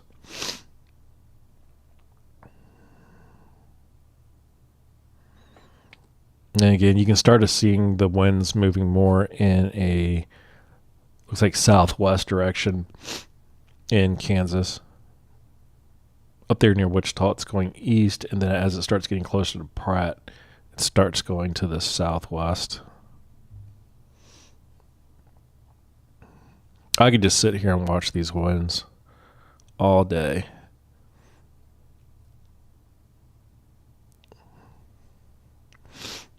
Here's a satellite view currently. That's that represents pretty good where these storms are. There's a lot of cloud cover up in Nebraska where there are no storms, but right here in the red area, that's pretty much where we're getting the rain right now. And then across Missouri, going into Kentucky.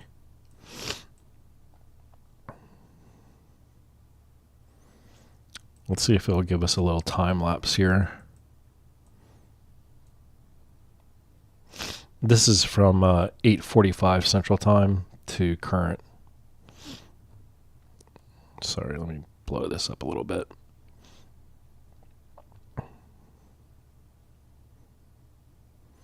But all those storms, keep in mind, like up there by Dodge City, those are going, blowing right into those headwinds coming from the east.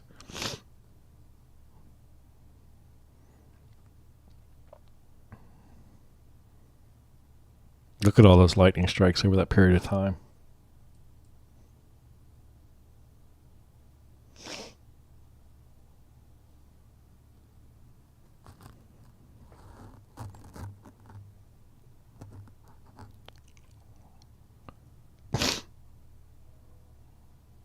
I think that's a really cool view right there. Let me see. I want to check one other thing.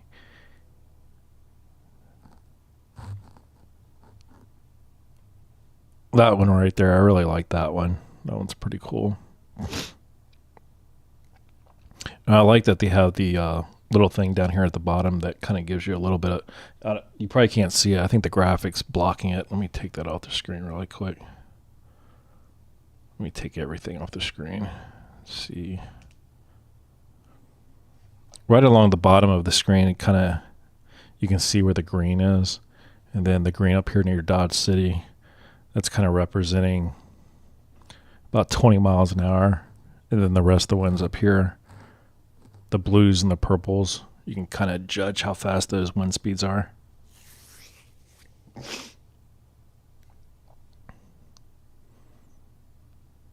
As these winds come in from Canada across Iowa, they're going south, and then right about St. Louis,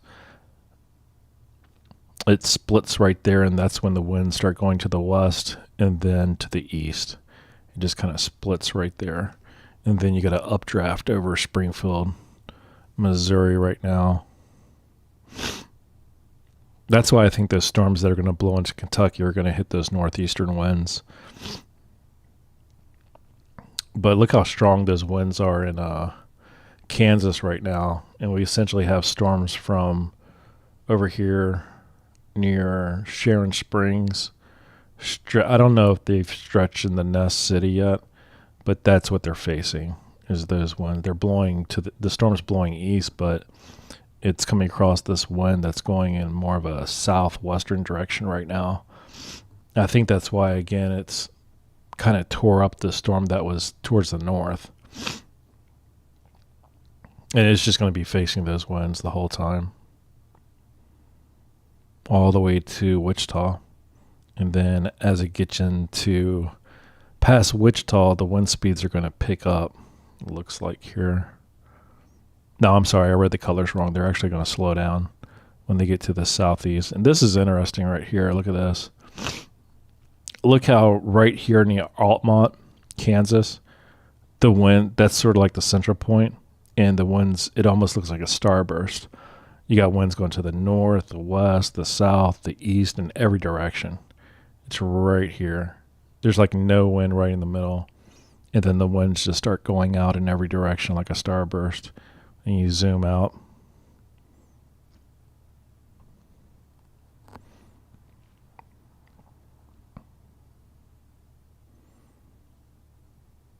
Yeah, it's really neat.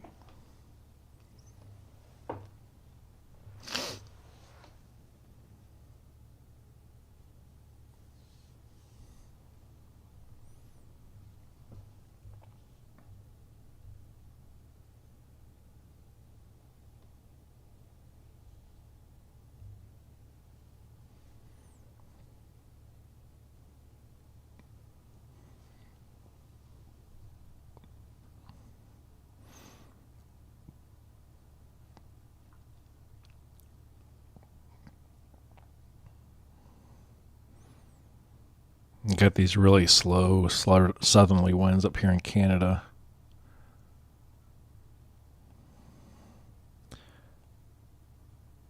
This was really cool last night. It was almost like 3 cyclone looking winds. It's always the same up here. But last night we had 3 of these winds that are kind of circulating right here. We had like 3 of these little circles, and 2 of them were spinning in the opposite direction, sort of like this one's kind of forming right here. And there was a 3rd one right over here. It was really neat. I'd be curious to see what it's like down in the Gulf of Mexico right now with the changing temperatures down there.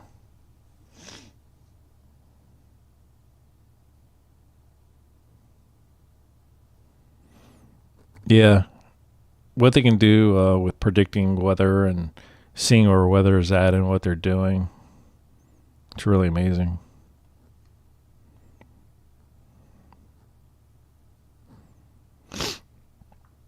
Here's that warm air blowing into the Gulf of Mexico, across Cuba, up to the north part of South America, blowing right in there.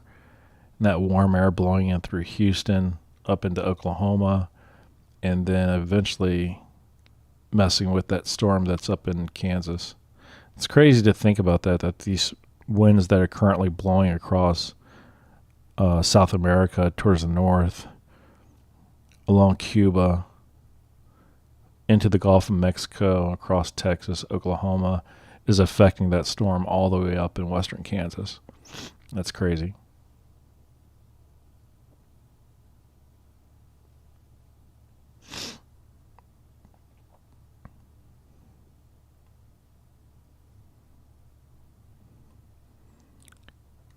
Let's see what's going on down here in South America. Wow, this is really cool down here.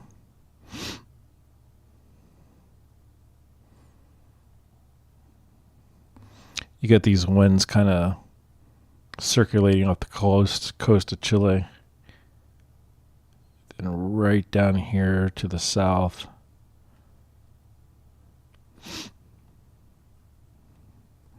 You get these this cold air meeting the warm air right here. Then those winds pick up. They really pick up here around that warm air. And then they start spinning around right here, start making their way over to Africa. Actually, sorry, south of Australia. Look at these right here. These are really cool. Over here in Western Australia, they're really spinning around, and they're doing some crazy stuff down to the south of it. And then you get more of these spinning winds, these storms out here. I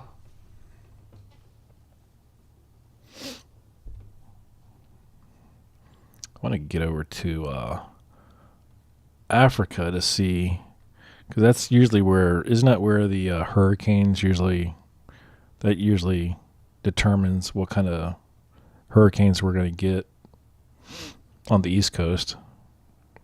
They usually start over here. They start coming together, and then as they travel across the Atlantic, it decides what it's going to do.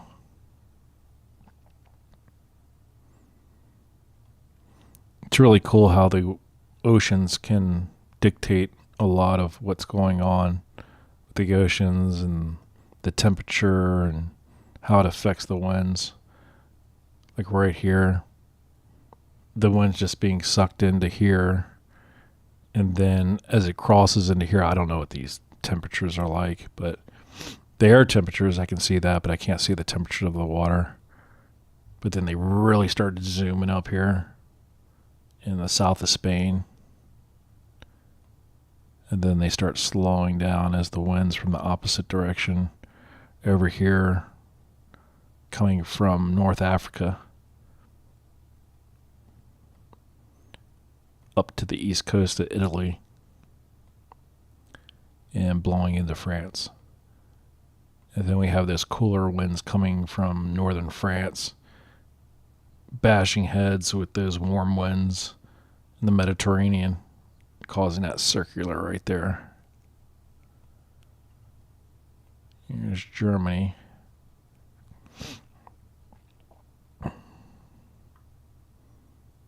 As we zoom out, we can go up here and see Norway, Sweden.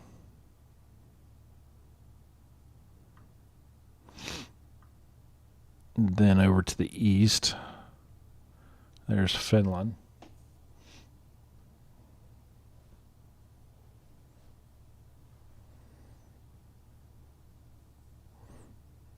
Oh, you're not hogging anything, Papa Smurf.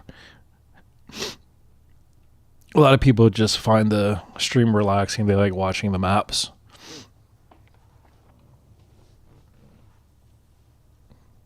I think Grizzly was in here last night. I think Grizzly fell asleep. He was in here last night till about 1 or 2 in the morning. In chat.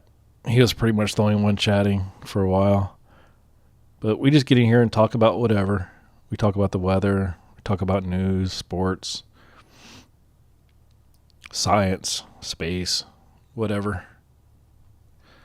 We just go around the world looking at the weather. When a storm comes up in the country, in our country, we focus in on that. But they kind of calm down right around between 9:30 and 10:30 or 10 o'clock Central Time. I think the last tornado warning we had, that was in Colorado.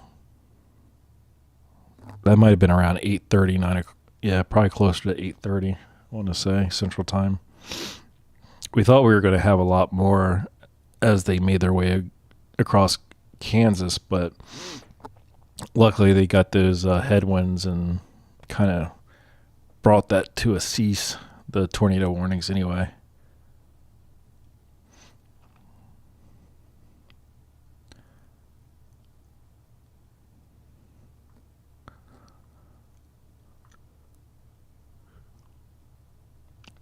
I'll look at a different one here. I'll look at the satellite, see what it looks like as we go across the world. Oh no, it doesn't go up there. Let's see, where are we at? There we go. Here we go into Europe. Up here in England, it doesn't look like there's much going on up there. Looks like there's a storm blowing into southern France, northern Spain, out into the Is that just the east part of Italy? Looks like there's a little bit right there. Up into Germany, looks like there's a little storm right there. Near Reisenberg, Munich. I won't be able to pronounce half these names.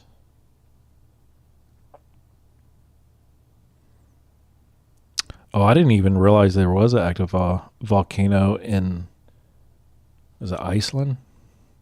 I know they had one that was active down in Hawaii a little bit ago. Maybe I did hear about the one in Iceland. There was somewhere else. Iceland's right over here. Let's see if we can see anything.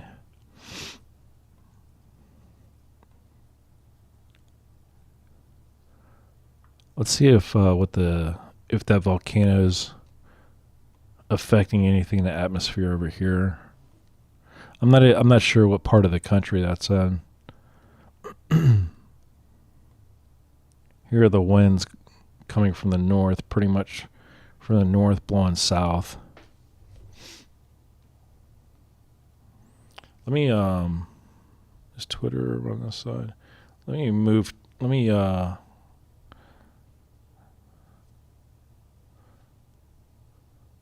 let's see if I can get this to work.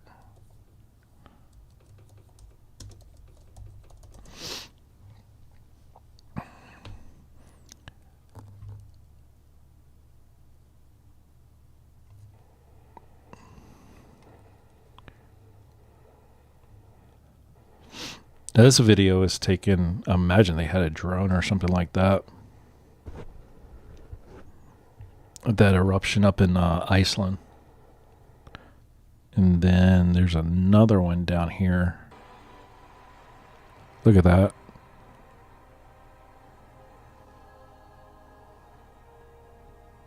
That's amazing.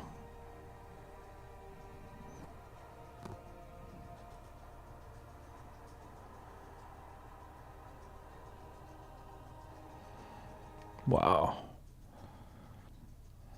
Wow, here we go. Whoa, these people are way too close.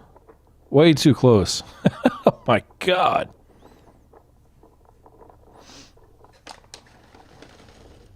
That's too close for me. How about you guys? Would anybody get that close to an active volcano?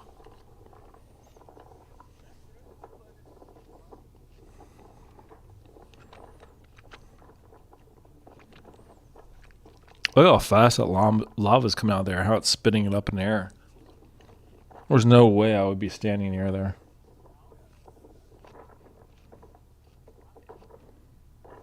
That's crazy. No way. Not I. Oh, here's a bird's eye view of it. Ooh, look at that.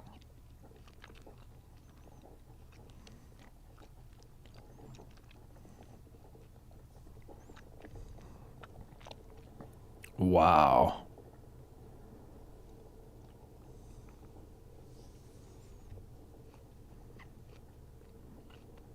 That almost doesn't look real.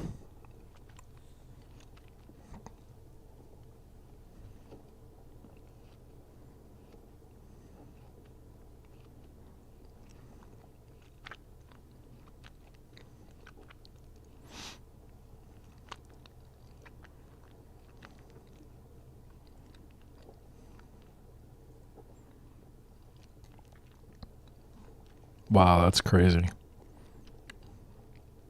I wonder how high that's, going up in the air right there.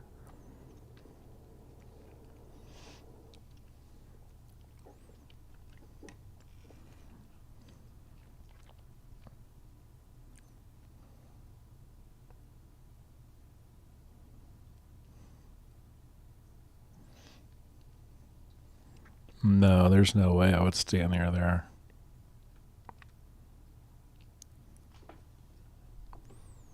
Not a chance.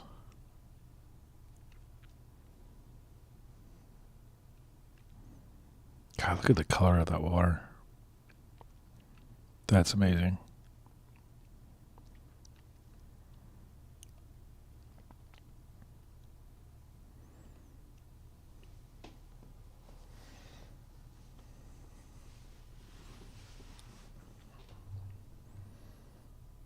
That's really cool.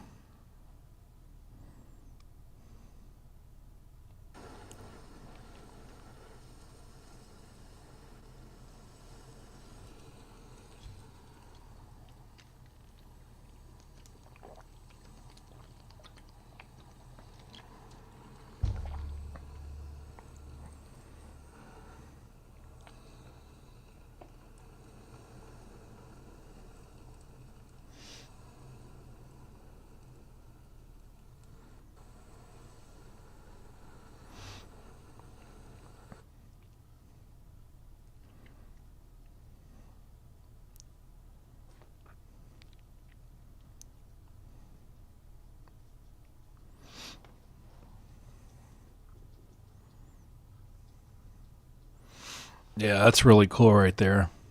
That's neat.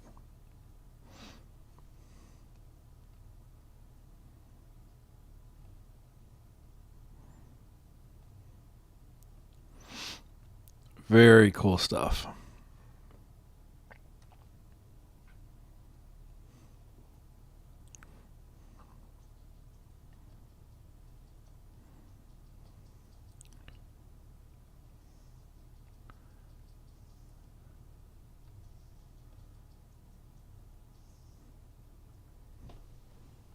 Here, bud. Good boy.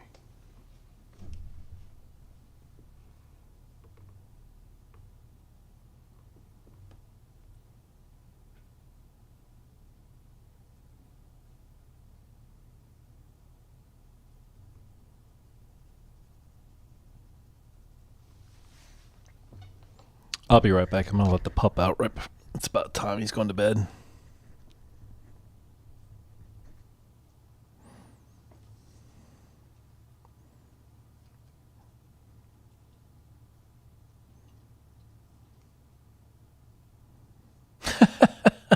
So yeah, you're funny.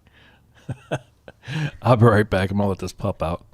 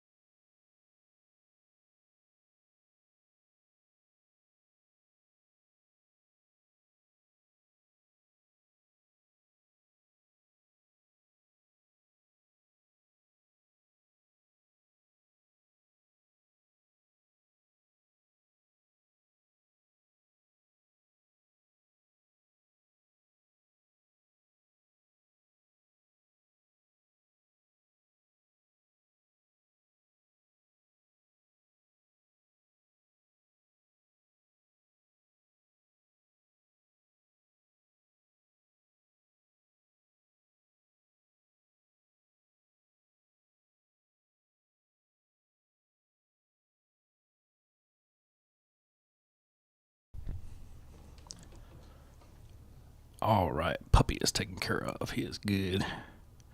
I'm going to jump back over here to Radar Mega real quick and check on the status of these storms, see where everything is at.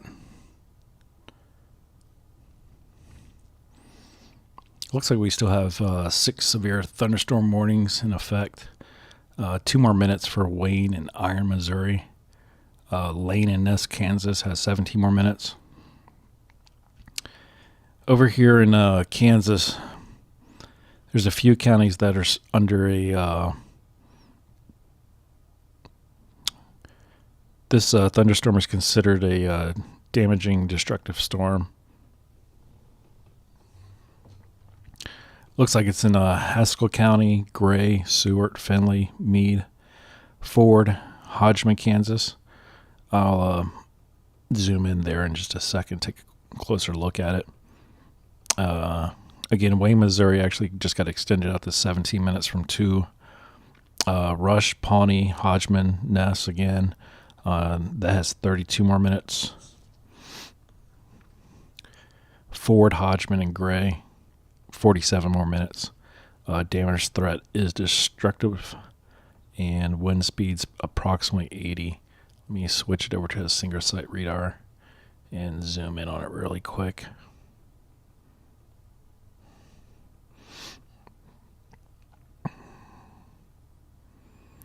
Looks like they're just blowing into, actually, let me just take it down to 7 frames really quick. It looks like they're just blowing into Dodge, right over Cimarron, and blowing into Spearsville. Looks like moderate to heavy rain. There was one little spot up to the north. A couple minutes ago, it looks like it was excessive rain to the west of Great Bend, south of La Crosse. And I'll pause it and look at the wind velocities here really quick.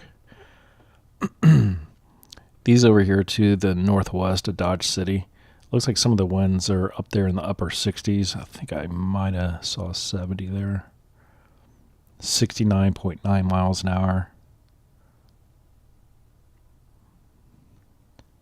Just to the northwest of Dodge City. And then to the west of Dodge City, there's a couple in the 60s.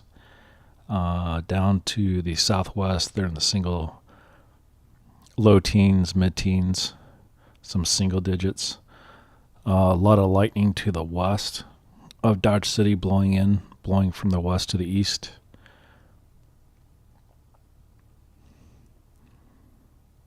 And then the farther you go north, the wind kind of dies down.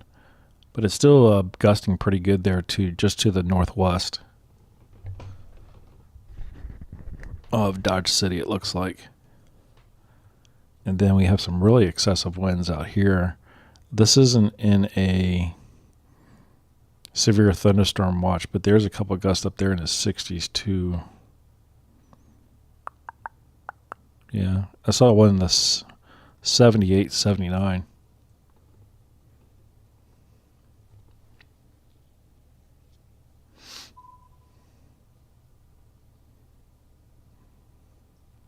Here comes a radar update. Let me switch back to the radar view.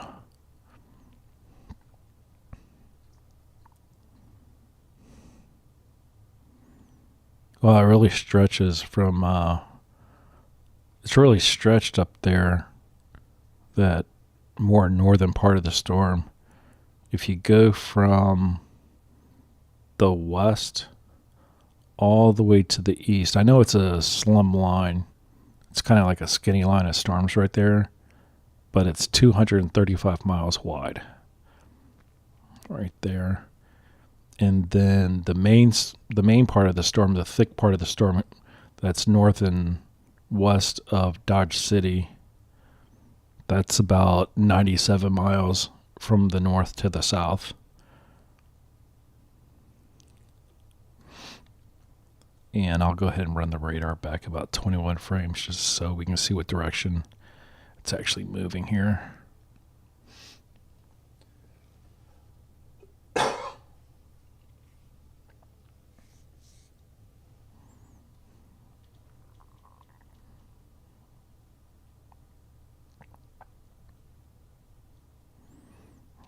I'm going to switch over to the Wichita radar just to see if there's anything east of there. Gosh, the storms are still over there in Missouri. They are moving really slow.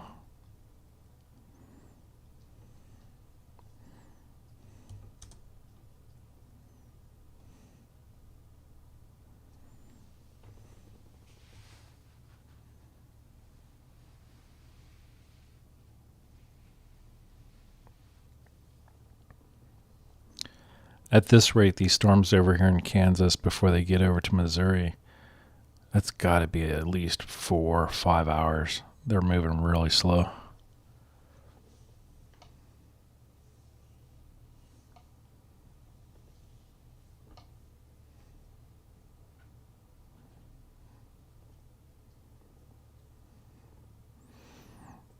Sonia, that windy app will keep you busy for months. There's so much to learn in that. It has a lot of good information. I haven't even scratched the surface. It's amazing what you can see on there.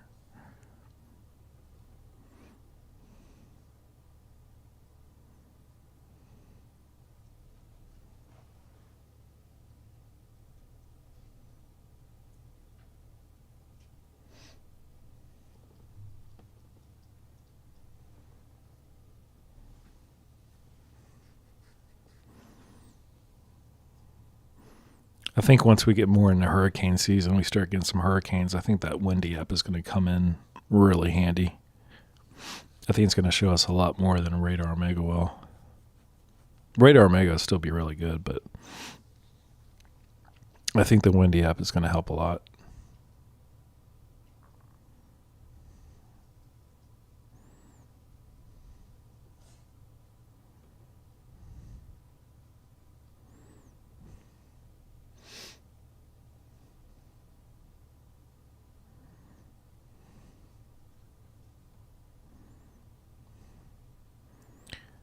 Looks like the flash flood warnings have increased. We now have one in Kit Carson County, Colorado, for an hour and 40 minutes. Hodgman, Kansas, Ford, Gray, Findlay, and Pawnee, Kansas, for 3 hours and 10 minutes. Texas, Missouri, Wright, Missouri, for 3 hours and 40 minutes. Greene, Webster, Dallas, Polk, Dade, Wright, and Laclede, Missouri, 3 hours and 40 minutes. Douglas and Howe, Missouri, 4 hours and 40 minutes. Greene, Missouri, 5 hours and 40 minutes. Oregon, Missouri, Howe, Missouri, and Ozark, Missouri, almost 6 hours left in those flash flood warnings.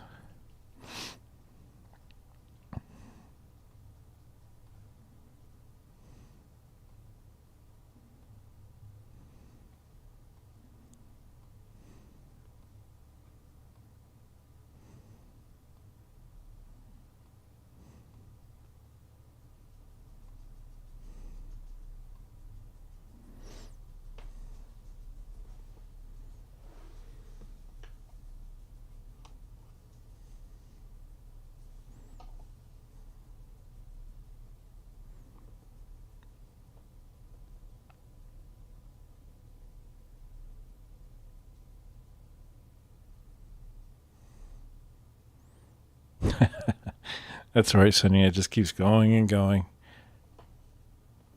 Is there an app, or is there something in the Wendy app maybe that shows where they've had like earthquake activity you can track? Or maybe if there's a website or something like that, I'd be curious to see.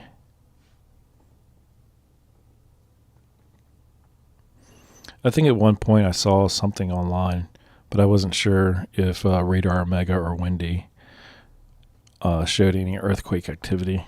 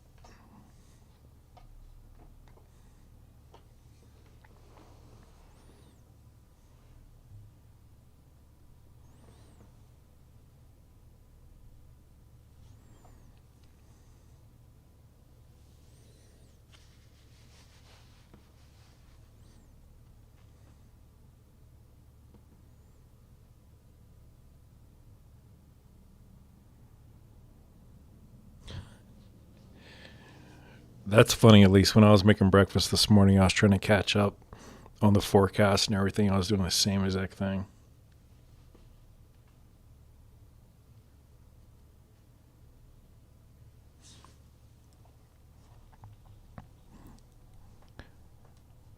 I can't broadcast it, so I'm going to jump over here to the other computer and see if I can find one of those earthquake deals.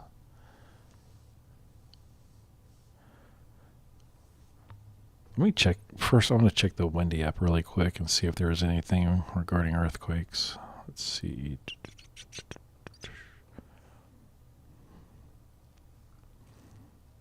Let me look down the list here.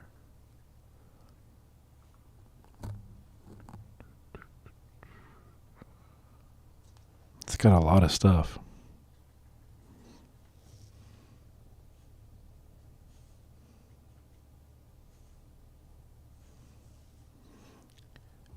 I don't see anything about earthquakes, though.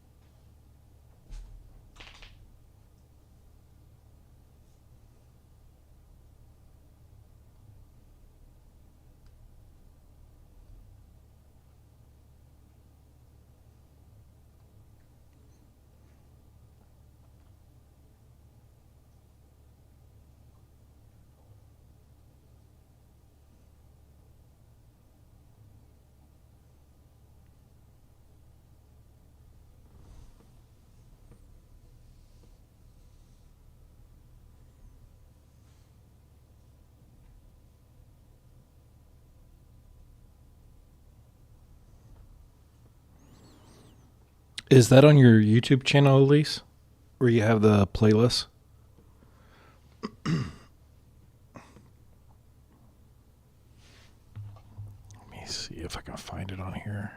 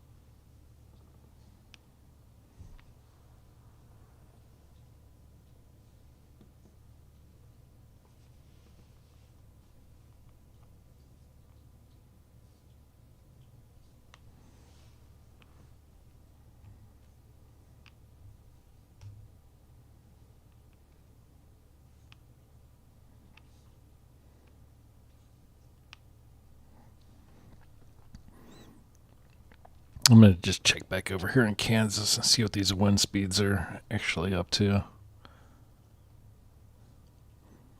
Last we checked, we had they were approaching 80 miles an hour over here in the west.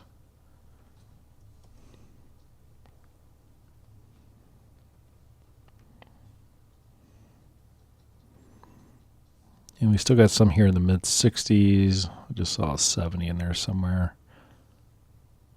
The closer it gets to Dodgeville, there we go. There's our 72. 94. Let's see. Let me get in there a little closer. 101. Oh, shoot. I just skimmed over it. 103. 105. There's a 105 mile an hour wind gust just to the northwest of Dodge City.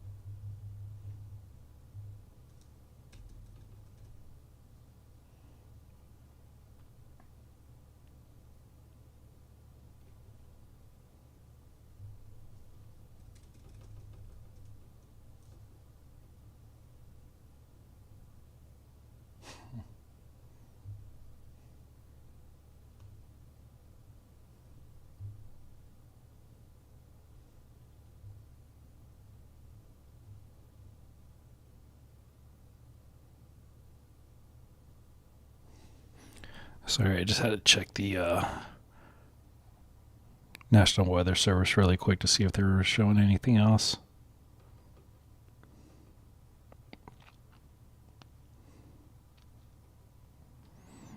Yeah, there's 105.5 miles an hour right there.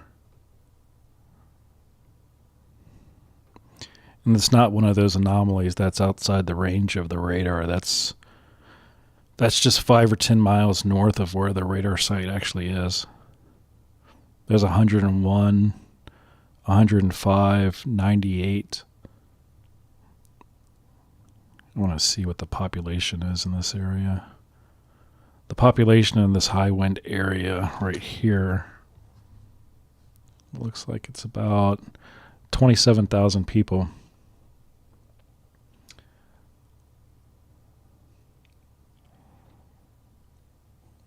If you're near Dodge City to the northwest, I would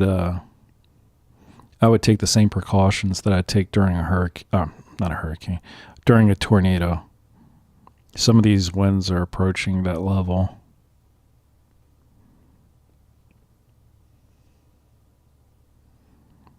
Yeah, especially if you have any trees in your area, possibly anything out loose in the yard.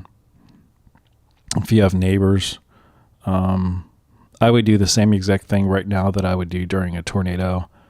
I would definitely be on the lowest level possible, definitely away from windows, innermost rooms.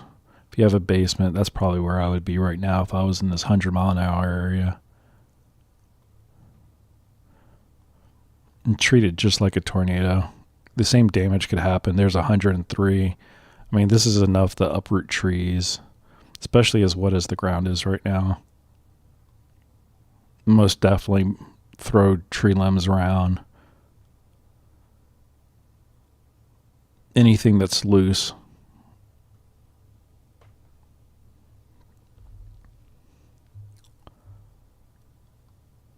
It's a good idea. Let me go over here to the power outages really quick.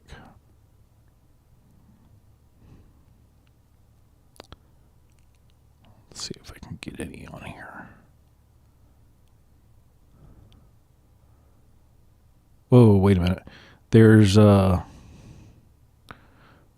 we've got some pretty high wind speeds down here also, just across the Oklahoma border north of Highway 64. Some of those wind speeds are up in the 80s. And then as far as power outages, let's see.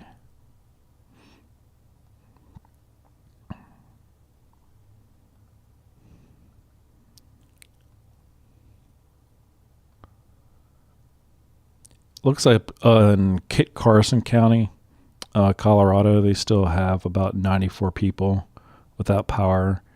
They only have 3,700 residents, so it's about 2.5% of the whole population's without power right now.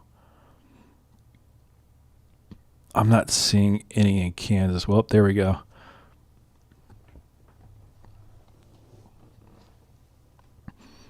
The state of Kansas has about 4,200 residents without power.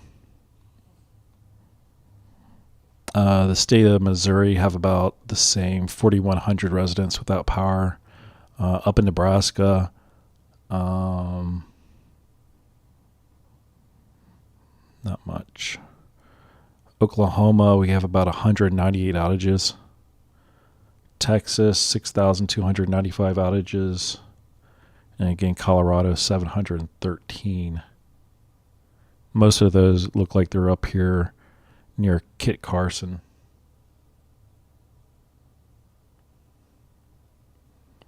Yeah, I'm not sure what hurricane force winds are. I know they can get up into the hundreds, but those over there are really strong. Let me look here real quick. Sometimes those high winds can actually, as wet as it is, I'm not sure if it's kicking much dust up into the air, but I'm going to look at the correlation here and see if we see anything over here. There's a little area over here to the west of 283 where they're showing a couple spots just in that range right there. Those two places right there. The winds could be strong enough to be throwing stuff up into the atmosphere right there. Anything usually below 80%, that usually means something's being blown around. That's affecting the radar, penetrating it.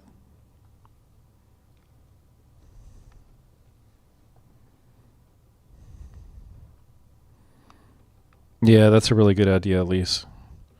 Keep those blinds and curtains closed.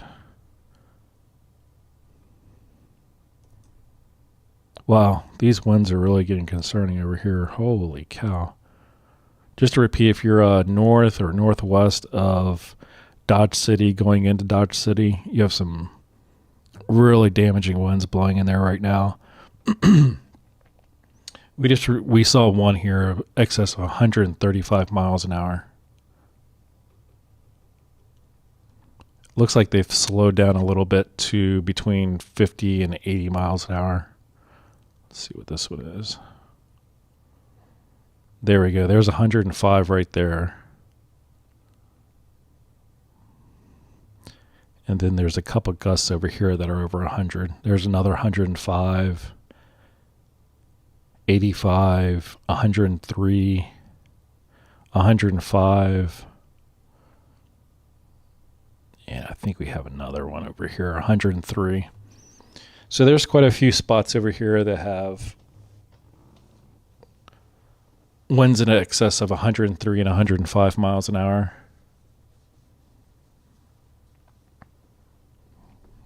And again, just for reference, this is just north of Highway 156, stretching down into Dodge City. And then we have another little spot up here, just to the south of Highway 156.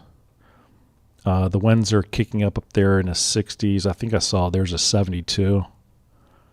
And then farther down east on 156, we have some 60s. I think I saw 170 in there, maybe not. Mid 60s. Not quite as strong as it is down there by Dodge City. Here's an 85 mile an hour wind to the west of Garfield.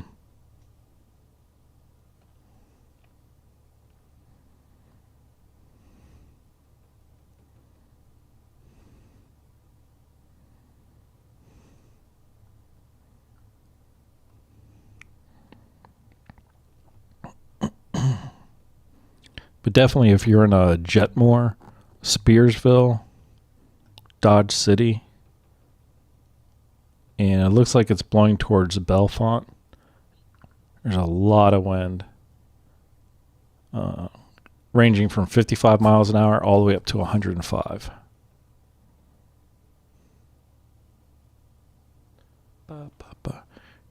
Pull. Let's see how these winds. Let's pull it up here. How they relate to a hurricane. Whoops.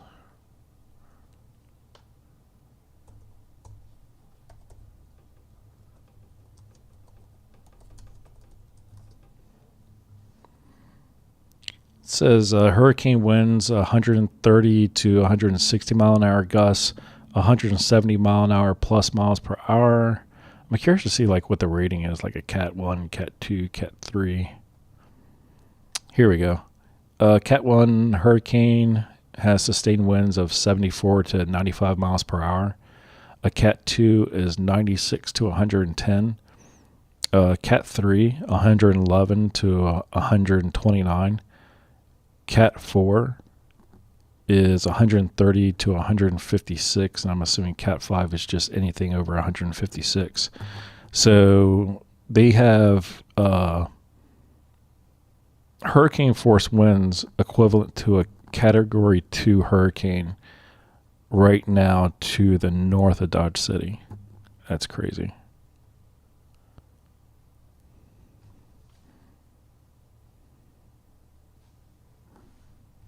That's wild. And that's coming directly from the National Hurricane Center.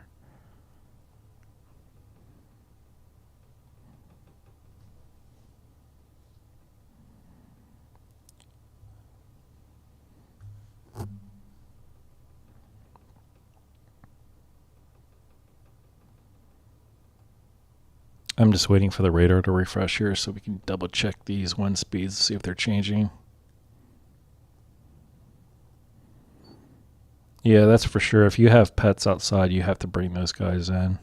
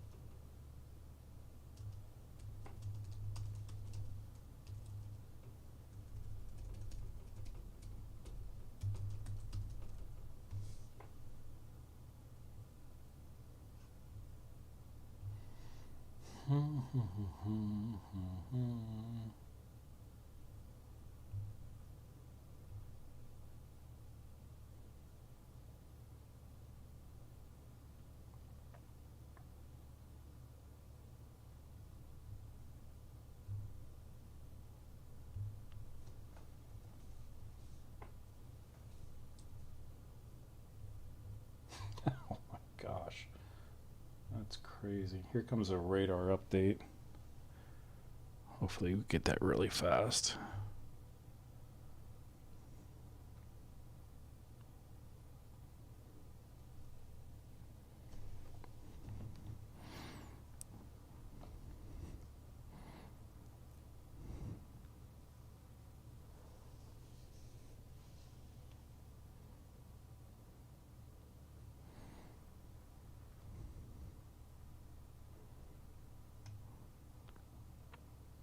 There we go. There's a radar update.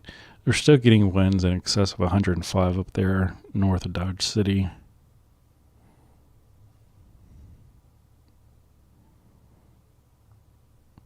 And keep in mind, these wind speeds are strong enough. If there's a tractor trailer crossing over, Highway 56, I've seen trailers knocked over 70-mile-an-hour winds. So if it's blowing in the right direction and there's a tractor trailer going there, you definitely don't want to stay away from tractor trailers. Give them their space, because they're going to be getting blown all over the road.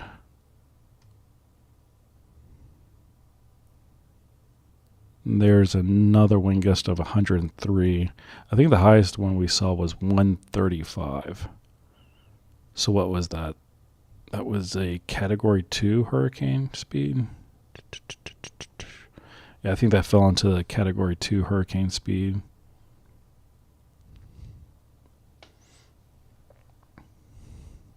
Actually, let me jump over to Windy and see if we have any cameras right there. That was near north of Dodge City. Let me get this off here really quick. That's a good idea. It's going to take me a minute to get in here to Dodge City. There we go. Now this camera isn't north of Dodge City, but this is downtown. And that picture was taken, looks like 11 minutes ago. There we go.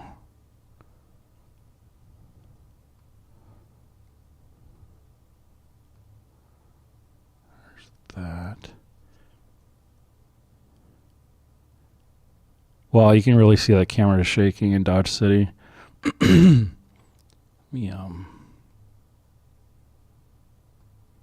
Let me get radar mega on the other side. Let's get that over there and then get this over here. Let's reload it. There we go. That's the closest one that I could find to Dodge City. There wasn't anything to the north of it.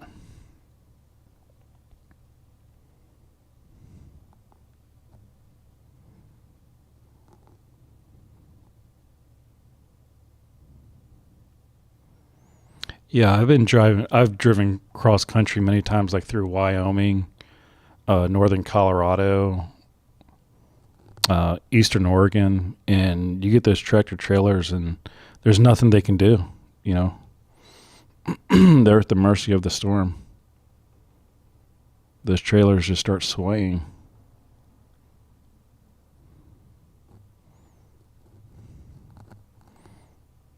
According to where the camera is, they're probably only getting 40-mile-an-hour winds, and look how hard it's shaking right now. If these winds move down into Dodge City, that camera might go offline if they get one of those 135-mile-an-hour gusts. I'll just have to wait and see. Looks like it's just blown a little bit farther south of Highway 156, so they should be okay. But they're still getting sustained winds of 56. I mean, that's still pretty good. And it looks like we have another 103-mile-an-hour gust here. You zoom in a little bit more. There we go. There's a 94. There's 105. 83, 103, 105, 105, another 105, and another 105.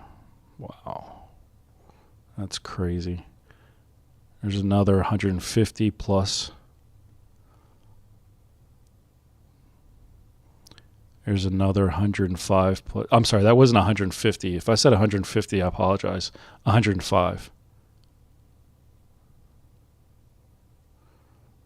Yeah, there's a 105 there.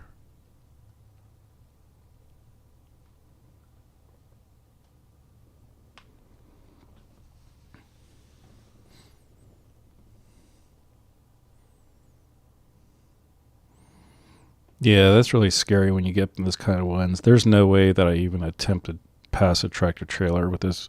When it starts getting up even in the 60s and 70s, I'll just, if I'm ahead of it, I stay ahead. If I'm behind, I'll just stay behind and just stay patient.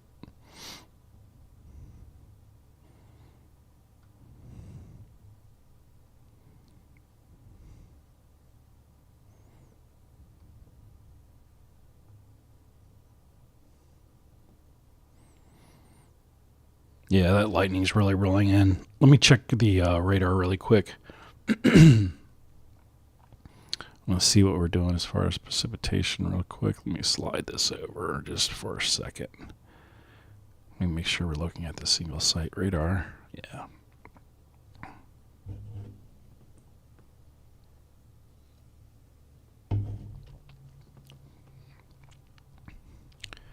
I'm going to run it through a couple frames just to see exactly where the storm's blowing. Looks like the heaviest of the rain has passed Dodge City and heading east towards Kinsley and Greensboro. But that wind is still just north of Dodge City. And actually they're getting, it's not comparable wind, but I saw a 78 in there. Whoa, wait a minute. There was a 98 right there. Get in here a little closer. There was a 93, I think, also. These are all 60s. There we go. There was a 103 mile an hour gust just to the west of Kings down along Interstate 54, Highway 54. There's a 92.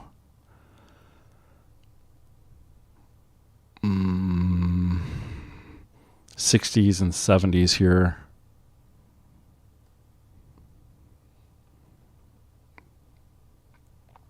I'm just going to scan around. There was a 98 right there, right on Highway 54.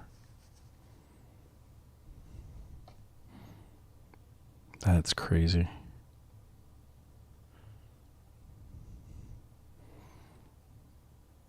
Yeah, look at that skyline just light up with that thunder and lightning. Wow, that was a big one. That lit up the whole sky.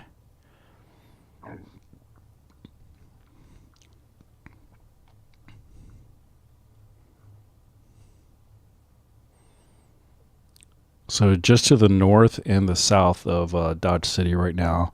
To the north, we're seeing winds. We tracked one at 135. It looks like the gusts up to the north are about 105 miles an hour.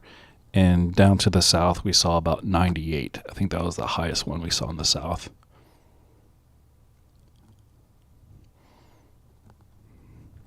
A lot of lightning strikes to the north of the city.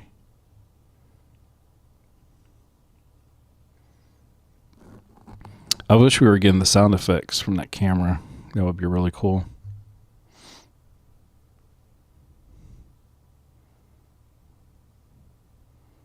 Look at that camera now starting to sway side to side a little bit. Boom. That was a big one. Wow, look at those.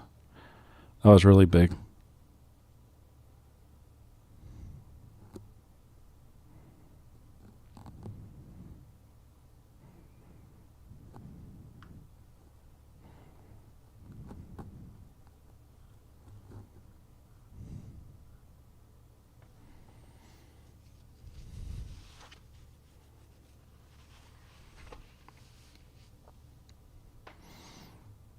There's a radar update. I'm going to check back up north really quick.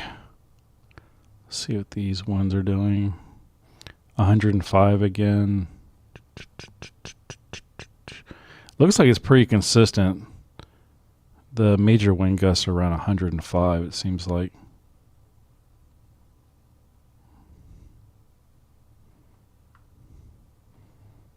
And down to the south, there's 50s, 60s, 70, 80, 94. Wow. 101.11 miles per hour right near Highway 54 to the west of Bunkland. Wow. 101 right there. I'll leave that there until we get the next radar update.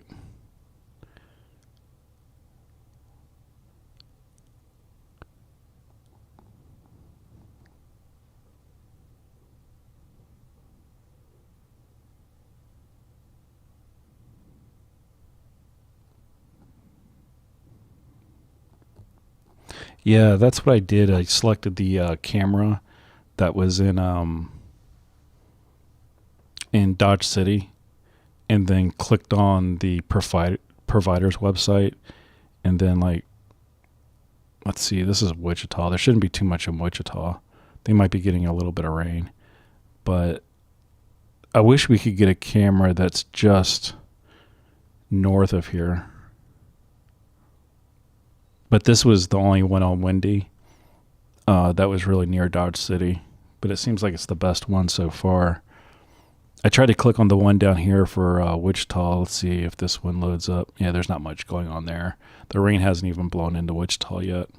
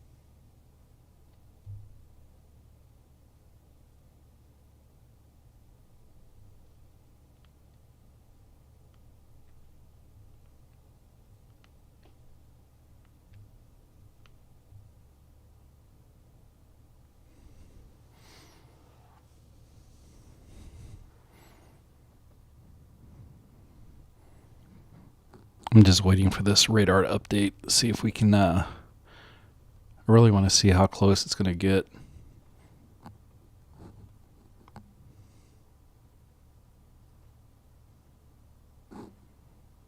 It's like the winds that are right near the city are gusting about 40, 49, I think was the highest. Dodge City is decent size. It's not huge by any means, but if we could get these winds a little bit closer, I'd love to be able to watch it on the camera there. Ooh, there's our 105 mile an hour gust to the north. I'm not sure what direction that camera's pointed. But it's definitely picking up the light. Whoa, there we go. That was a big old bolt of lightning.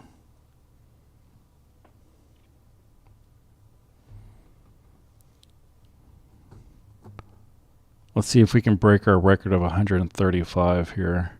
I think the strongest on this radar update has been 105.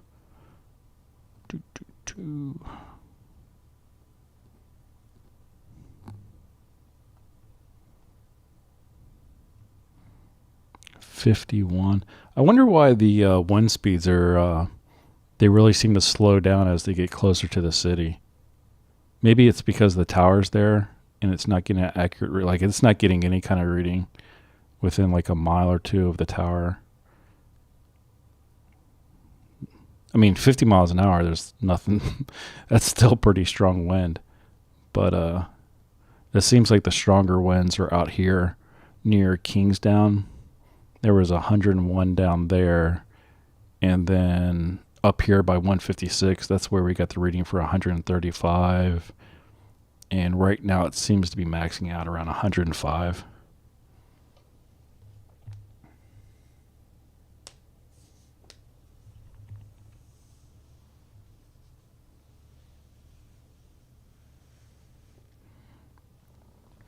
Have you guys ever noticed that the majority of these storms and these really crazy winds, it always happens at night? At least for the last month. I know they happen during the day sometimes, but it seems like, 90% of the larger storms that we're covering always happen after nightfall.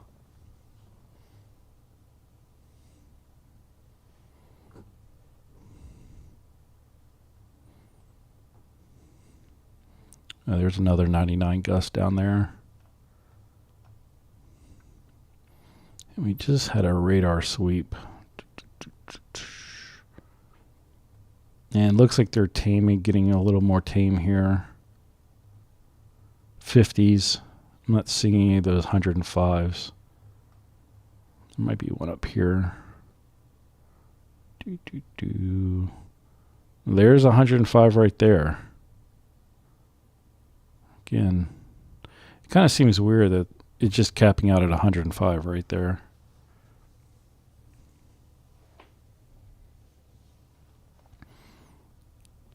That might be the strongest wind we've seen in a while. I think the highest wind I've ever seen on Radar Mega was 150 something, 159 when we got the tornadoes in Kentucky.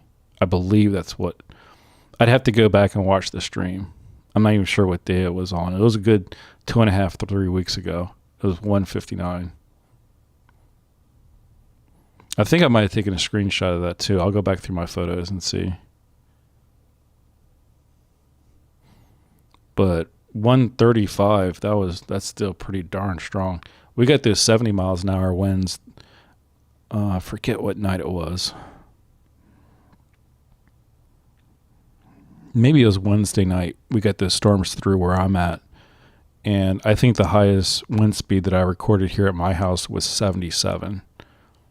And that was with heavy rain and pea-size hail. I don't even think it was pea-size. It was probably like right about pea-size hail. And just hearing 77 mile an hour winds beat the side of this, blowing against the siding of the house with the little hail, it was just like, oh my gosh. I thought for sure I was going to bust one of the windows.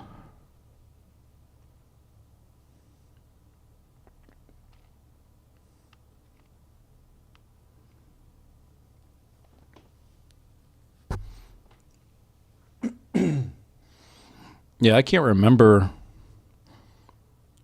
if we've in the last month, if we've covered 40 tornadoes, 35 of them were at night.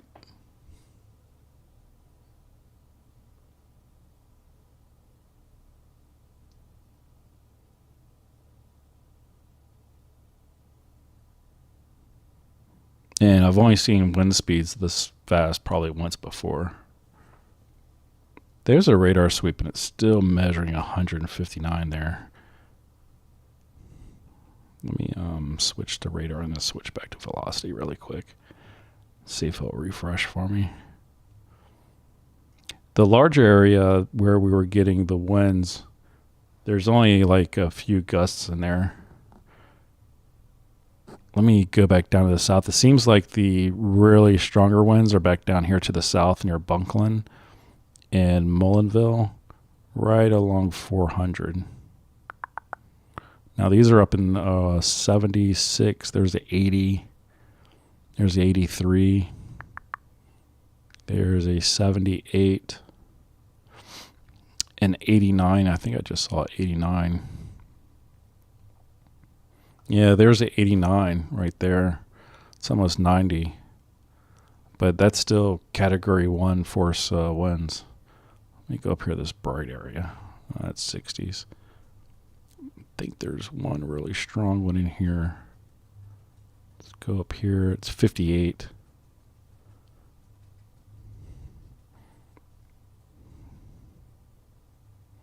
Whoops, I think I just spotted a 90. Or is that the same one? Yeah, there's a 92 right there.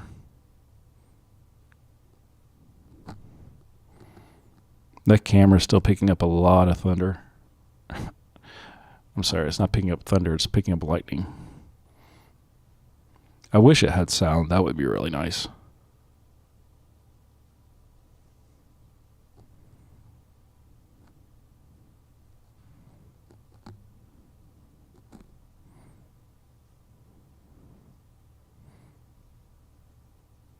I'm happy to see that we are getting more cams, though. It seemed like for the longest time there were only... Well, maybe it was because we were just looking at the Radar Omega. Radar Omega only has a few cameras. There's a lot of cameras down in Tennessee and Kentucky, but the rest of the country, some states, there's none on the Radar Omega app, but Windy seems to have a ton of them.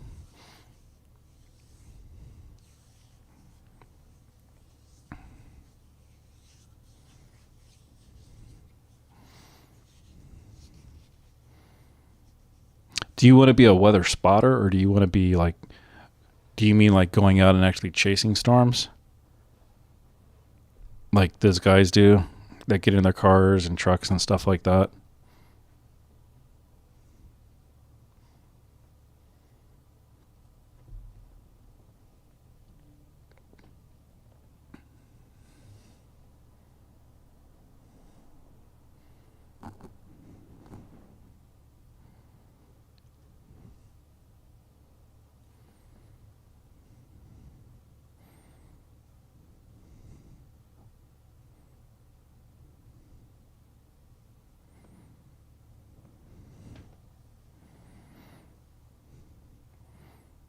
I'm going to go back up north as soon as this radar scan comes through and check those wind speeds. I think I need to switch back to radar and then switch back to velocity. Yeah, that one gust that was right there at 95 is back down to 74. I'm going to go back up to the north and see if we're getting any. Yeah, I don't think there's any chance there's any more 100 mile an hour gusts up here. Let's see. Yeah, they've really cut in half up to the north. Down in the south here, we're still getting some 50s. And then down here, we get into the 60s and 70s, it looks like.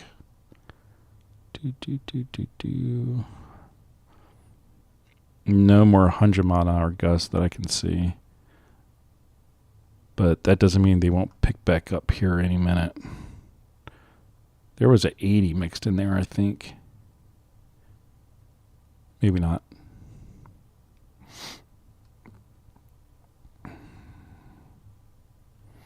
Oh, there was an 81 right there. Just rolled over it. 81 right there, right on the edge.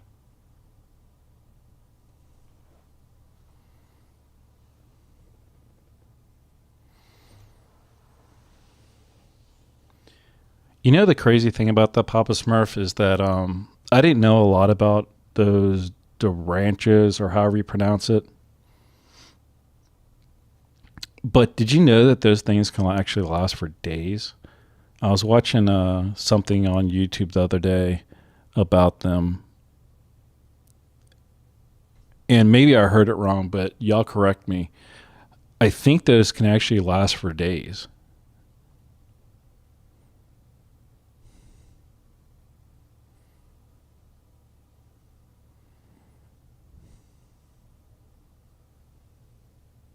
I know this one isn't. I don't think this is one of them anyway, but if it is, could you imagine something like this lasting for days?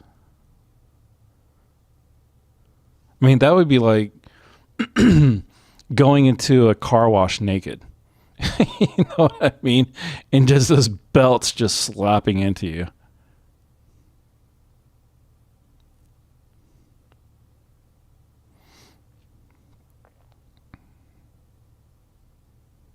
Oh, I see what you're saying, Sonia. Yeah.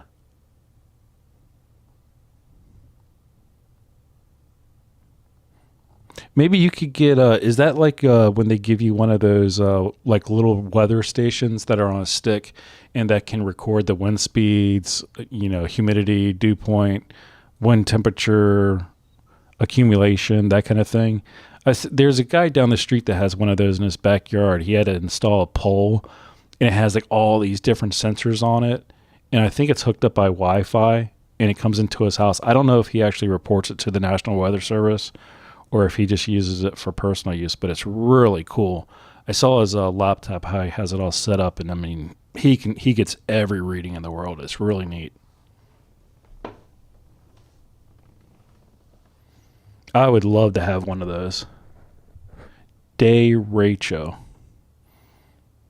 Miss Elise always coming through with the phonetic pronunciation. Derecho.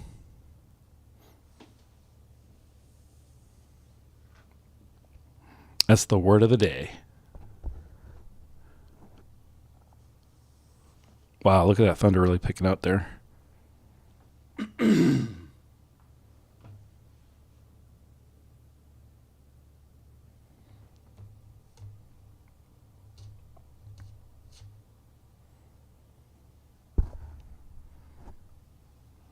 Hey, Elise, do you make any videos that are like like weather or educational, like topic stuff like that?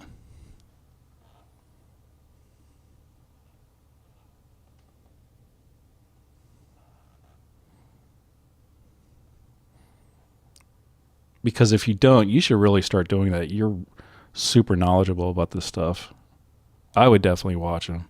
I watch the weather videos and the science videos like all day while I'm cooking, walking the dog, whatever I'm doing. I usually have a video playing on my phone or something.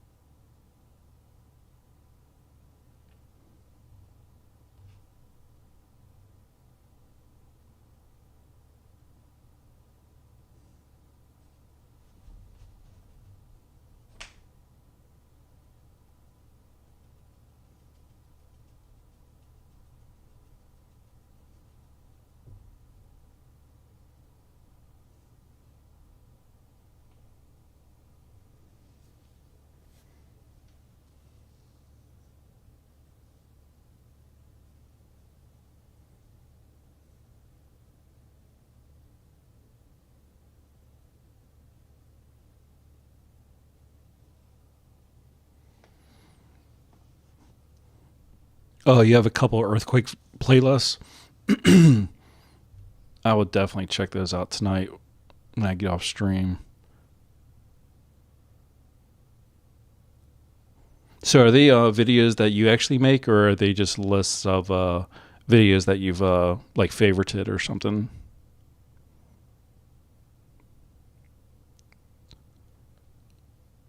Oh, you have to get the equipment yourself, Sonia. I wonder what. I wonder if you could get like a discount or something like that from like the state that you live in, or maybe directly from the. Maybe if you purchase it directly from the National Weather Service or something, maybe they give you some kind of discount through one of their suppliers.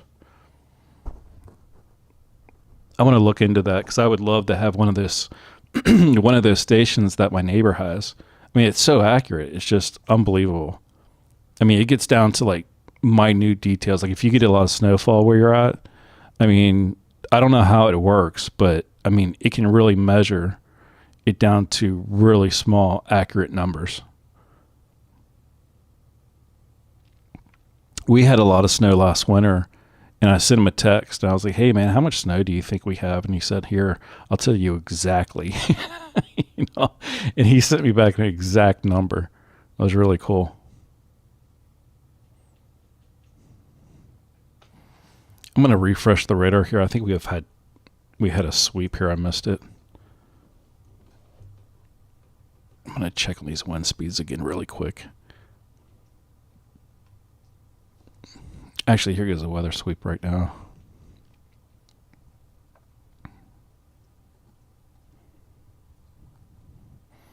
Dodge City is currently getting lit up by that lightning.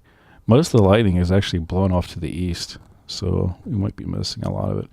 I'm going to check to see if we have another camera out there towards the east. And it looks like wind velocities to the north have really calmed down. Most of the winds are down here to the southeast of Dodge City. And I think the highest one is going to be. Ooh, I saw 83 over there. There's a 83.22 miles per hour. And then there was a 92.16, 83.22, 97. Oh, I'm sorry, 87, right next to a 94. We're almost up in the 100 range again down here. I'm going to jump over to Windy really quick and see if we can catch another camera that's just to the east of Dodge City. Let me go full screen here real quick. There's a camera. Actually, this might be better. Let's take a look at this one. Ooh, it's dark. Let's go to the provider's website real quick. temporary outage of camera image and electronic signs on the CanDrive website and mobile app in Kansas area. They must have got knocked out by the storm. That's too bad, because that would have been a really good spot. It's back to Dodge City.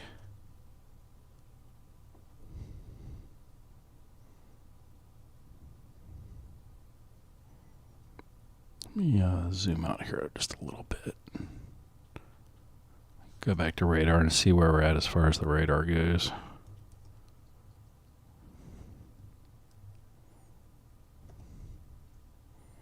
Let me see. Let me go over to the Wichita radar really quick. It's going to be an hour or more before that storm actually hits Wichita. That one little tail kind of part is north. And let's see what kind of velocities they're getting up there. It looks like they're just in the teens and the 20s right now.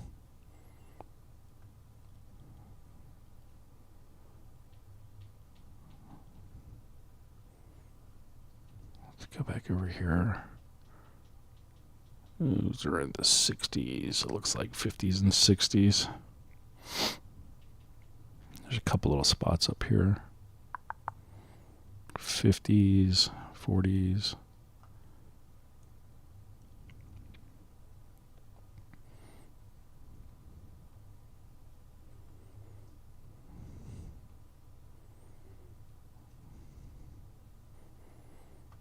It's near Mullinsville and Greensburg. Let's see.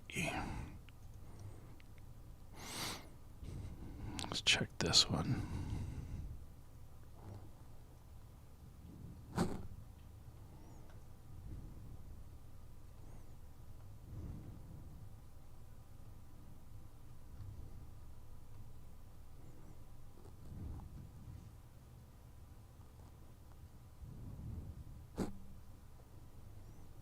I think that's way too far north of our storm.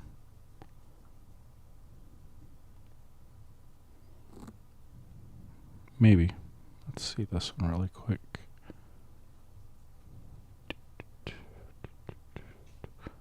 Oh, darn it. It's on that CanDrive website again. All the cameras are out.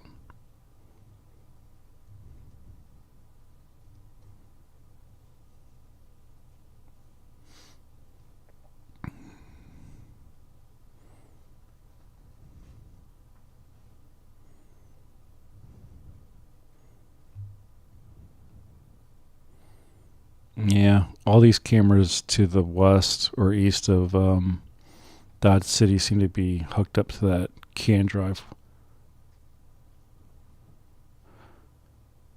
And I think all the storm... Ooh, there was a big old lightning strike there.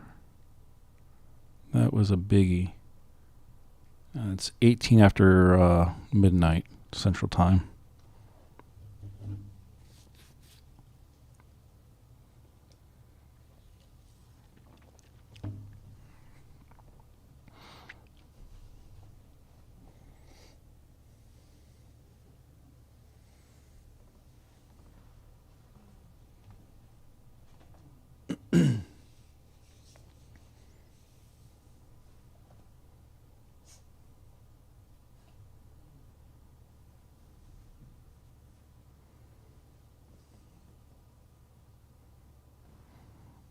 Oh, I missed that, Elise. I just saw your post. I just saw Sonia comment about it. I didn't see your comment up there with the playlist. I'm gonna pull that up right now in another tab real quick. Thank you for posting that.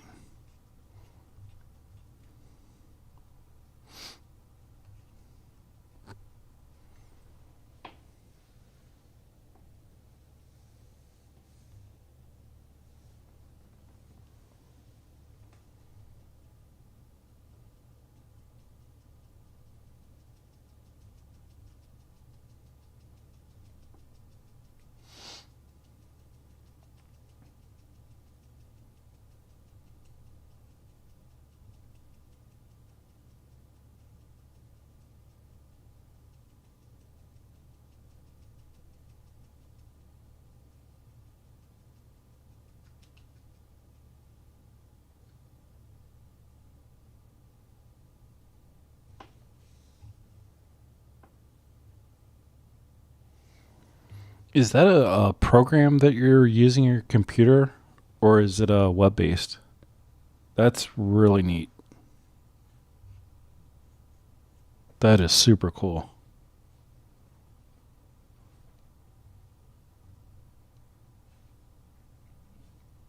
Oh my gosh, that is really cool.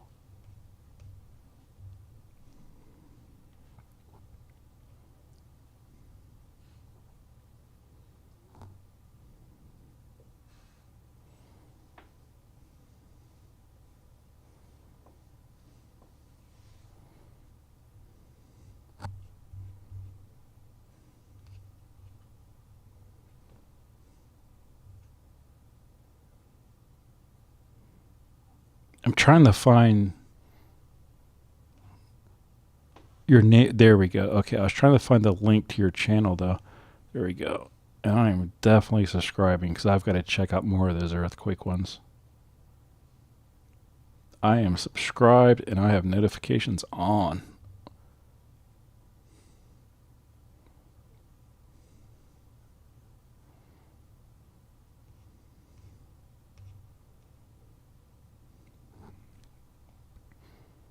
If anybody in here is into the weather thing and to earthquakes and stuff like that, hit up Elisa's channel.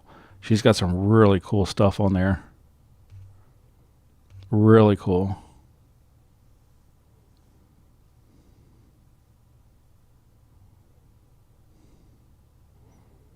A lot of different playlists too that you could just put it on autoplay. That's really neat.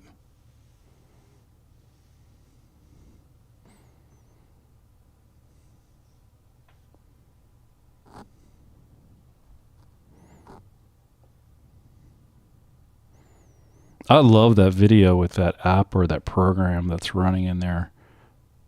It's like it's just like Radar Omega sort of for like earthquakes.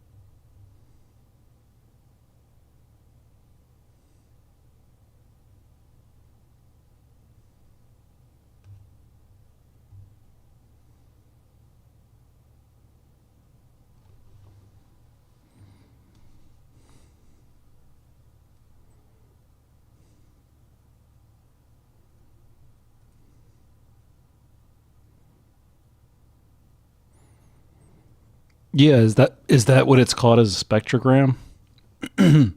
Where it's showing like where it's lighting up, where the all the different earthquakes are being spotted.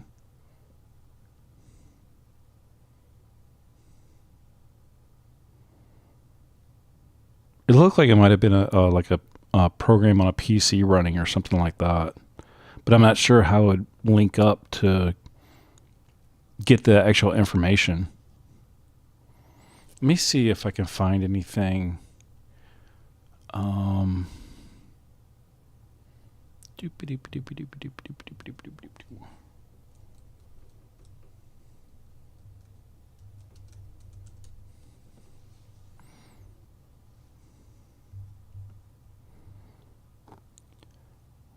Let me see if I can find anything on here really quick. Whoops, I clicked the wrong button.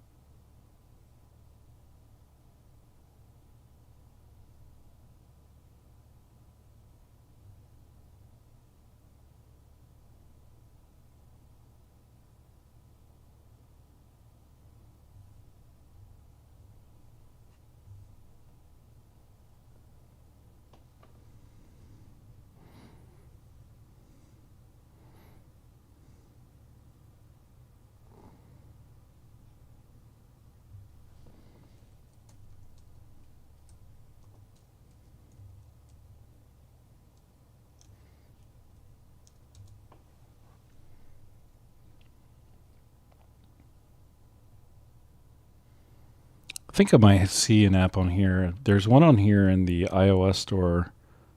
It looks like it's free. It's called Earthquake Monitor, and then the other one is a paid app, $1.99 for Earthquake Viewer. I don't know. Then there's another one down here called Instant USGS Earthquake Pro. And then there's another one down here. Looks kind of cool. SEISMO. Not sure how to pronounce that, but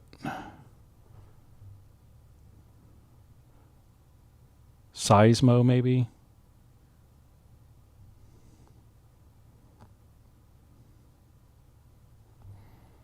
It doesn't give a lot of pictures though, unfortunately. Let me see.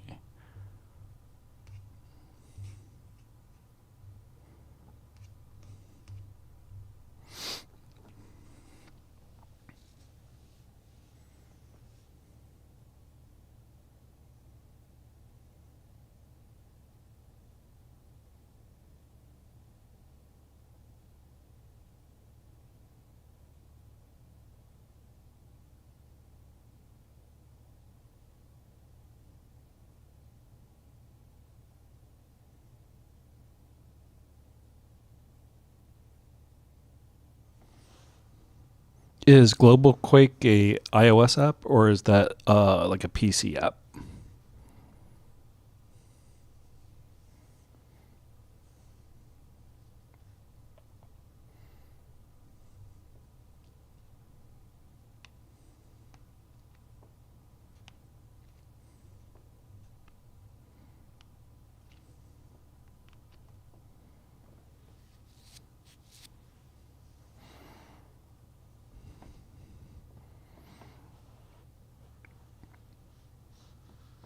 It is almost endless, at least. That's why I need like 20 monitors. I need like 20 monitors on my wall so I can monitor everything at the same time.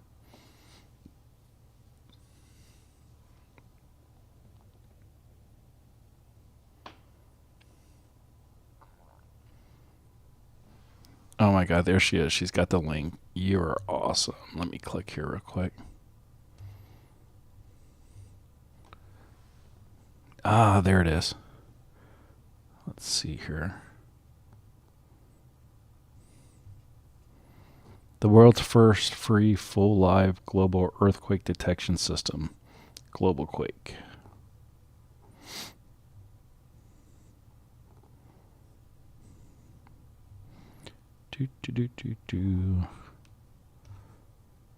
Oh, my computer might be way too old. Let me see something here.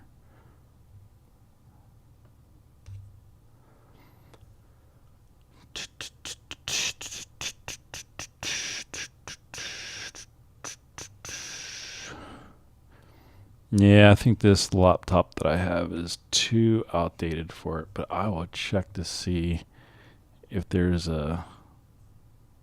Oh, it's computer only. I don't think they have an iOS version. I just need to upgrade my computer. That's all there is to it.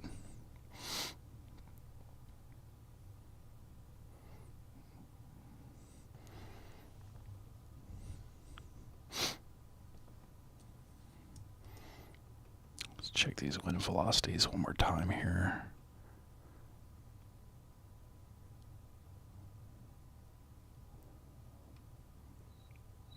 It still looks like in the south we're just capping out at about 72. There's a 76, I think, in there. Still pretty strong. Right down near Greensburg in Mullinville along 183.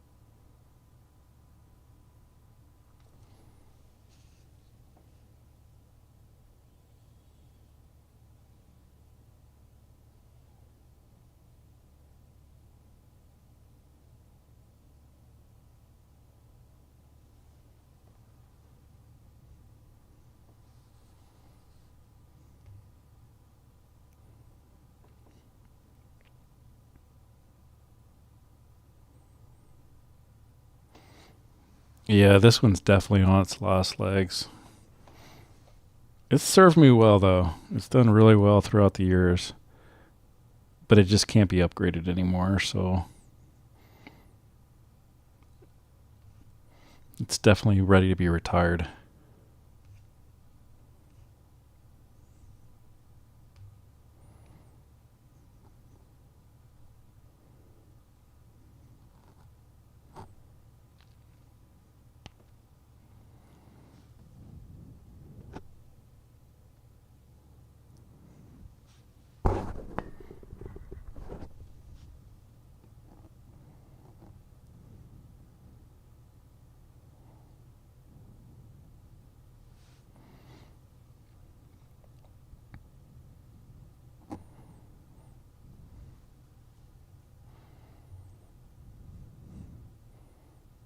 I just jumped over the spring. I'm gonna check the warnings here. Then I'll jump back over to Dodge City and see if those winds to the southeast are still cranking out. Looks like we still have Marion, Kansas, Chase, Kansas, Morris, Kansas, 12 more minutes in that severe thunderstorm warning. Pawnee, Kansas, 12 more minutes. Ozark, Missouri. Lake, New Madrid. Let me start over. Lake, Tennessee, New Madrid, Missouri. Dyer, Tennessee. Obion, Tennessee. Dunklin, Missouri. Lauderdale, Tennessee. Mississippi, Arkansas has 27 minutes left on their severe thunderstorm warning. Apparently, they've gone ahead and blown into Tennessee. I didn't realize they were that close. Baxter, Arkansas, Marion, Arkansas, 42 minutes. Stone, Missouri, Lawrence, Missouri, Barry, Missouri, Christian, Missouri, still has 42 minutes. There's 57 minutes left in Pratt, Kansas, Barber, Kansas, Kauai, Kansas, Edwards, Kansas, Comanche, Kansas, and Stafford, Kansas. And that damage threat is still labeled considerable, was 70-mile-an-hour gusts, and we know for a fact that those are a lot higher than 70 miles an hour. I want to go take a look at this radar really quick over here where it crossed the border into Tennessee. We haven't seen that yet. Yeah, it looks like it just crossed over into Tennessee. I'm going to run it back a few frames just to see if it's still moving eastward or if it started going a little bit to the north. No, actually, it looks like it's going east-southeast. It's going to be blowing into Jackson, I think. It's just over Union City, going into Paris, just north of Jackson and Lexington. And it's going to be blowing into Clarksville, Dixon, Nashville, Franklin, Smyrna, Hendersonville, and Lebanon. Probably within the next 30 to 40 minutes.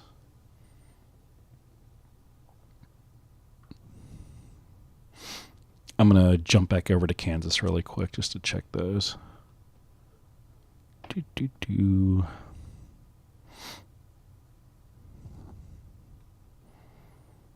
we go. And those are still going pretty strong. It's actually intensified up there to the northeast of Newton. The rainfall is definitely intensified. They might be getting pea-sized hail, and there's lighter areas just south of Lincolnville, looks like.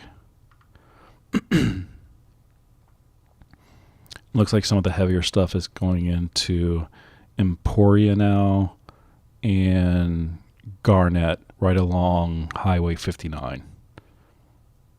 There's a little streak of heavy stuff coming into Highway 59 right there in the town of Garnett.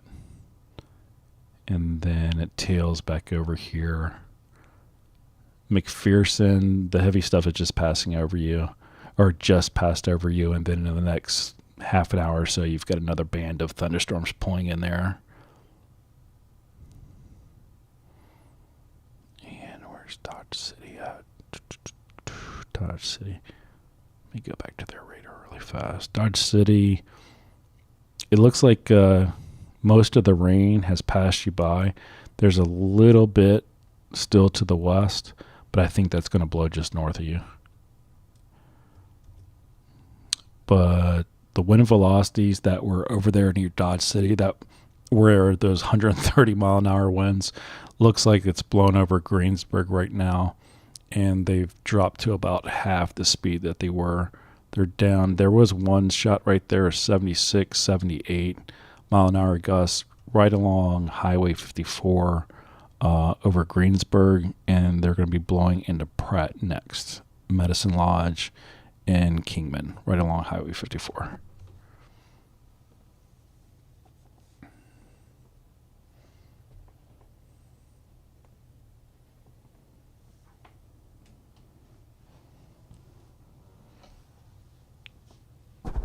Oh, Sonia, that's so funny that you say that. I downloaded Photoshop on my laptop, and as soon as I started the download, it says your computer cannot support this, because a lot of those programs now are like web-based, like Lightroom and Photoshop, and there's no way I found a website that I could download it from and install it, but I couldn't run all the functions, like the AI, like going in and colorizing old black and white photos. Nada. Couldn't get it to work on mine.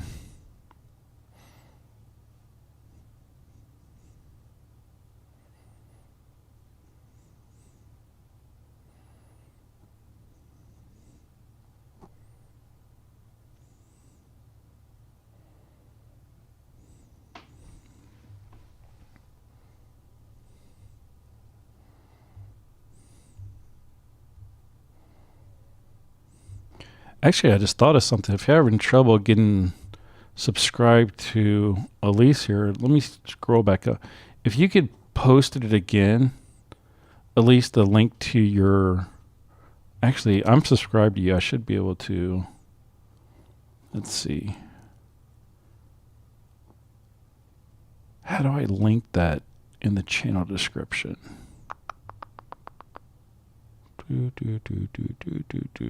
So it's just Miss Elise 1237, right? I should be able to put that in there. Here, I can just copy and paste it.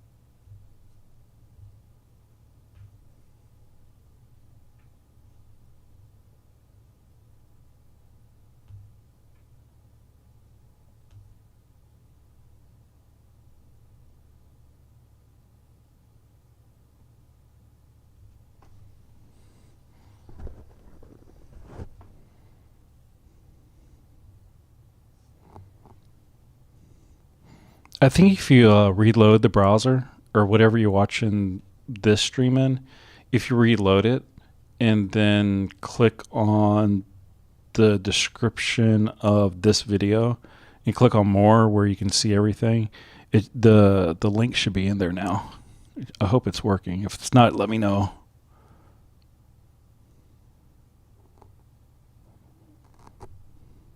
Oh shoot, you already got to subscribe. Well, at least anybody else who's watching, the link to Miss Elisa's YouTube channel is in the description of this video. So feel free to click on that, subscribe, and definitely hit the bell icon to get notifications when she posts something.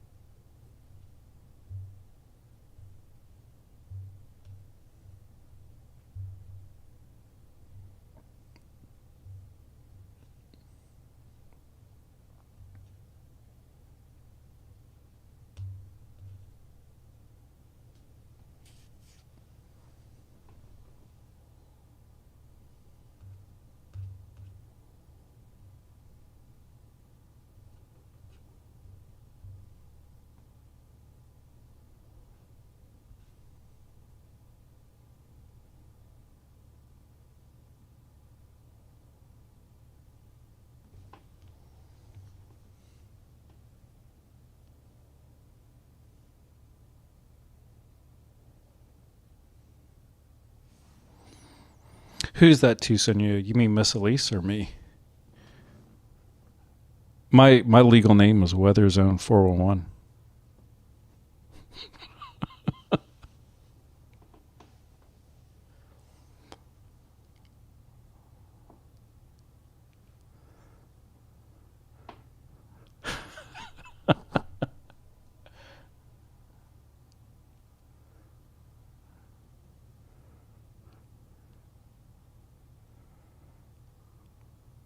I'm the 400th and 11th of a long line of weather zones.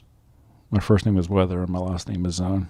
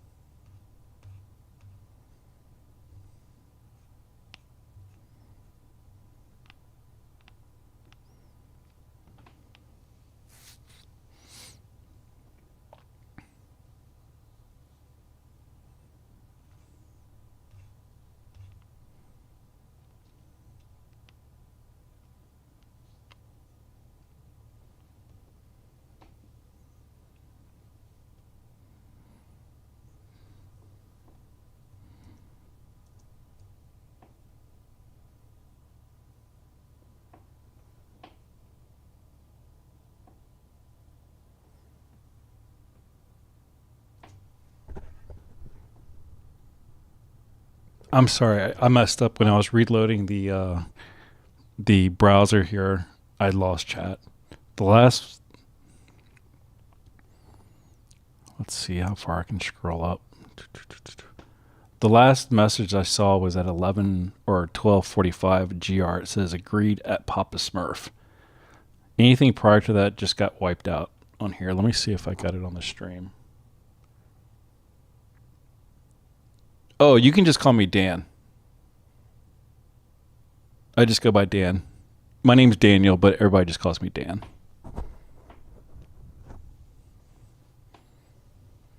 So anybody who wants to refer to me anything besides the Weather 411, just call me Dan. I should actually put that in the, I'll put that in the video description from now on too. Or maybe what I'll do is I'll put like a up there where the camera is, where the webcam is. I'll just put Bets Dan or something like that. I don't know. I'll figure something out. GR is in chat. What is going on?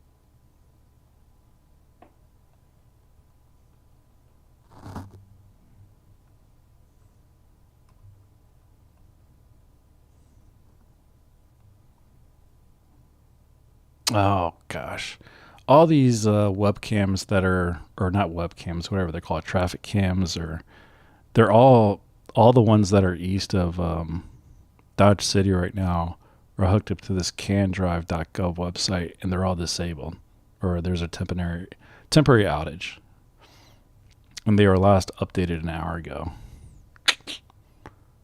Bummer.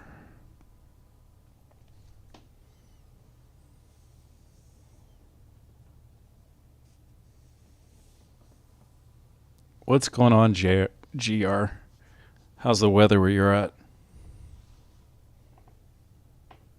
You're up late, man. It's almost 1 a.m. We're all up late.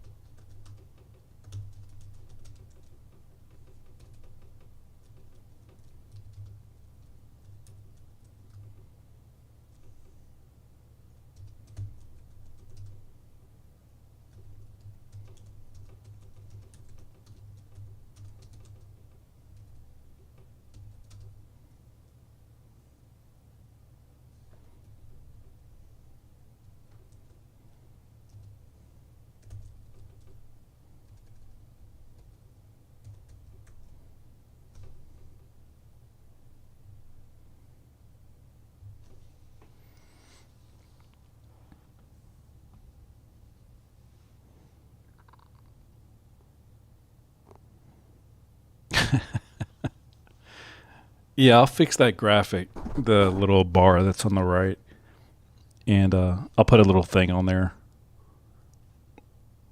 like a little name tag or something like that.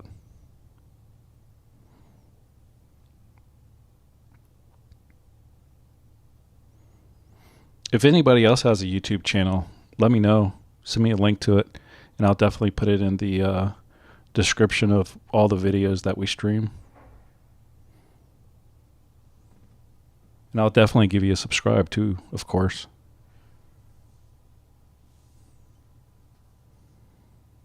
We can get a little network of channels going here.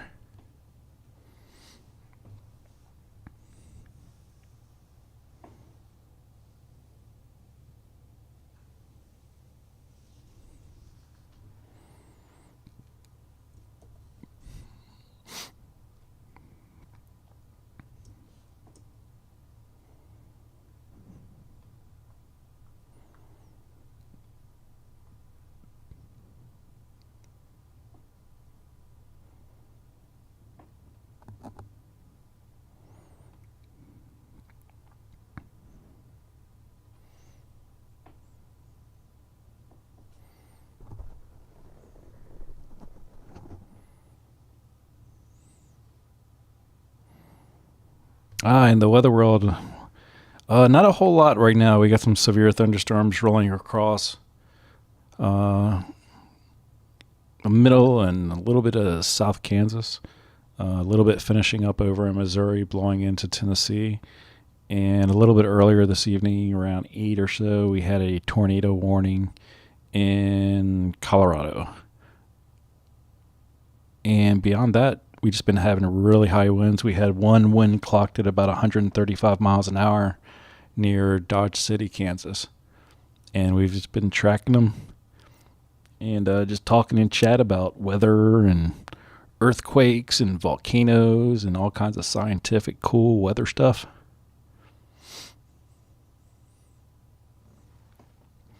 The usual.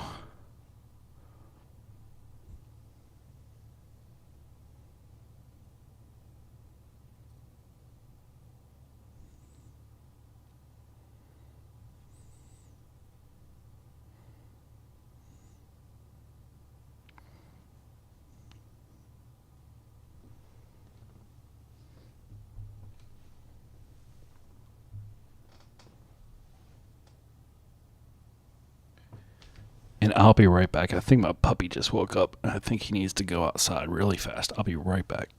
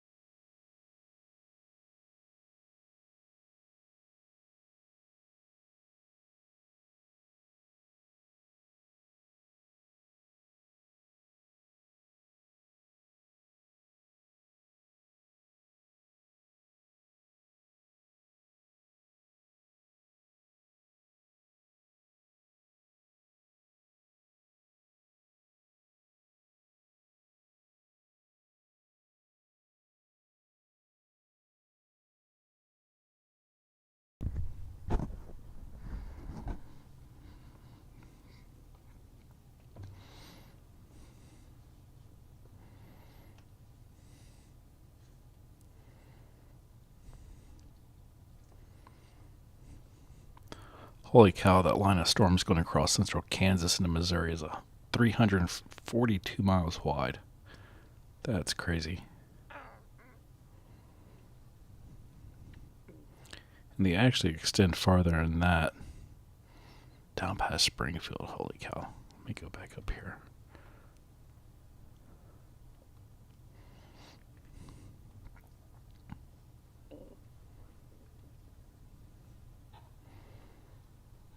Wow, 487 miles wide from Dodge City to east of Springfield. That's a long line of storms. Holy cow, that line of storms going across central Kansas and Missouri is a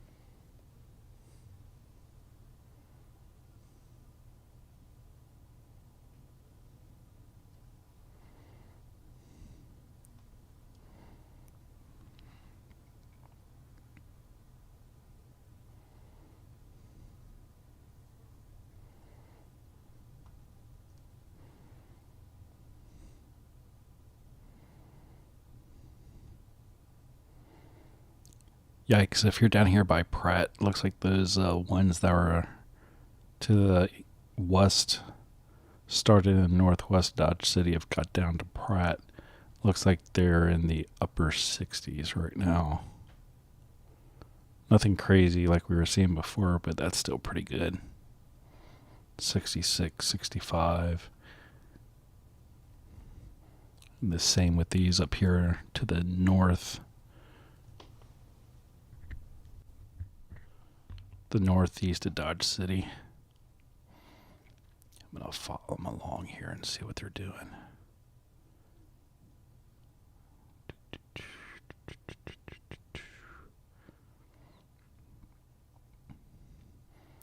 '30s and 20s.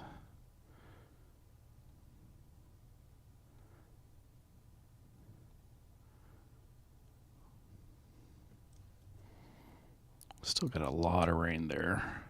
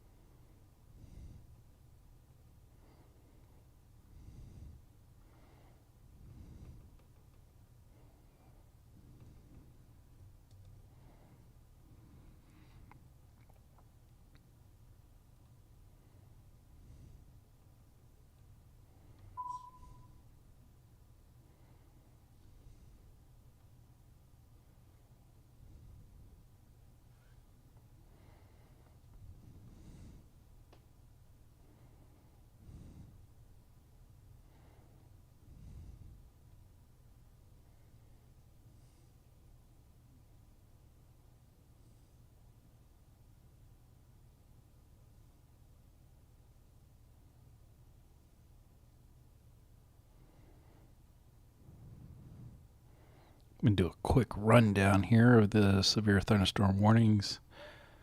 Looks like we have 11 minutes left in Lawrence, Stone, Christian, Berry, and Greene counties in Missouri for 11 more minutes. Ozark and Howe County in Missouri also. Barber and Stafford, Kansas. And now they're starting to pick up over there in Tennessee. We have 26 more minutes in Dyer, Lauderdale, Crockett, Haywood, Gibson, Tipton, and those are all counties in Tennessee. And then Mississippi, Arkansas, Obion, Weakley, Tennessee. That's 26 more minutes. And then in Missouri, Cedar County, Vernon, and Barden County, 41 more minutes. And those have a damage threat of considerable. Possibly 1 3/4 inch hail, 60 mile an hour winds.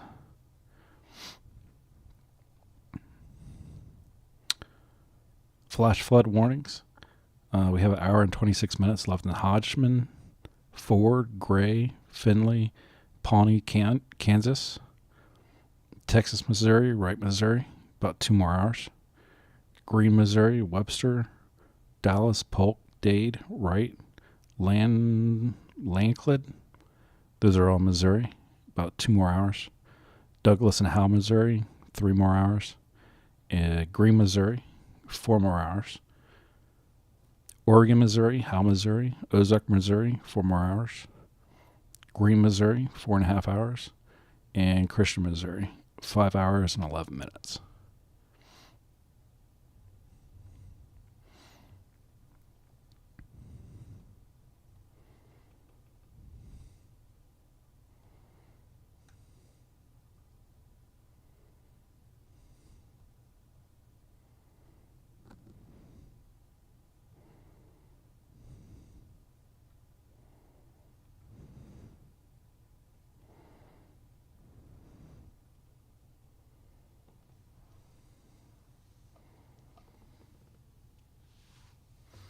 Yeah, that's what I was saying, GR, when we saw those wind speeds up there near Dodge City, Kansas. We were seeing hundreds, and then we had one gust of 135 miles an hour up there near northwest of Dodge City, and then a bunch of hundreds. It's pretty crazy.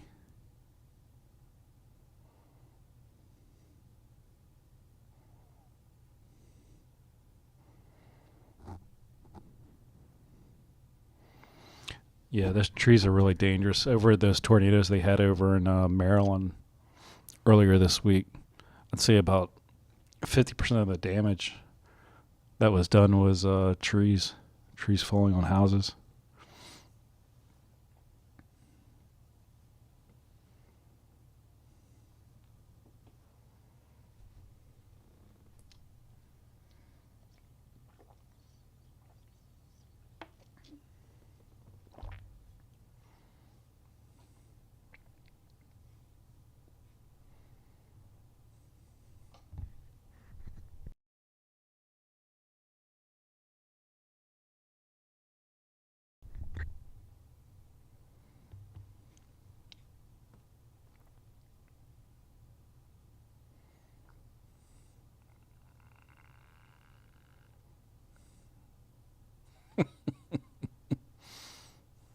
What is this?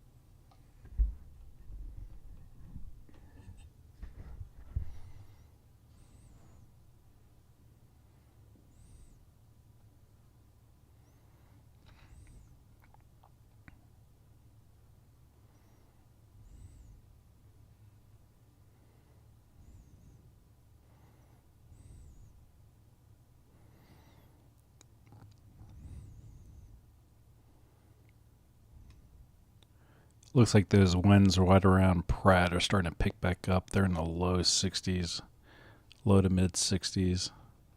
There's a 65 there.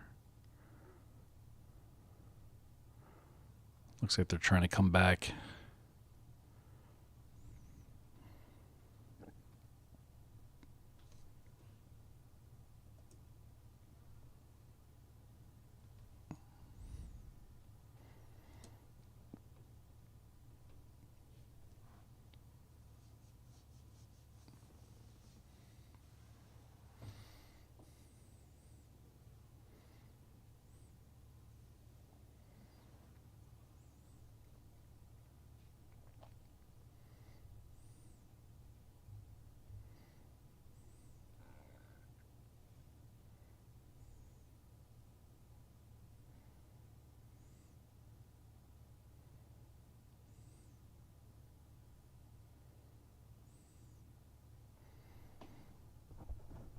Wow, those are probably pretty strong winds then, because I live in Kansas and we have millions of sunflowers here, and it takes quite a bit to uproot those. So that was some pretty strong wind. I got some growing in the backyard right now. They're not nearly as tall yet, but I know there's a few places that are around here where they're pretty darn tall.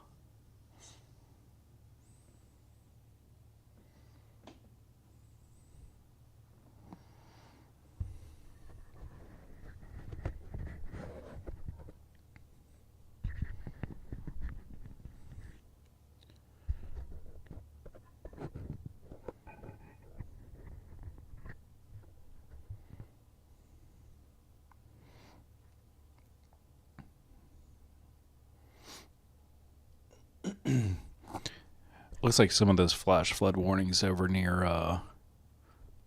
where is it at? Springfield just got extended about 48 more minutes. They're almost up to 2 hours. Some of them are out to 3 hours and 4 hours. It's moving along at a pretty good clip now north of Wichita. And it looks like Wichita's about 30 minutes out. They're just right over Pratt right now. That's where those really high winds are too, is right over by Pratt. So I'm assuming they're going to blow right into Wichita. We'll see here in the next half an hour. But again, that storm is stretching from Dodge City all the way past Springfield and the Ozark, almost to West Plains. That's about 430 miles. That storm's stretched out now.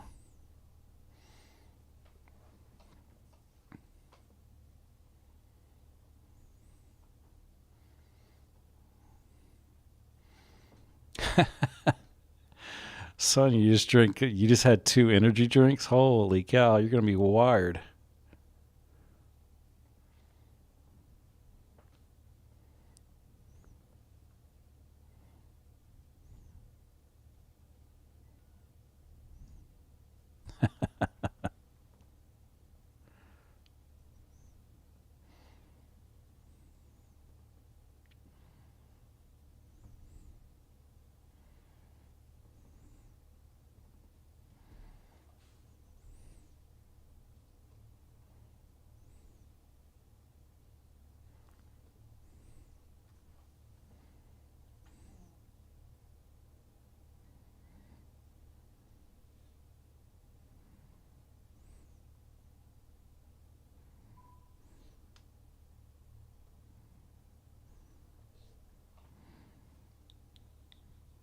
That's a lot of lightning strikes, too.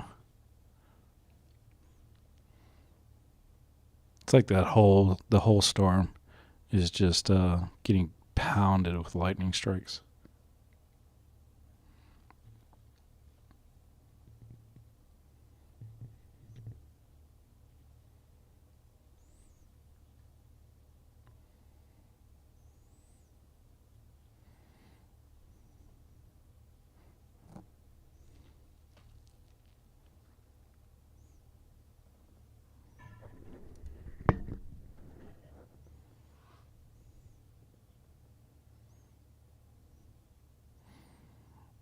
Yeah, it's like a big old shotgun stretching across Kansas right now.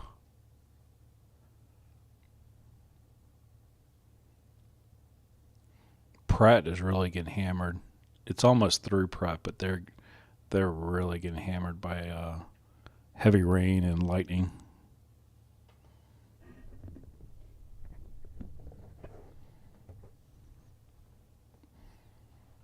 Pretty much everywhere. All that red and orange. It's pretty good rain coming down there with the wind to match it too. Down in Pratt, that's where the stronger winds are right now, up in the 60s, upper 60s and lower 70s, and along the barrel of the gun, it looks like teens to low 30s.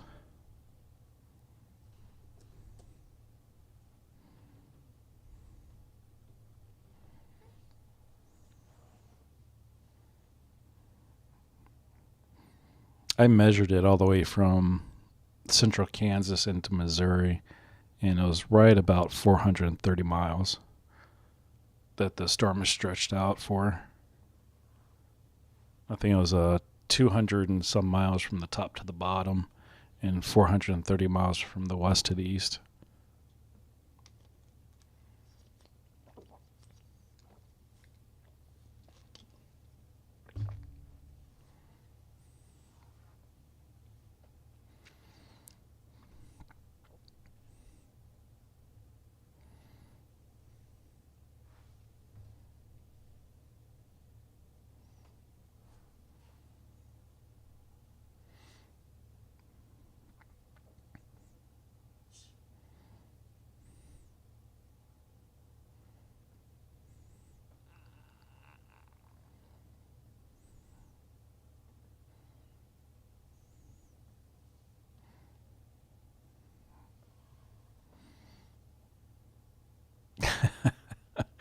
If I had one of those energy drinks right now, I would literally be up until tomorrow.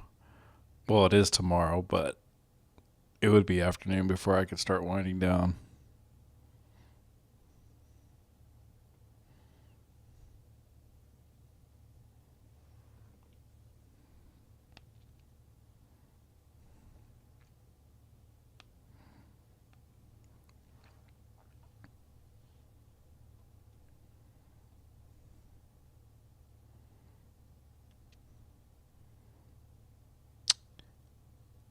Doesn't look like we have any. It looks like they just added 2 severe thunderstorm warnings to Kings County or Kingman County, Kansas, and Reno County, Kansas. I think Reno was already on the list, but they extended it from like 27 minutes out to about 57 minutes. Harper and Rice, I think, are already on the list. Everything else is pretty much the same.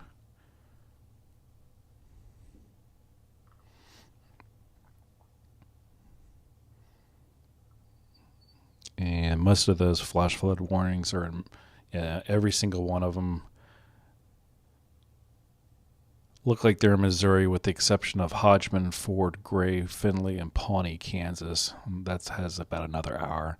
Ford, Kansas is expiring. Nope, that one got extended out an hour too. So that one's about an hour and 12 minutes. Everything else is in Missouri, ranging from an hour and 42 minutes out to about 5 hours.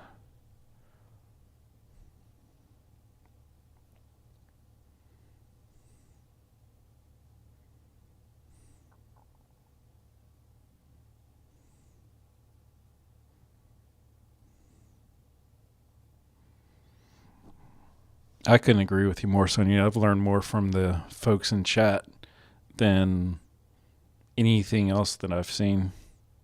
I learn something new every night. Just, I think every single night I've learned something new, either weather related or relating to weather apps and different ways to get information. It's really neat when you can get a bunch of people in here sharing their knowledge. I love it.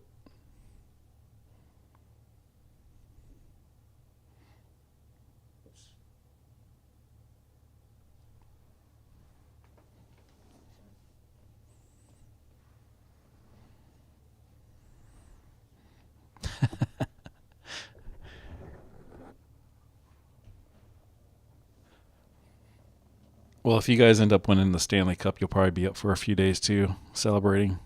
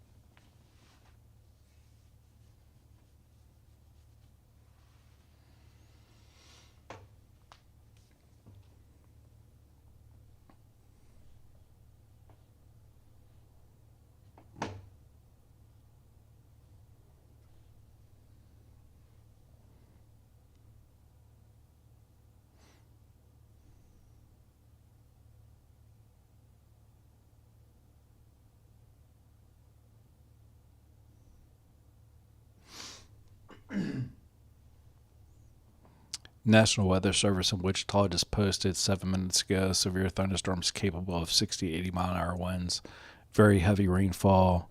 Quarter size hail will continue to track across eastern Kansas. Stay away from windows and never drive over flooded roadways. So it looks like they're getting the same wind speed ratings we were there for most of it.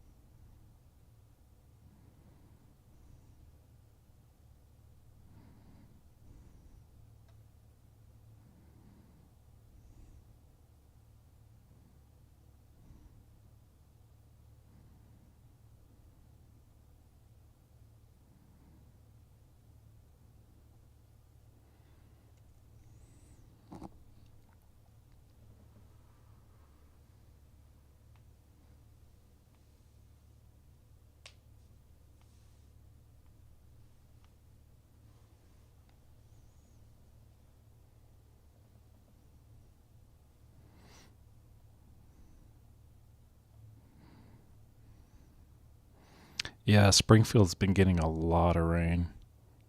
The ground there in Springfield must be drenched right now.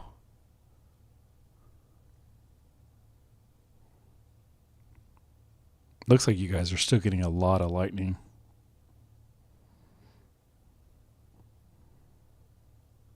If I'm guessing right, this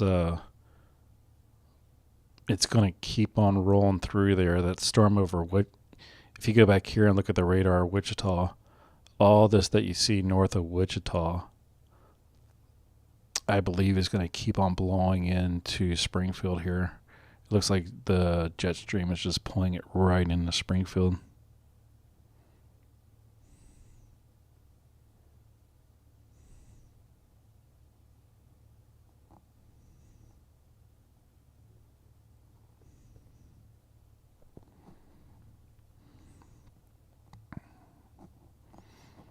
I'm sure Elise has a lot more knowledge than I do. The tracking that I did was 20 years ago.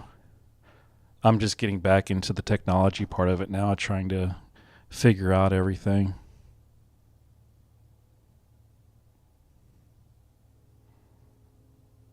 I just pretty much just report on what I see on the app.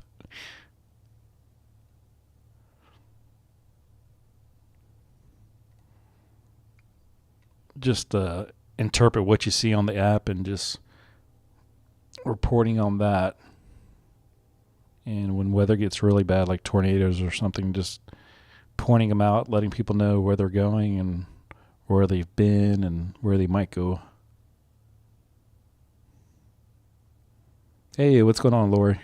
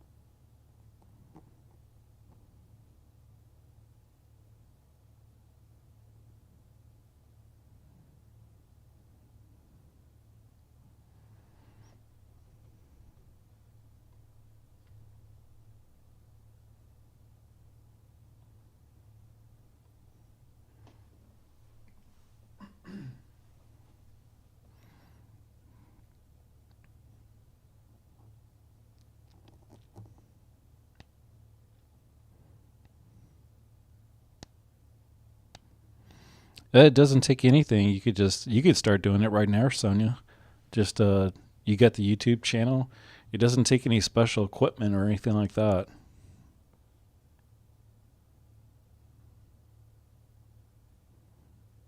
I appreciate it. Every little thing helps. I definitely appreciate it. If the channel grows, it grows. If it doesn't, it doesn't. I'm still going to do what I do if I have one person watching or 100 people watching or 1,000 people watching, or if I have one subscriber or a million subscribers, I'm still going to do the same exact thing. It won't change. I enjoy having more people in here for sure. I really like reading chat and interacting with all the different people and everything like that. You learn so many different things and finding out how people are in different areas and the weather they're experiencing and what they've experienced and all their talents that they have. We have so many people come through here. I mean, if we had everybody in chat at the same time and you asked a question about almost any topic, somebody would have the answer.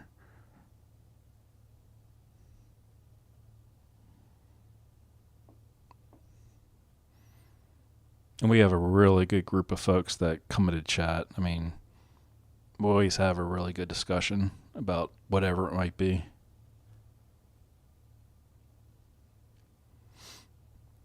That's why I like to leave the stream going. When I go to bed, I try to leave it up as long as I can. Sometimes it times out.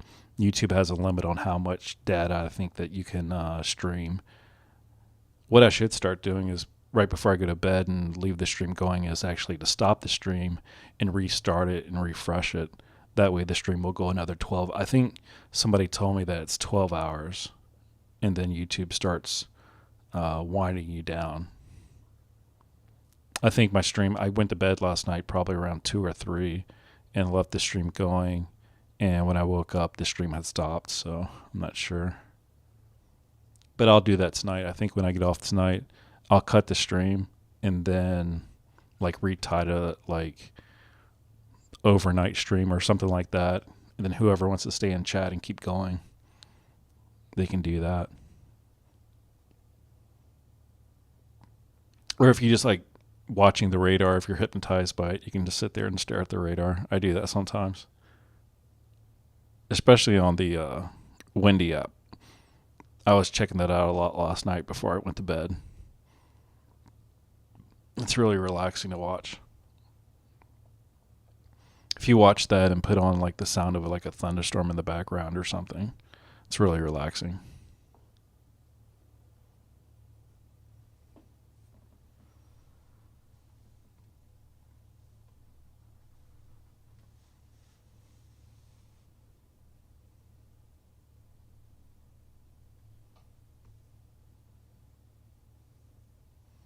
In about 30 seconds, a lot of these severe thunderstorm warnings are going to expire, and we're just going to be left with the ones in Missouri and Kansas, I think.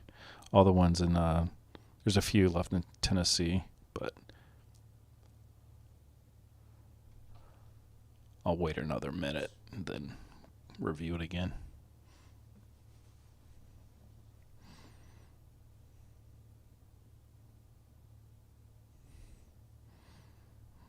I'm not any good at speaking other, Sonny. I just run my mouth. I just talk. I just talk to myself. And if other people hear me, that's great. Basically, I'm just reading right off the screen. I'm just reading what I see or just saying what I see. Describing, there we go. I'm just giving descriptions of what I see on the screen. That's all I'm doing.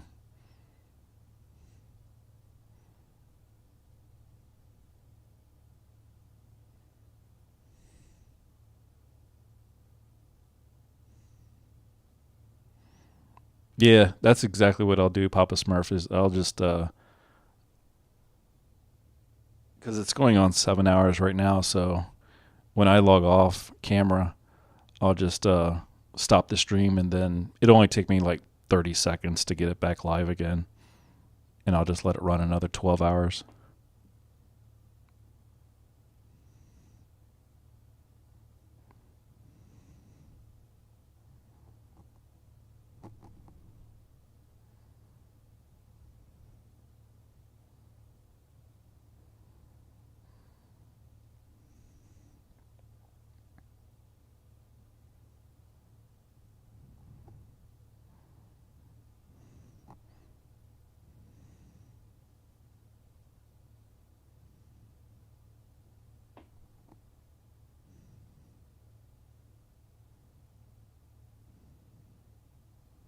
Yep, I think that's exactly right.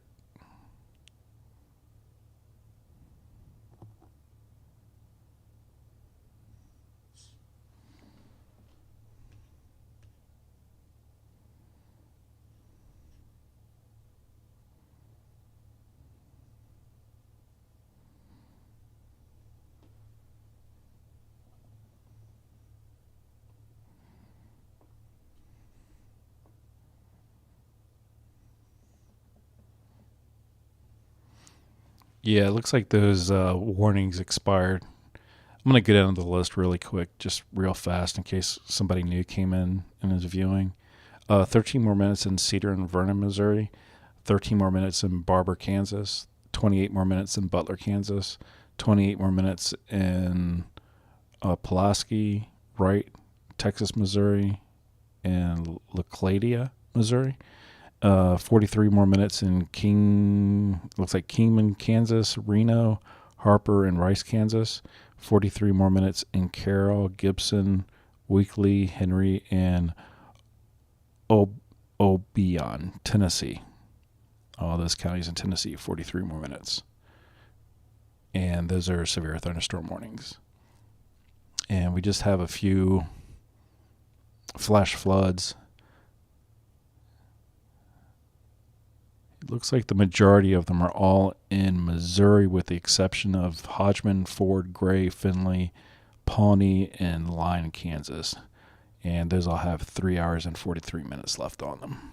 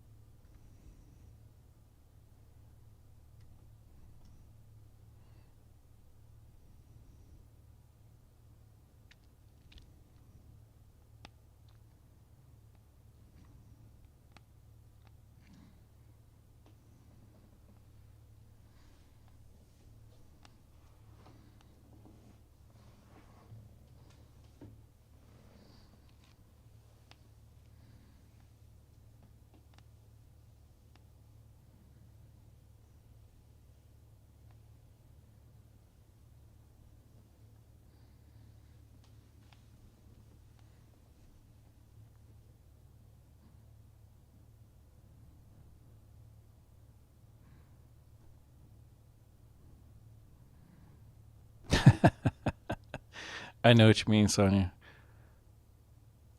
It's really not that different, though, because I can't see anybody. I just see the names in the chat and how many people are watching. It would be different if I was in a. I used to do a little bit of public speaking, like in the military and stuff like that. I have to get up in front of a lot of people and give talks, but on YouTube, it's completely different because I don't see anybody. I just see the names in chat, how many people are watching, reading messages, and all I'm doing is looking at an iPad screen right now with Radar Mega going, and I'm just relaying the information that I see. You guys probably don't even really need me. You could just watch the screen. Honestly, you don't need me. I could just keep the screen up and pull down the drop down menu of where the storms are, and yeah. Now that I think about it, I'm pretty useless. I just get the stuff up on the screen. That's probably the only thing that I'm actually doing.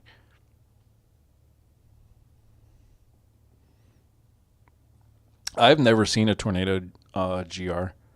I've seen a water spout when I lived in Florida, but I've never actually seen a tornado. I know I've been close to a couple little ones. They're probably not even tornadoes. They're probably like dust devils.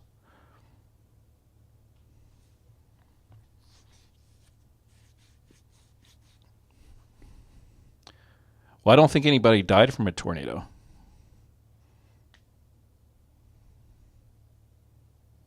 Holy cow, an F4. Holy moly.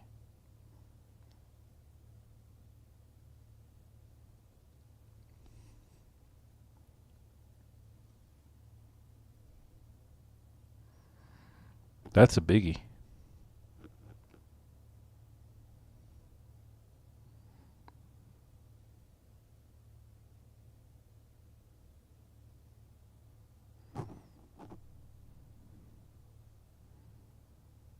I don't even want to see a F4.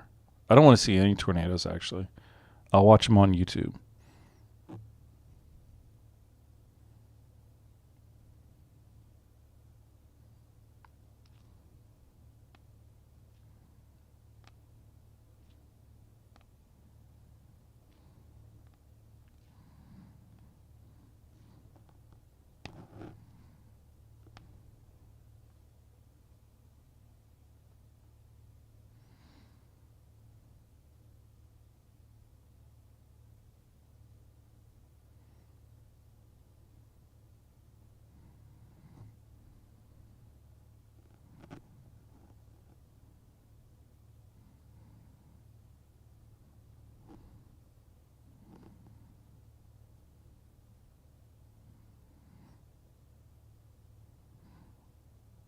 The only thing you need me for, Sonny, is just to hit play on this stream. Open up the app, go on YouTube, and hit play.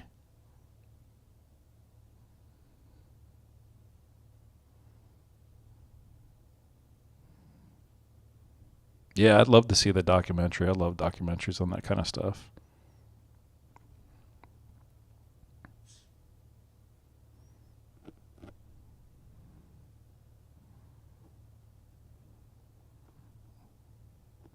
Oh, wow, F2.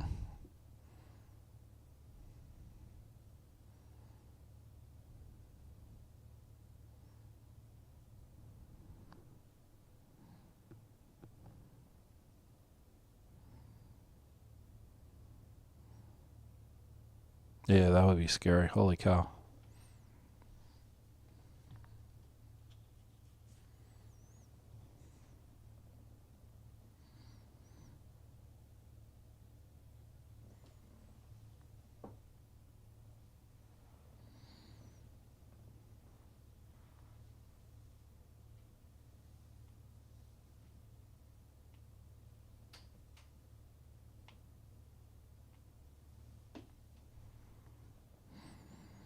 If I know the answer, I definitely will. If I don't, I just pull up Google. Google's definitely my friend.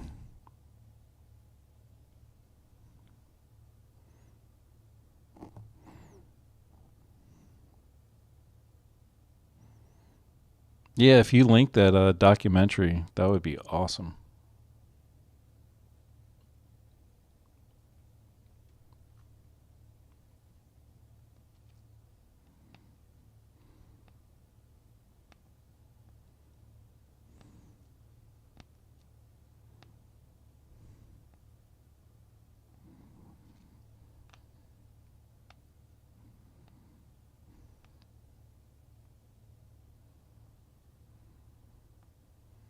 Just watching the videos of those EF4s are a little, give me a little bit of anxiety just watching them.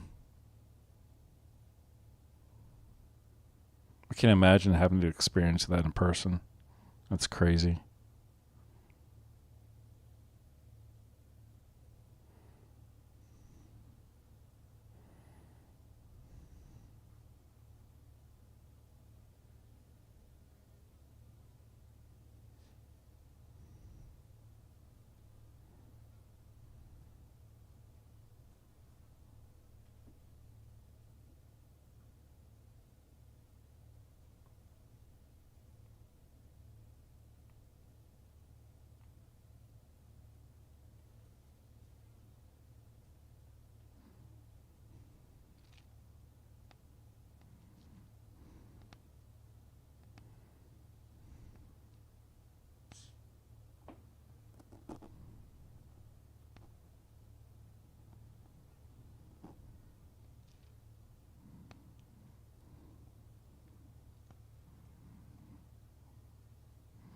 You're right, Papa Smurf. That would be, phew.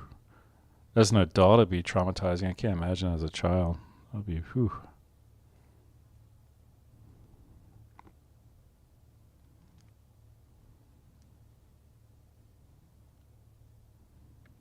Wow.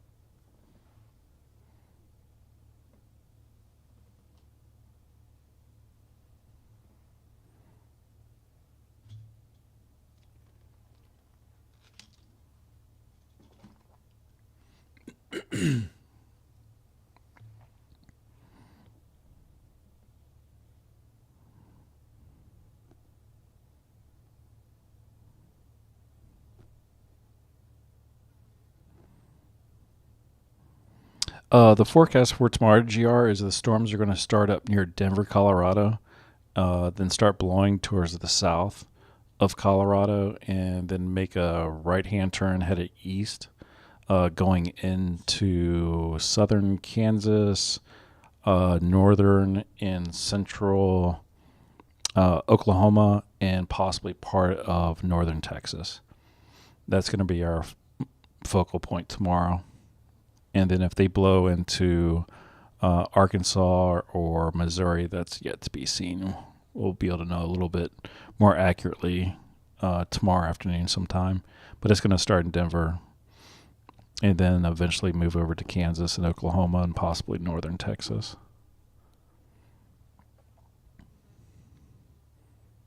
And it's probably going to be just a duplicate of today, except that they're going to blow down a little bit farther south.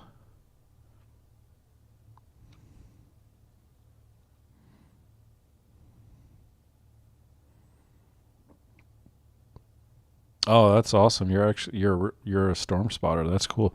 Actually, Sonia was just talking about that, about doing the whole storm spotter thing. That's pretty cool. Maybe you guys could exchange some information. That's pretty neat.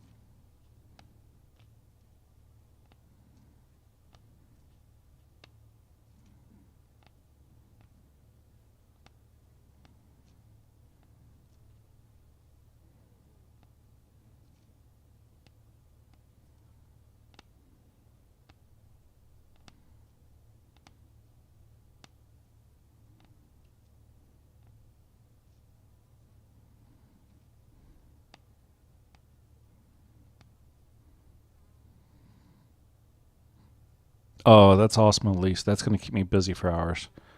I'm a documentary junkie. I love it.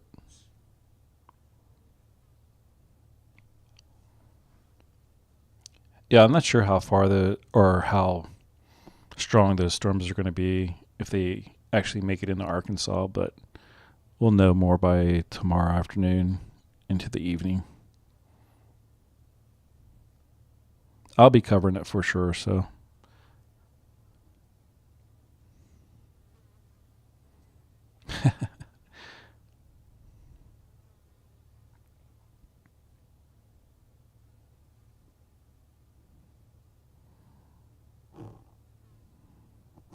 Yeah, I was definitely curious about how you get the equipment to do that. If maybe the weather service provided anything for it, or if you had to go get your own stuff. That's funny you mentioned that because we had just been talking about that a little bit earlier.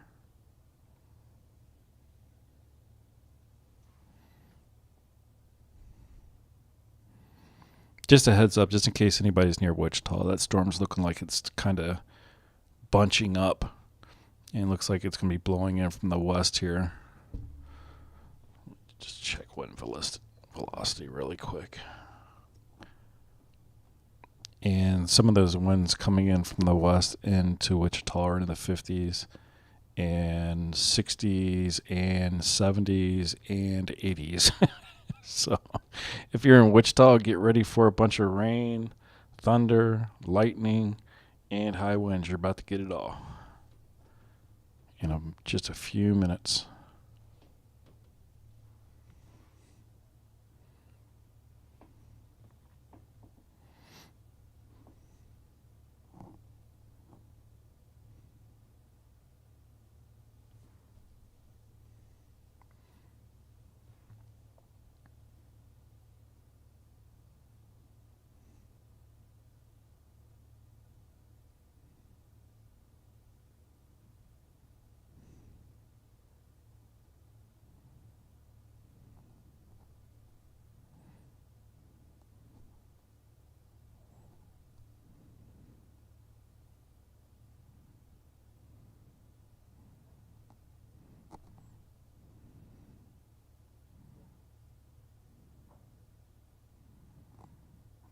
Oh man, at least I don't think I could do that.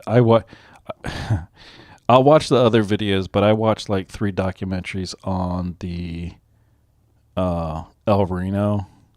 Oh my gosh, that was mentally draining and emotionally draining on that one. I have to take a break on the El Reno one, but I'll definitely watch the other ones. That's cool that all you need to do is get a certificate. So it's about a 2 hour class. And then what do they do? Do they give you a special app or something like that that you can install on your phone?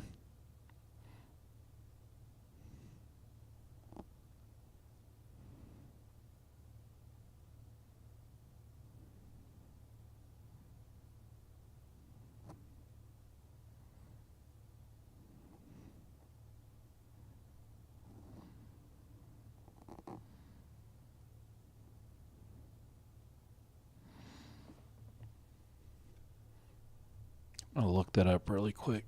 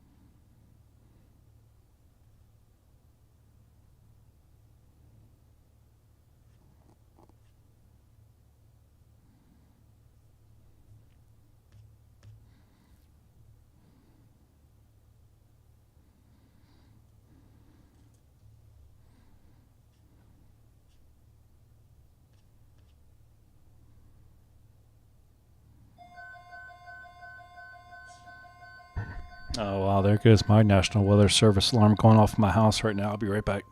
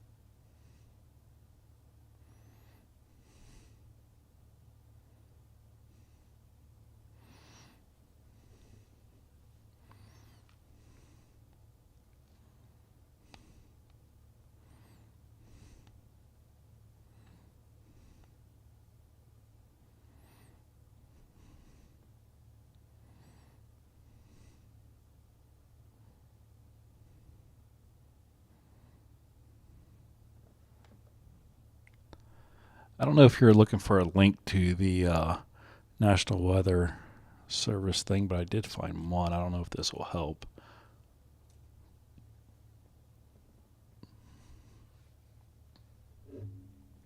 I'm sure you could just click around that site and probably show you where the areas are you get the certificate.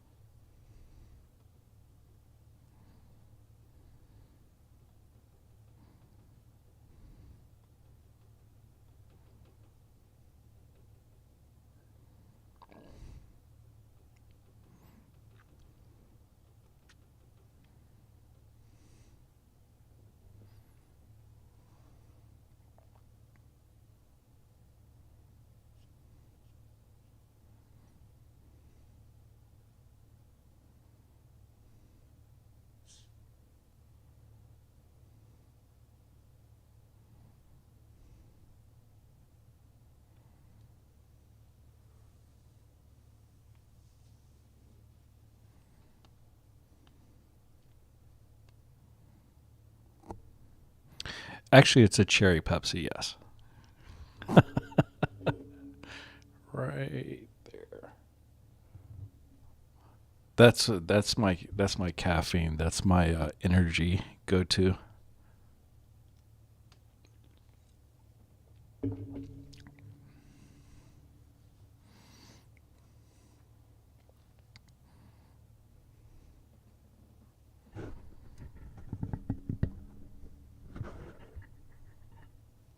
I should be drinking this sugar free, but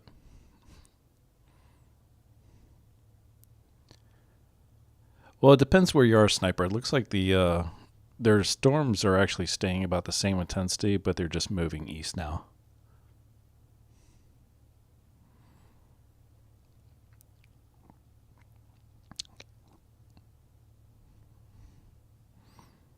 The one thing you got to watch out for, Sniper, right now is the wind speeds.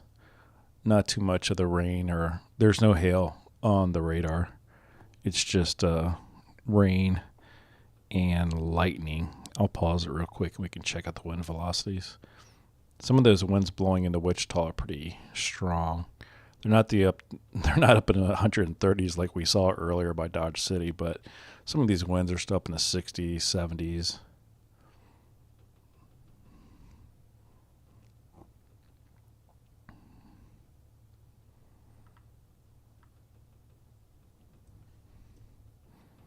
And it looks like they're going to keep on tracking. Let me run them back real quick. It looks like they're just heading directly east right now.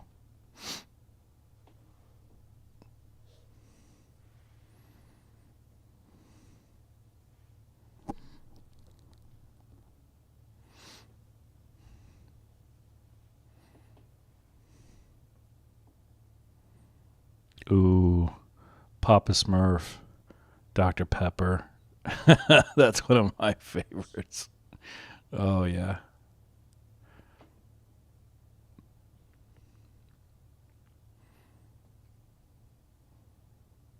Have you had the cream soda Dr. Pepper yet?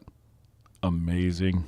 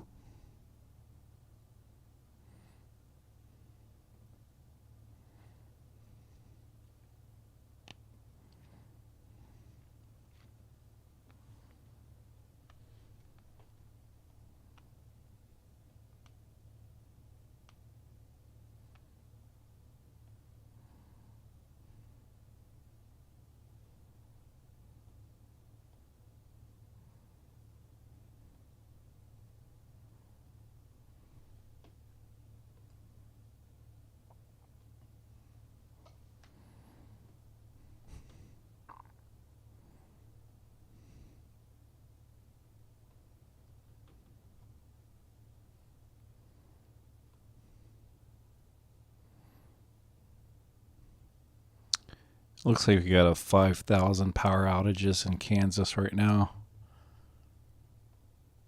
And Missouri has almost got about 4,000.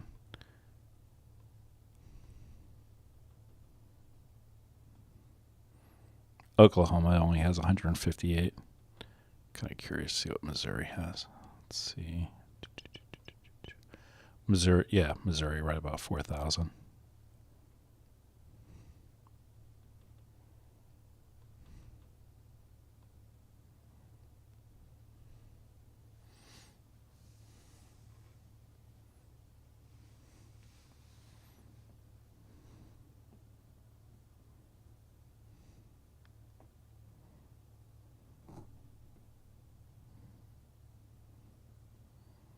I didn't even know they had a cherry Dr. Pepper. I gotta try that. That sounds really good.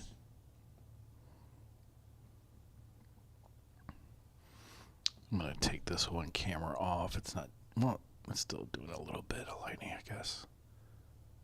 Let's see.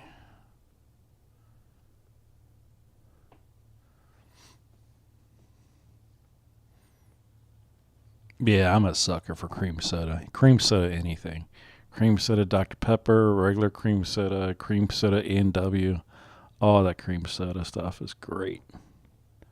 I haven't tried the cream soda flavored water yet. I still need to get those.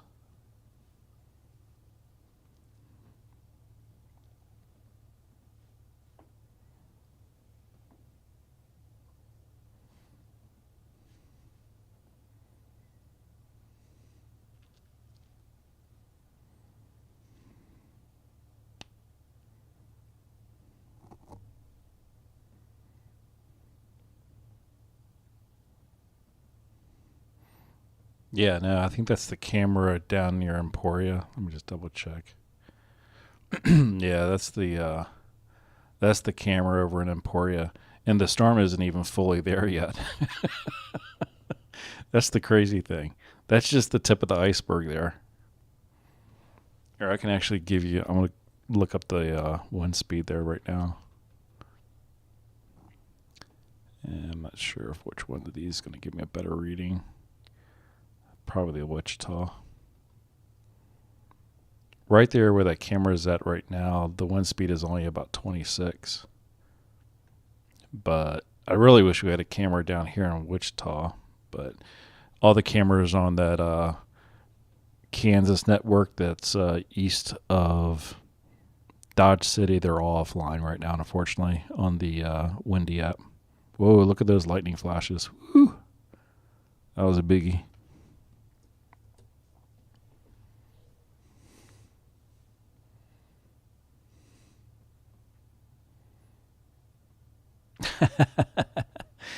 Yeah, you got to hoard them there, Papa Smurf, when you can find them.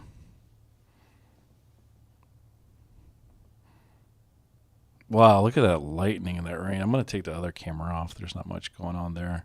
I'll keep the camera up here in Emporia going. It should be getting really crazy here in a minute. Yeah, it's getting bad there. Yeah, it just rolled in. It's just rolling in now. It's right here, right in Burlington. It's actually closer to Burlington than it is Emporia.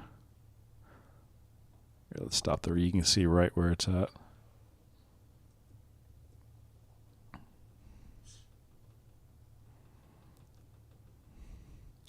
The radar is kind of goofy out there and glitchy right now, but it looks like it's in the 20s right around there. Oh, hold on. Thought I saw something a little stronger. With the storms going, the radar is really kind of hit and miss out there right now. And the thing about it is they're going to be getting that kind of rain for probably the next hour.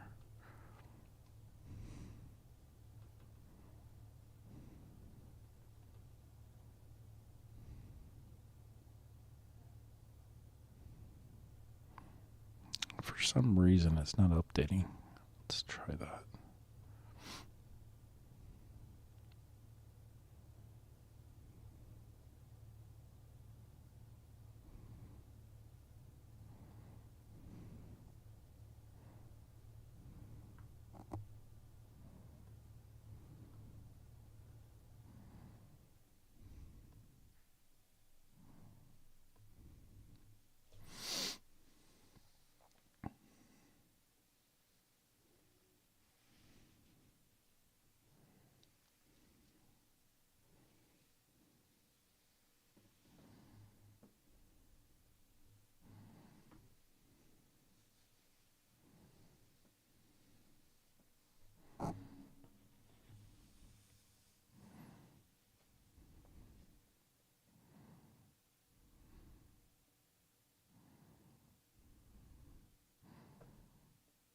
Look at that, the part of the storm just to the west of Wichita. It's really starting to rotate, like the whole storm.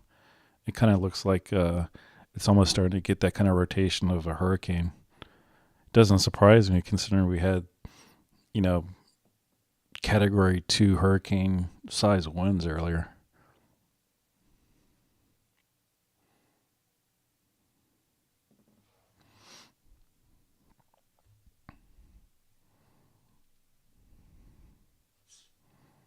Yeah, all pretty much all here. I'll zoom out so we can see it a little bit better.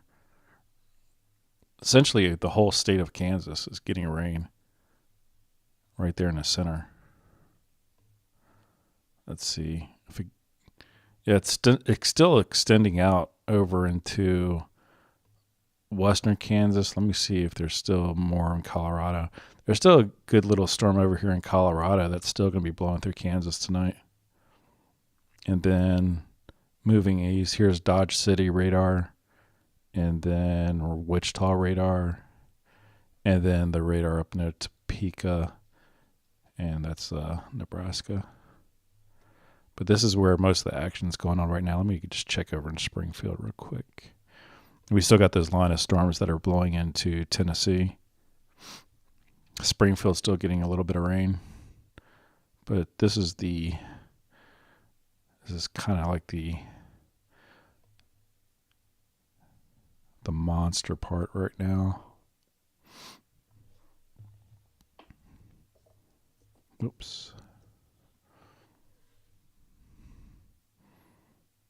And we're still getting 50 plus mile an hour gusts up there. And right near Wichita, it's 50 miles an hour.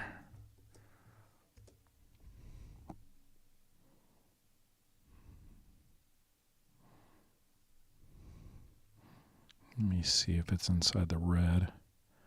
Yeah, it's still going to get heavier where that camera is at, believe it or not. In the next minute or next 5 to 10 minutes.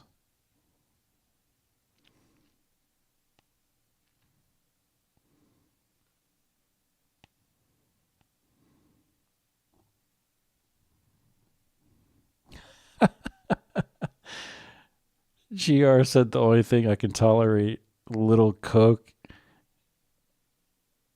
is, is bourbon.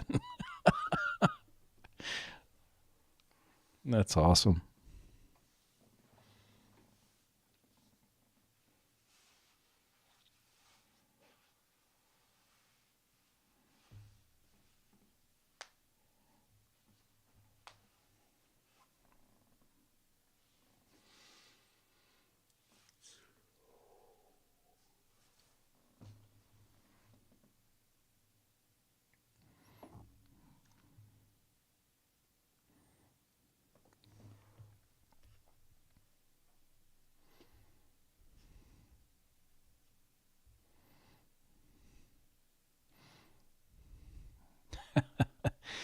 Make sure you get those notifications turned on too, because I'm going to cut the stream here in a little bit because it looks like we're approaching about 8 hours, and start the stream right back up. It'll be immediate.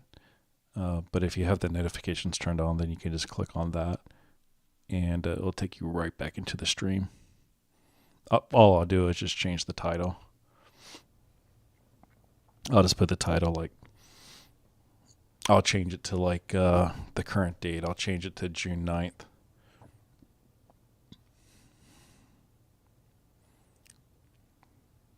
Oh, that's what Papa Smurf said? Oh, I got the names wrong. Sorry about that.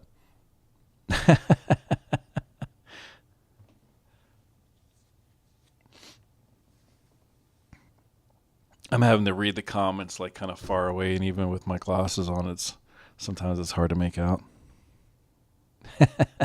That's funny.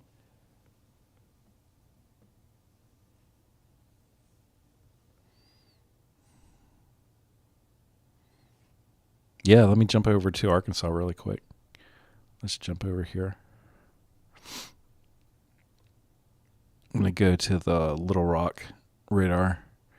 Everything in Arkansas, there's some severe thunderstorm watches up there. You guys have about 1,400 people without power, it looks like. Let me get that off there. And then here's the entire state of Arkansas. Got some thunderstorms up there to the north and to the northeast, and those are blowing into Tennessee. I think most of those storms that are coming in from Kansas are going to continue going east into Missouri. I don't think those are going to catch any part of Arkansas unless something weird happens, like we get a huge southern wind up there, but it doesn't look like it. It looks like the rain is right up there near Cherokee Village, north of Jonesboro. And let's run the radar about 20 frames and you can see where it's going. Looks like it's just clipping just the northern part up there near Pocahontas, Cherokee Village, Paragould, looks like, and then right into Tennessee. And in case you're curious, the wind speeds up there right around Pocahontas is anywhere from 40 to 67 miles an hour. So it's blowing through pretty quick. It won't be there very long.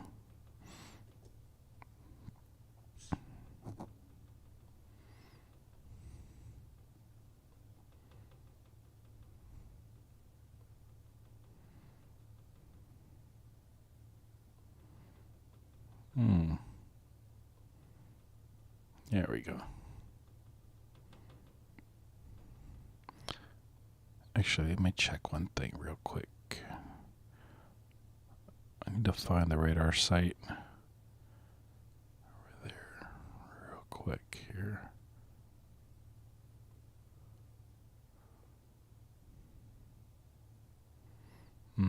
That's a good one, maybe.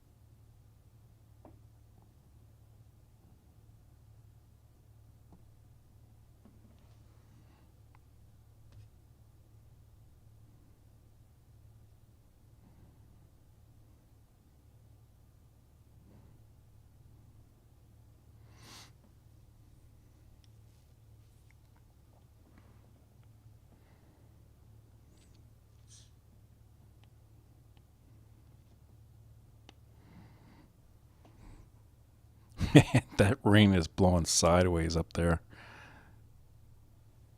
It doesn't even look like there's much on radar. Up there in Burlington, that's the camera on top is the Burlington camera, and the bottom camera is the one that's over in Tennessee. There we go. So you got some lightning down there in Tennessee, and the rain's about to start there. But up there in Burlington, I don't know if that camera's on a delay or not, but there doesn't even look like there's any rain. See? That's the Burlington camera. That's crazy. That's still picking that much up.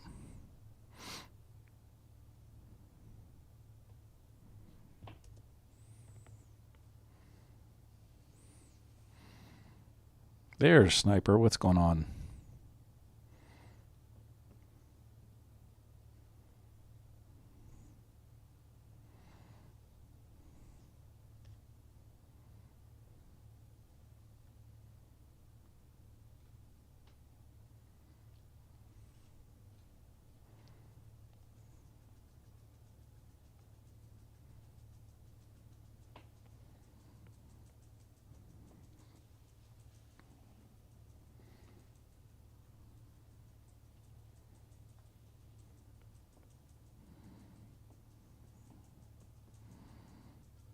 Gosh, this radar keeps stopping. I can't get an accurate update.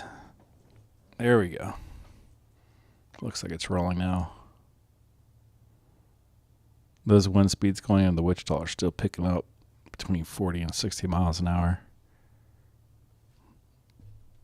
Let's check the alerts and see what's going on. Looks like they still have about 10 more minutes in parts of Missouri. St. Clair County, Hickory, and Benton counties in Missouri have about 10 more minutes. The ones in the other little bid farther into Missouri are out to about 25 minutes. Texas County, Pulaski, Phelps, Laclede or Laclede, Missouri. And then in Kansas, 40 more minutes for Sedgwick, Sumner, Kingman, and Reno, Kansas. 70-mile-an-hour winds, 3/4-inch hail for about 40 more minutes. Benton, Tennessee, Humphreys, Tennessee, Henry, Tennessee, Carroll, Tennessee, 40 more minutes. Dade County and Cedar County, Missouri, 40 more minutes.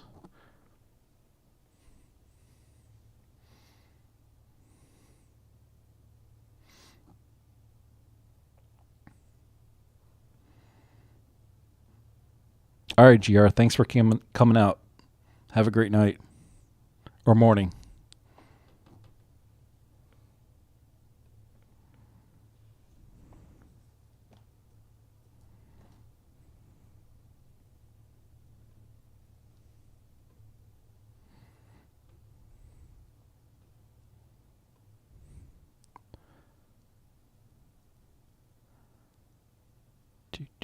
Let's pull in here and see if I can find a better one. Let me find Wichita real quick. I need to take the cameras off the map for just a second.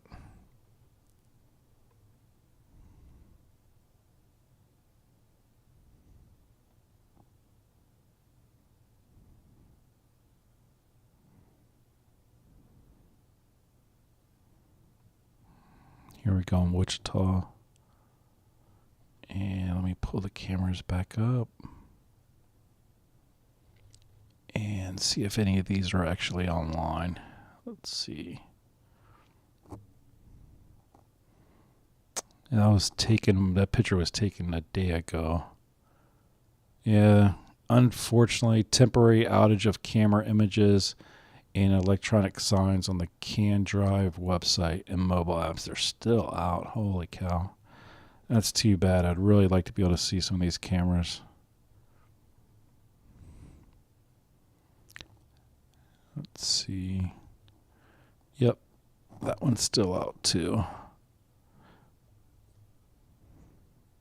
That's a bummer. I'd really be interested in seeing that.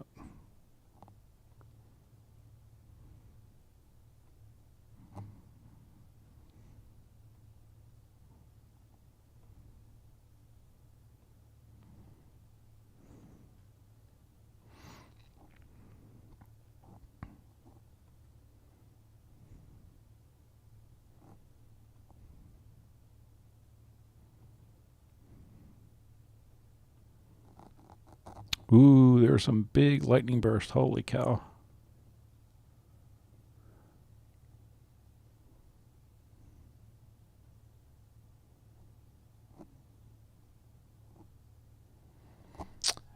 I'm not sure, Sniper, why those cameras are out. They were working over near Dodge City, but as soon as we started moving toward the east, more closer to Wichita, I can't get any of the cameras to come up. Yeah, you're probably right. They're probably power outages. And looking back, it looks like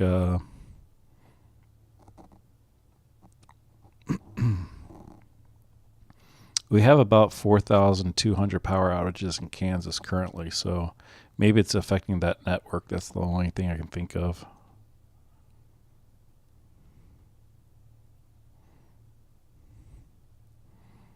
You can really get an idea from that picture right there I believe last time we measured it, it was about 430 miles wide in that storm right now.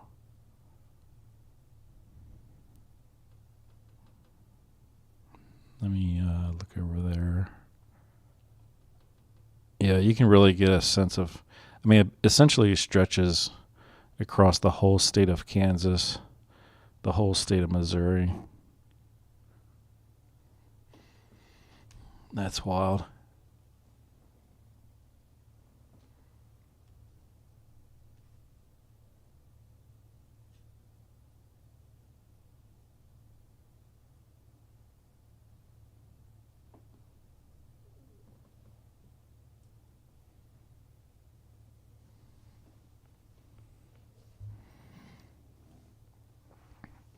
Actually, that's not too bad. I mean, considering, I mean, yeah, that is a lot, but for it's less than 1% of the power for 1.3 million.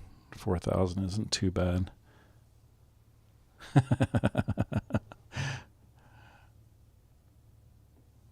That's right, Elise.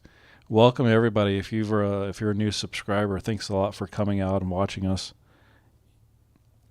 And don't be shy about getting into the chat and chatting up with everybody. Everybody here is really friendly and full of all kinds of knowledge. And if you haven't subscribed yet, feel free if you'd like to. And definitely turn on, if you do subscribe, turn on the notifications because we're going to be starting the stream back up in a little while because YouTube's going to start winding the stream down because it's been going on so long. So every 8 to 12 hours, I have to restart it so YouTube doesn't cut it off.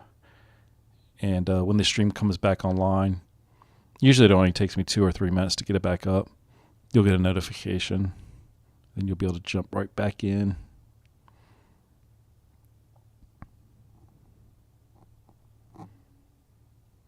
And all the likes are absolutely appreciated too.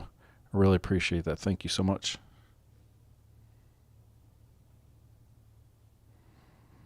That's a really cool radar though. I could sit here. I could turn like if I put on a stream of like some relaxing music or the sound of a thunderstorm, just kick back and stream this. I could just watch this all night long. It'd probably eventually just put me to sleep, but I like it.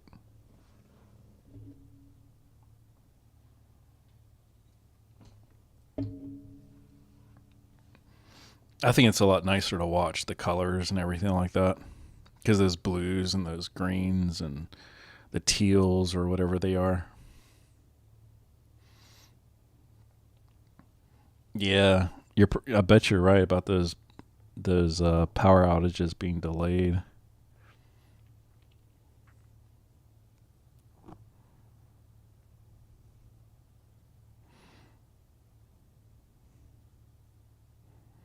Let me see if we can pull anything from the side. There we go. Maybe we can get both of these going here. There we go.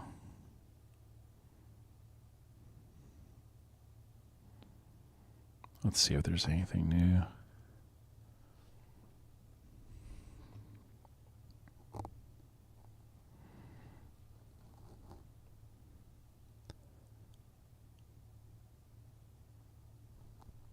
It says that was a picture from Morgan County. I'm not sure if that's Colorado or Kansas. Or maybe Missouri.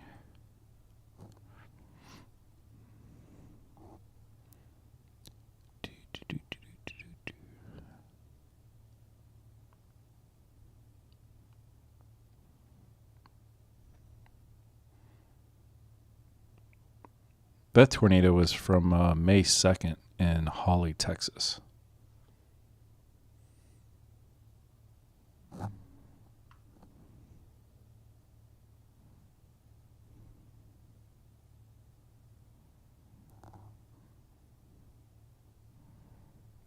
Wow, that's cool.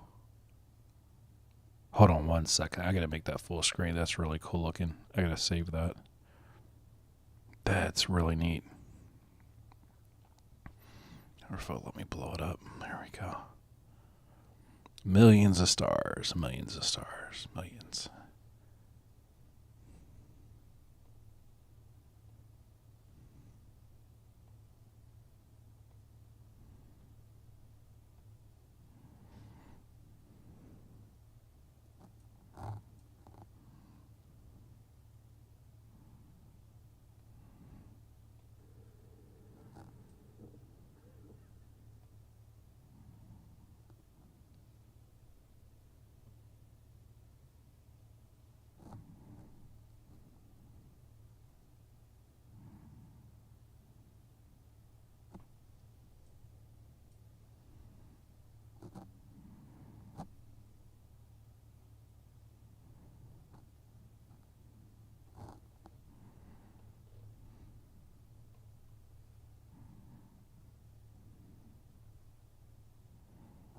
Whoa, what is that?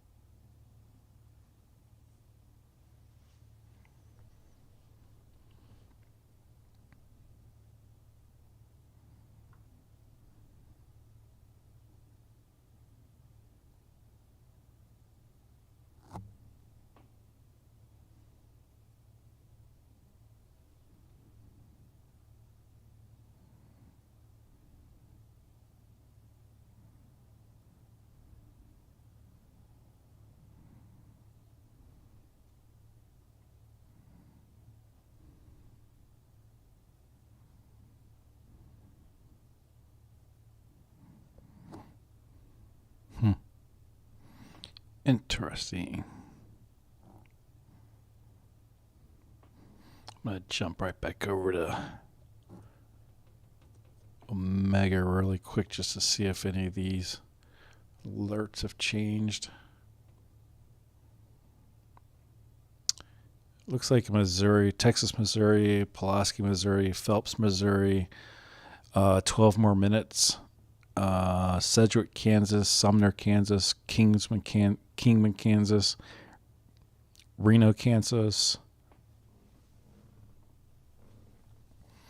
They have about 27 more minutes. Benton, Tennessee, Humphreys, Carroll, and Decatur, Tennessee, 27 more minutes. Dade, Cedar, Missouri, 27 more minutes. Hickory, Benton, Morgan, Dallas, and Camden, Missouri, 27 more minutes. Phelps and Pulaski, Missouri, it looks like those actually got extended to 42 minutes.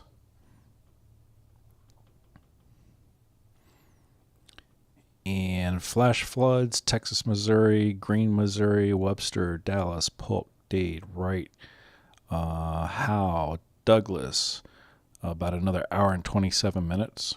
Greene, Oregon, Howe, and Ozark, Missouri, 2 hours and 42 minutes.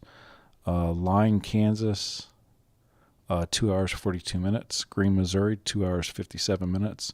Anderson, Coffee, Franklin, Kansas, 3 hours and 12 minutes. Christian, Missouri, 3 hours and 42 minutes. Lynn, Kansas, 5 hours and 57 minutes. Cedar, Vernon, St. Clair, Dade, Polk, Barton, and Hickory counties in Missouri under a flash flood warning for 7 more hours.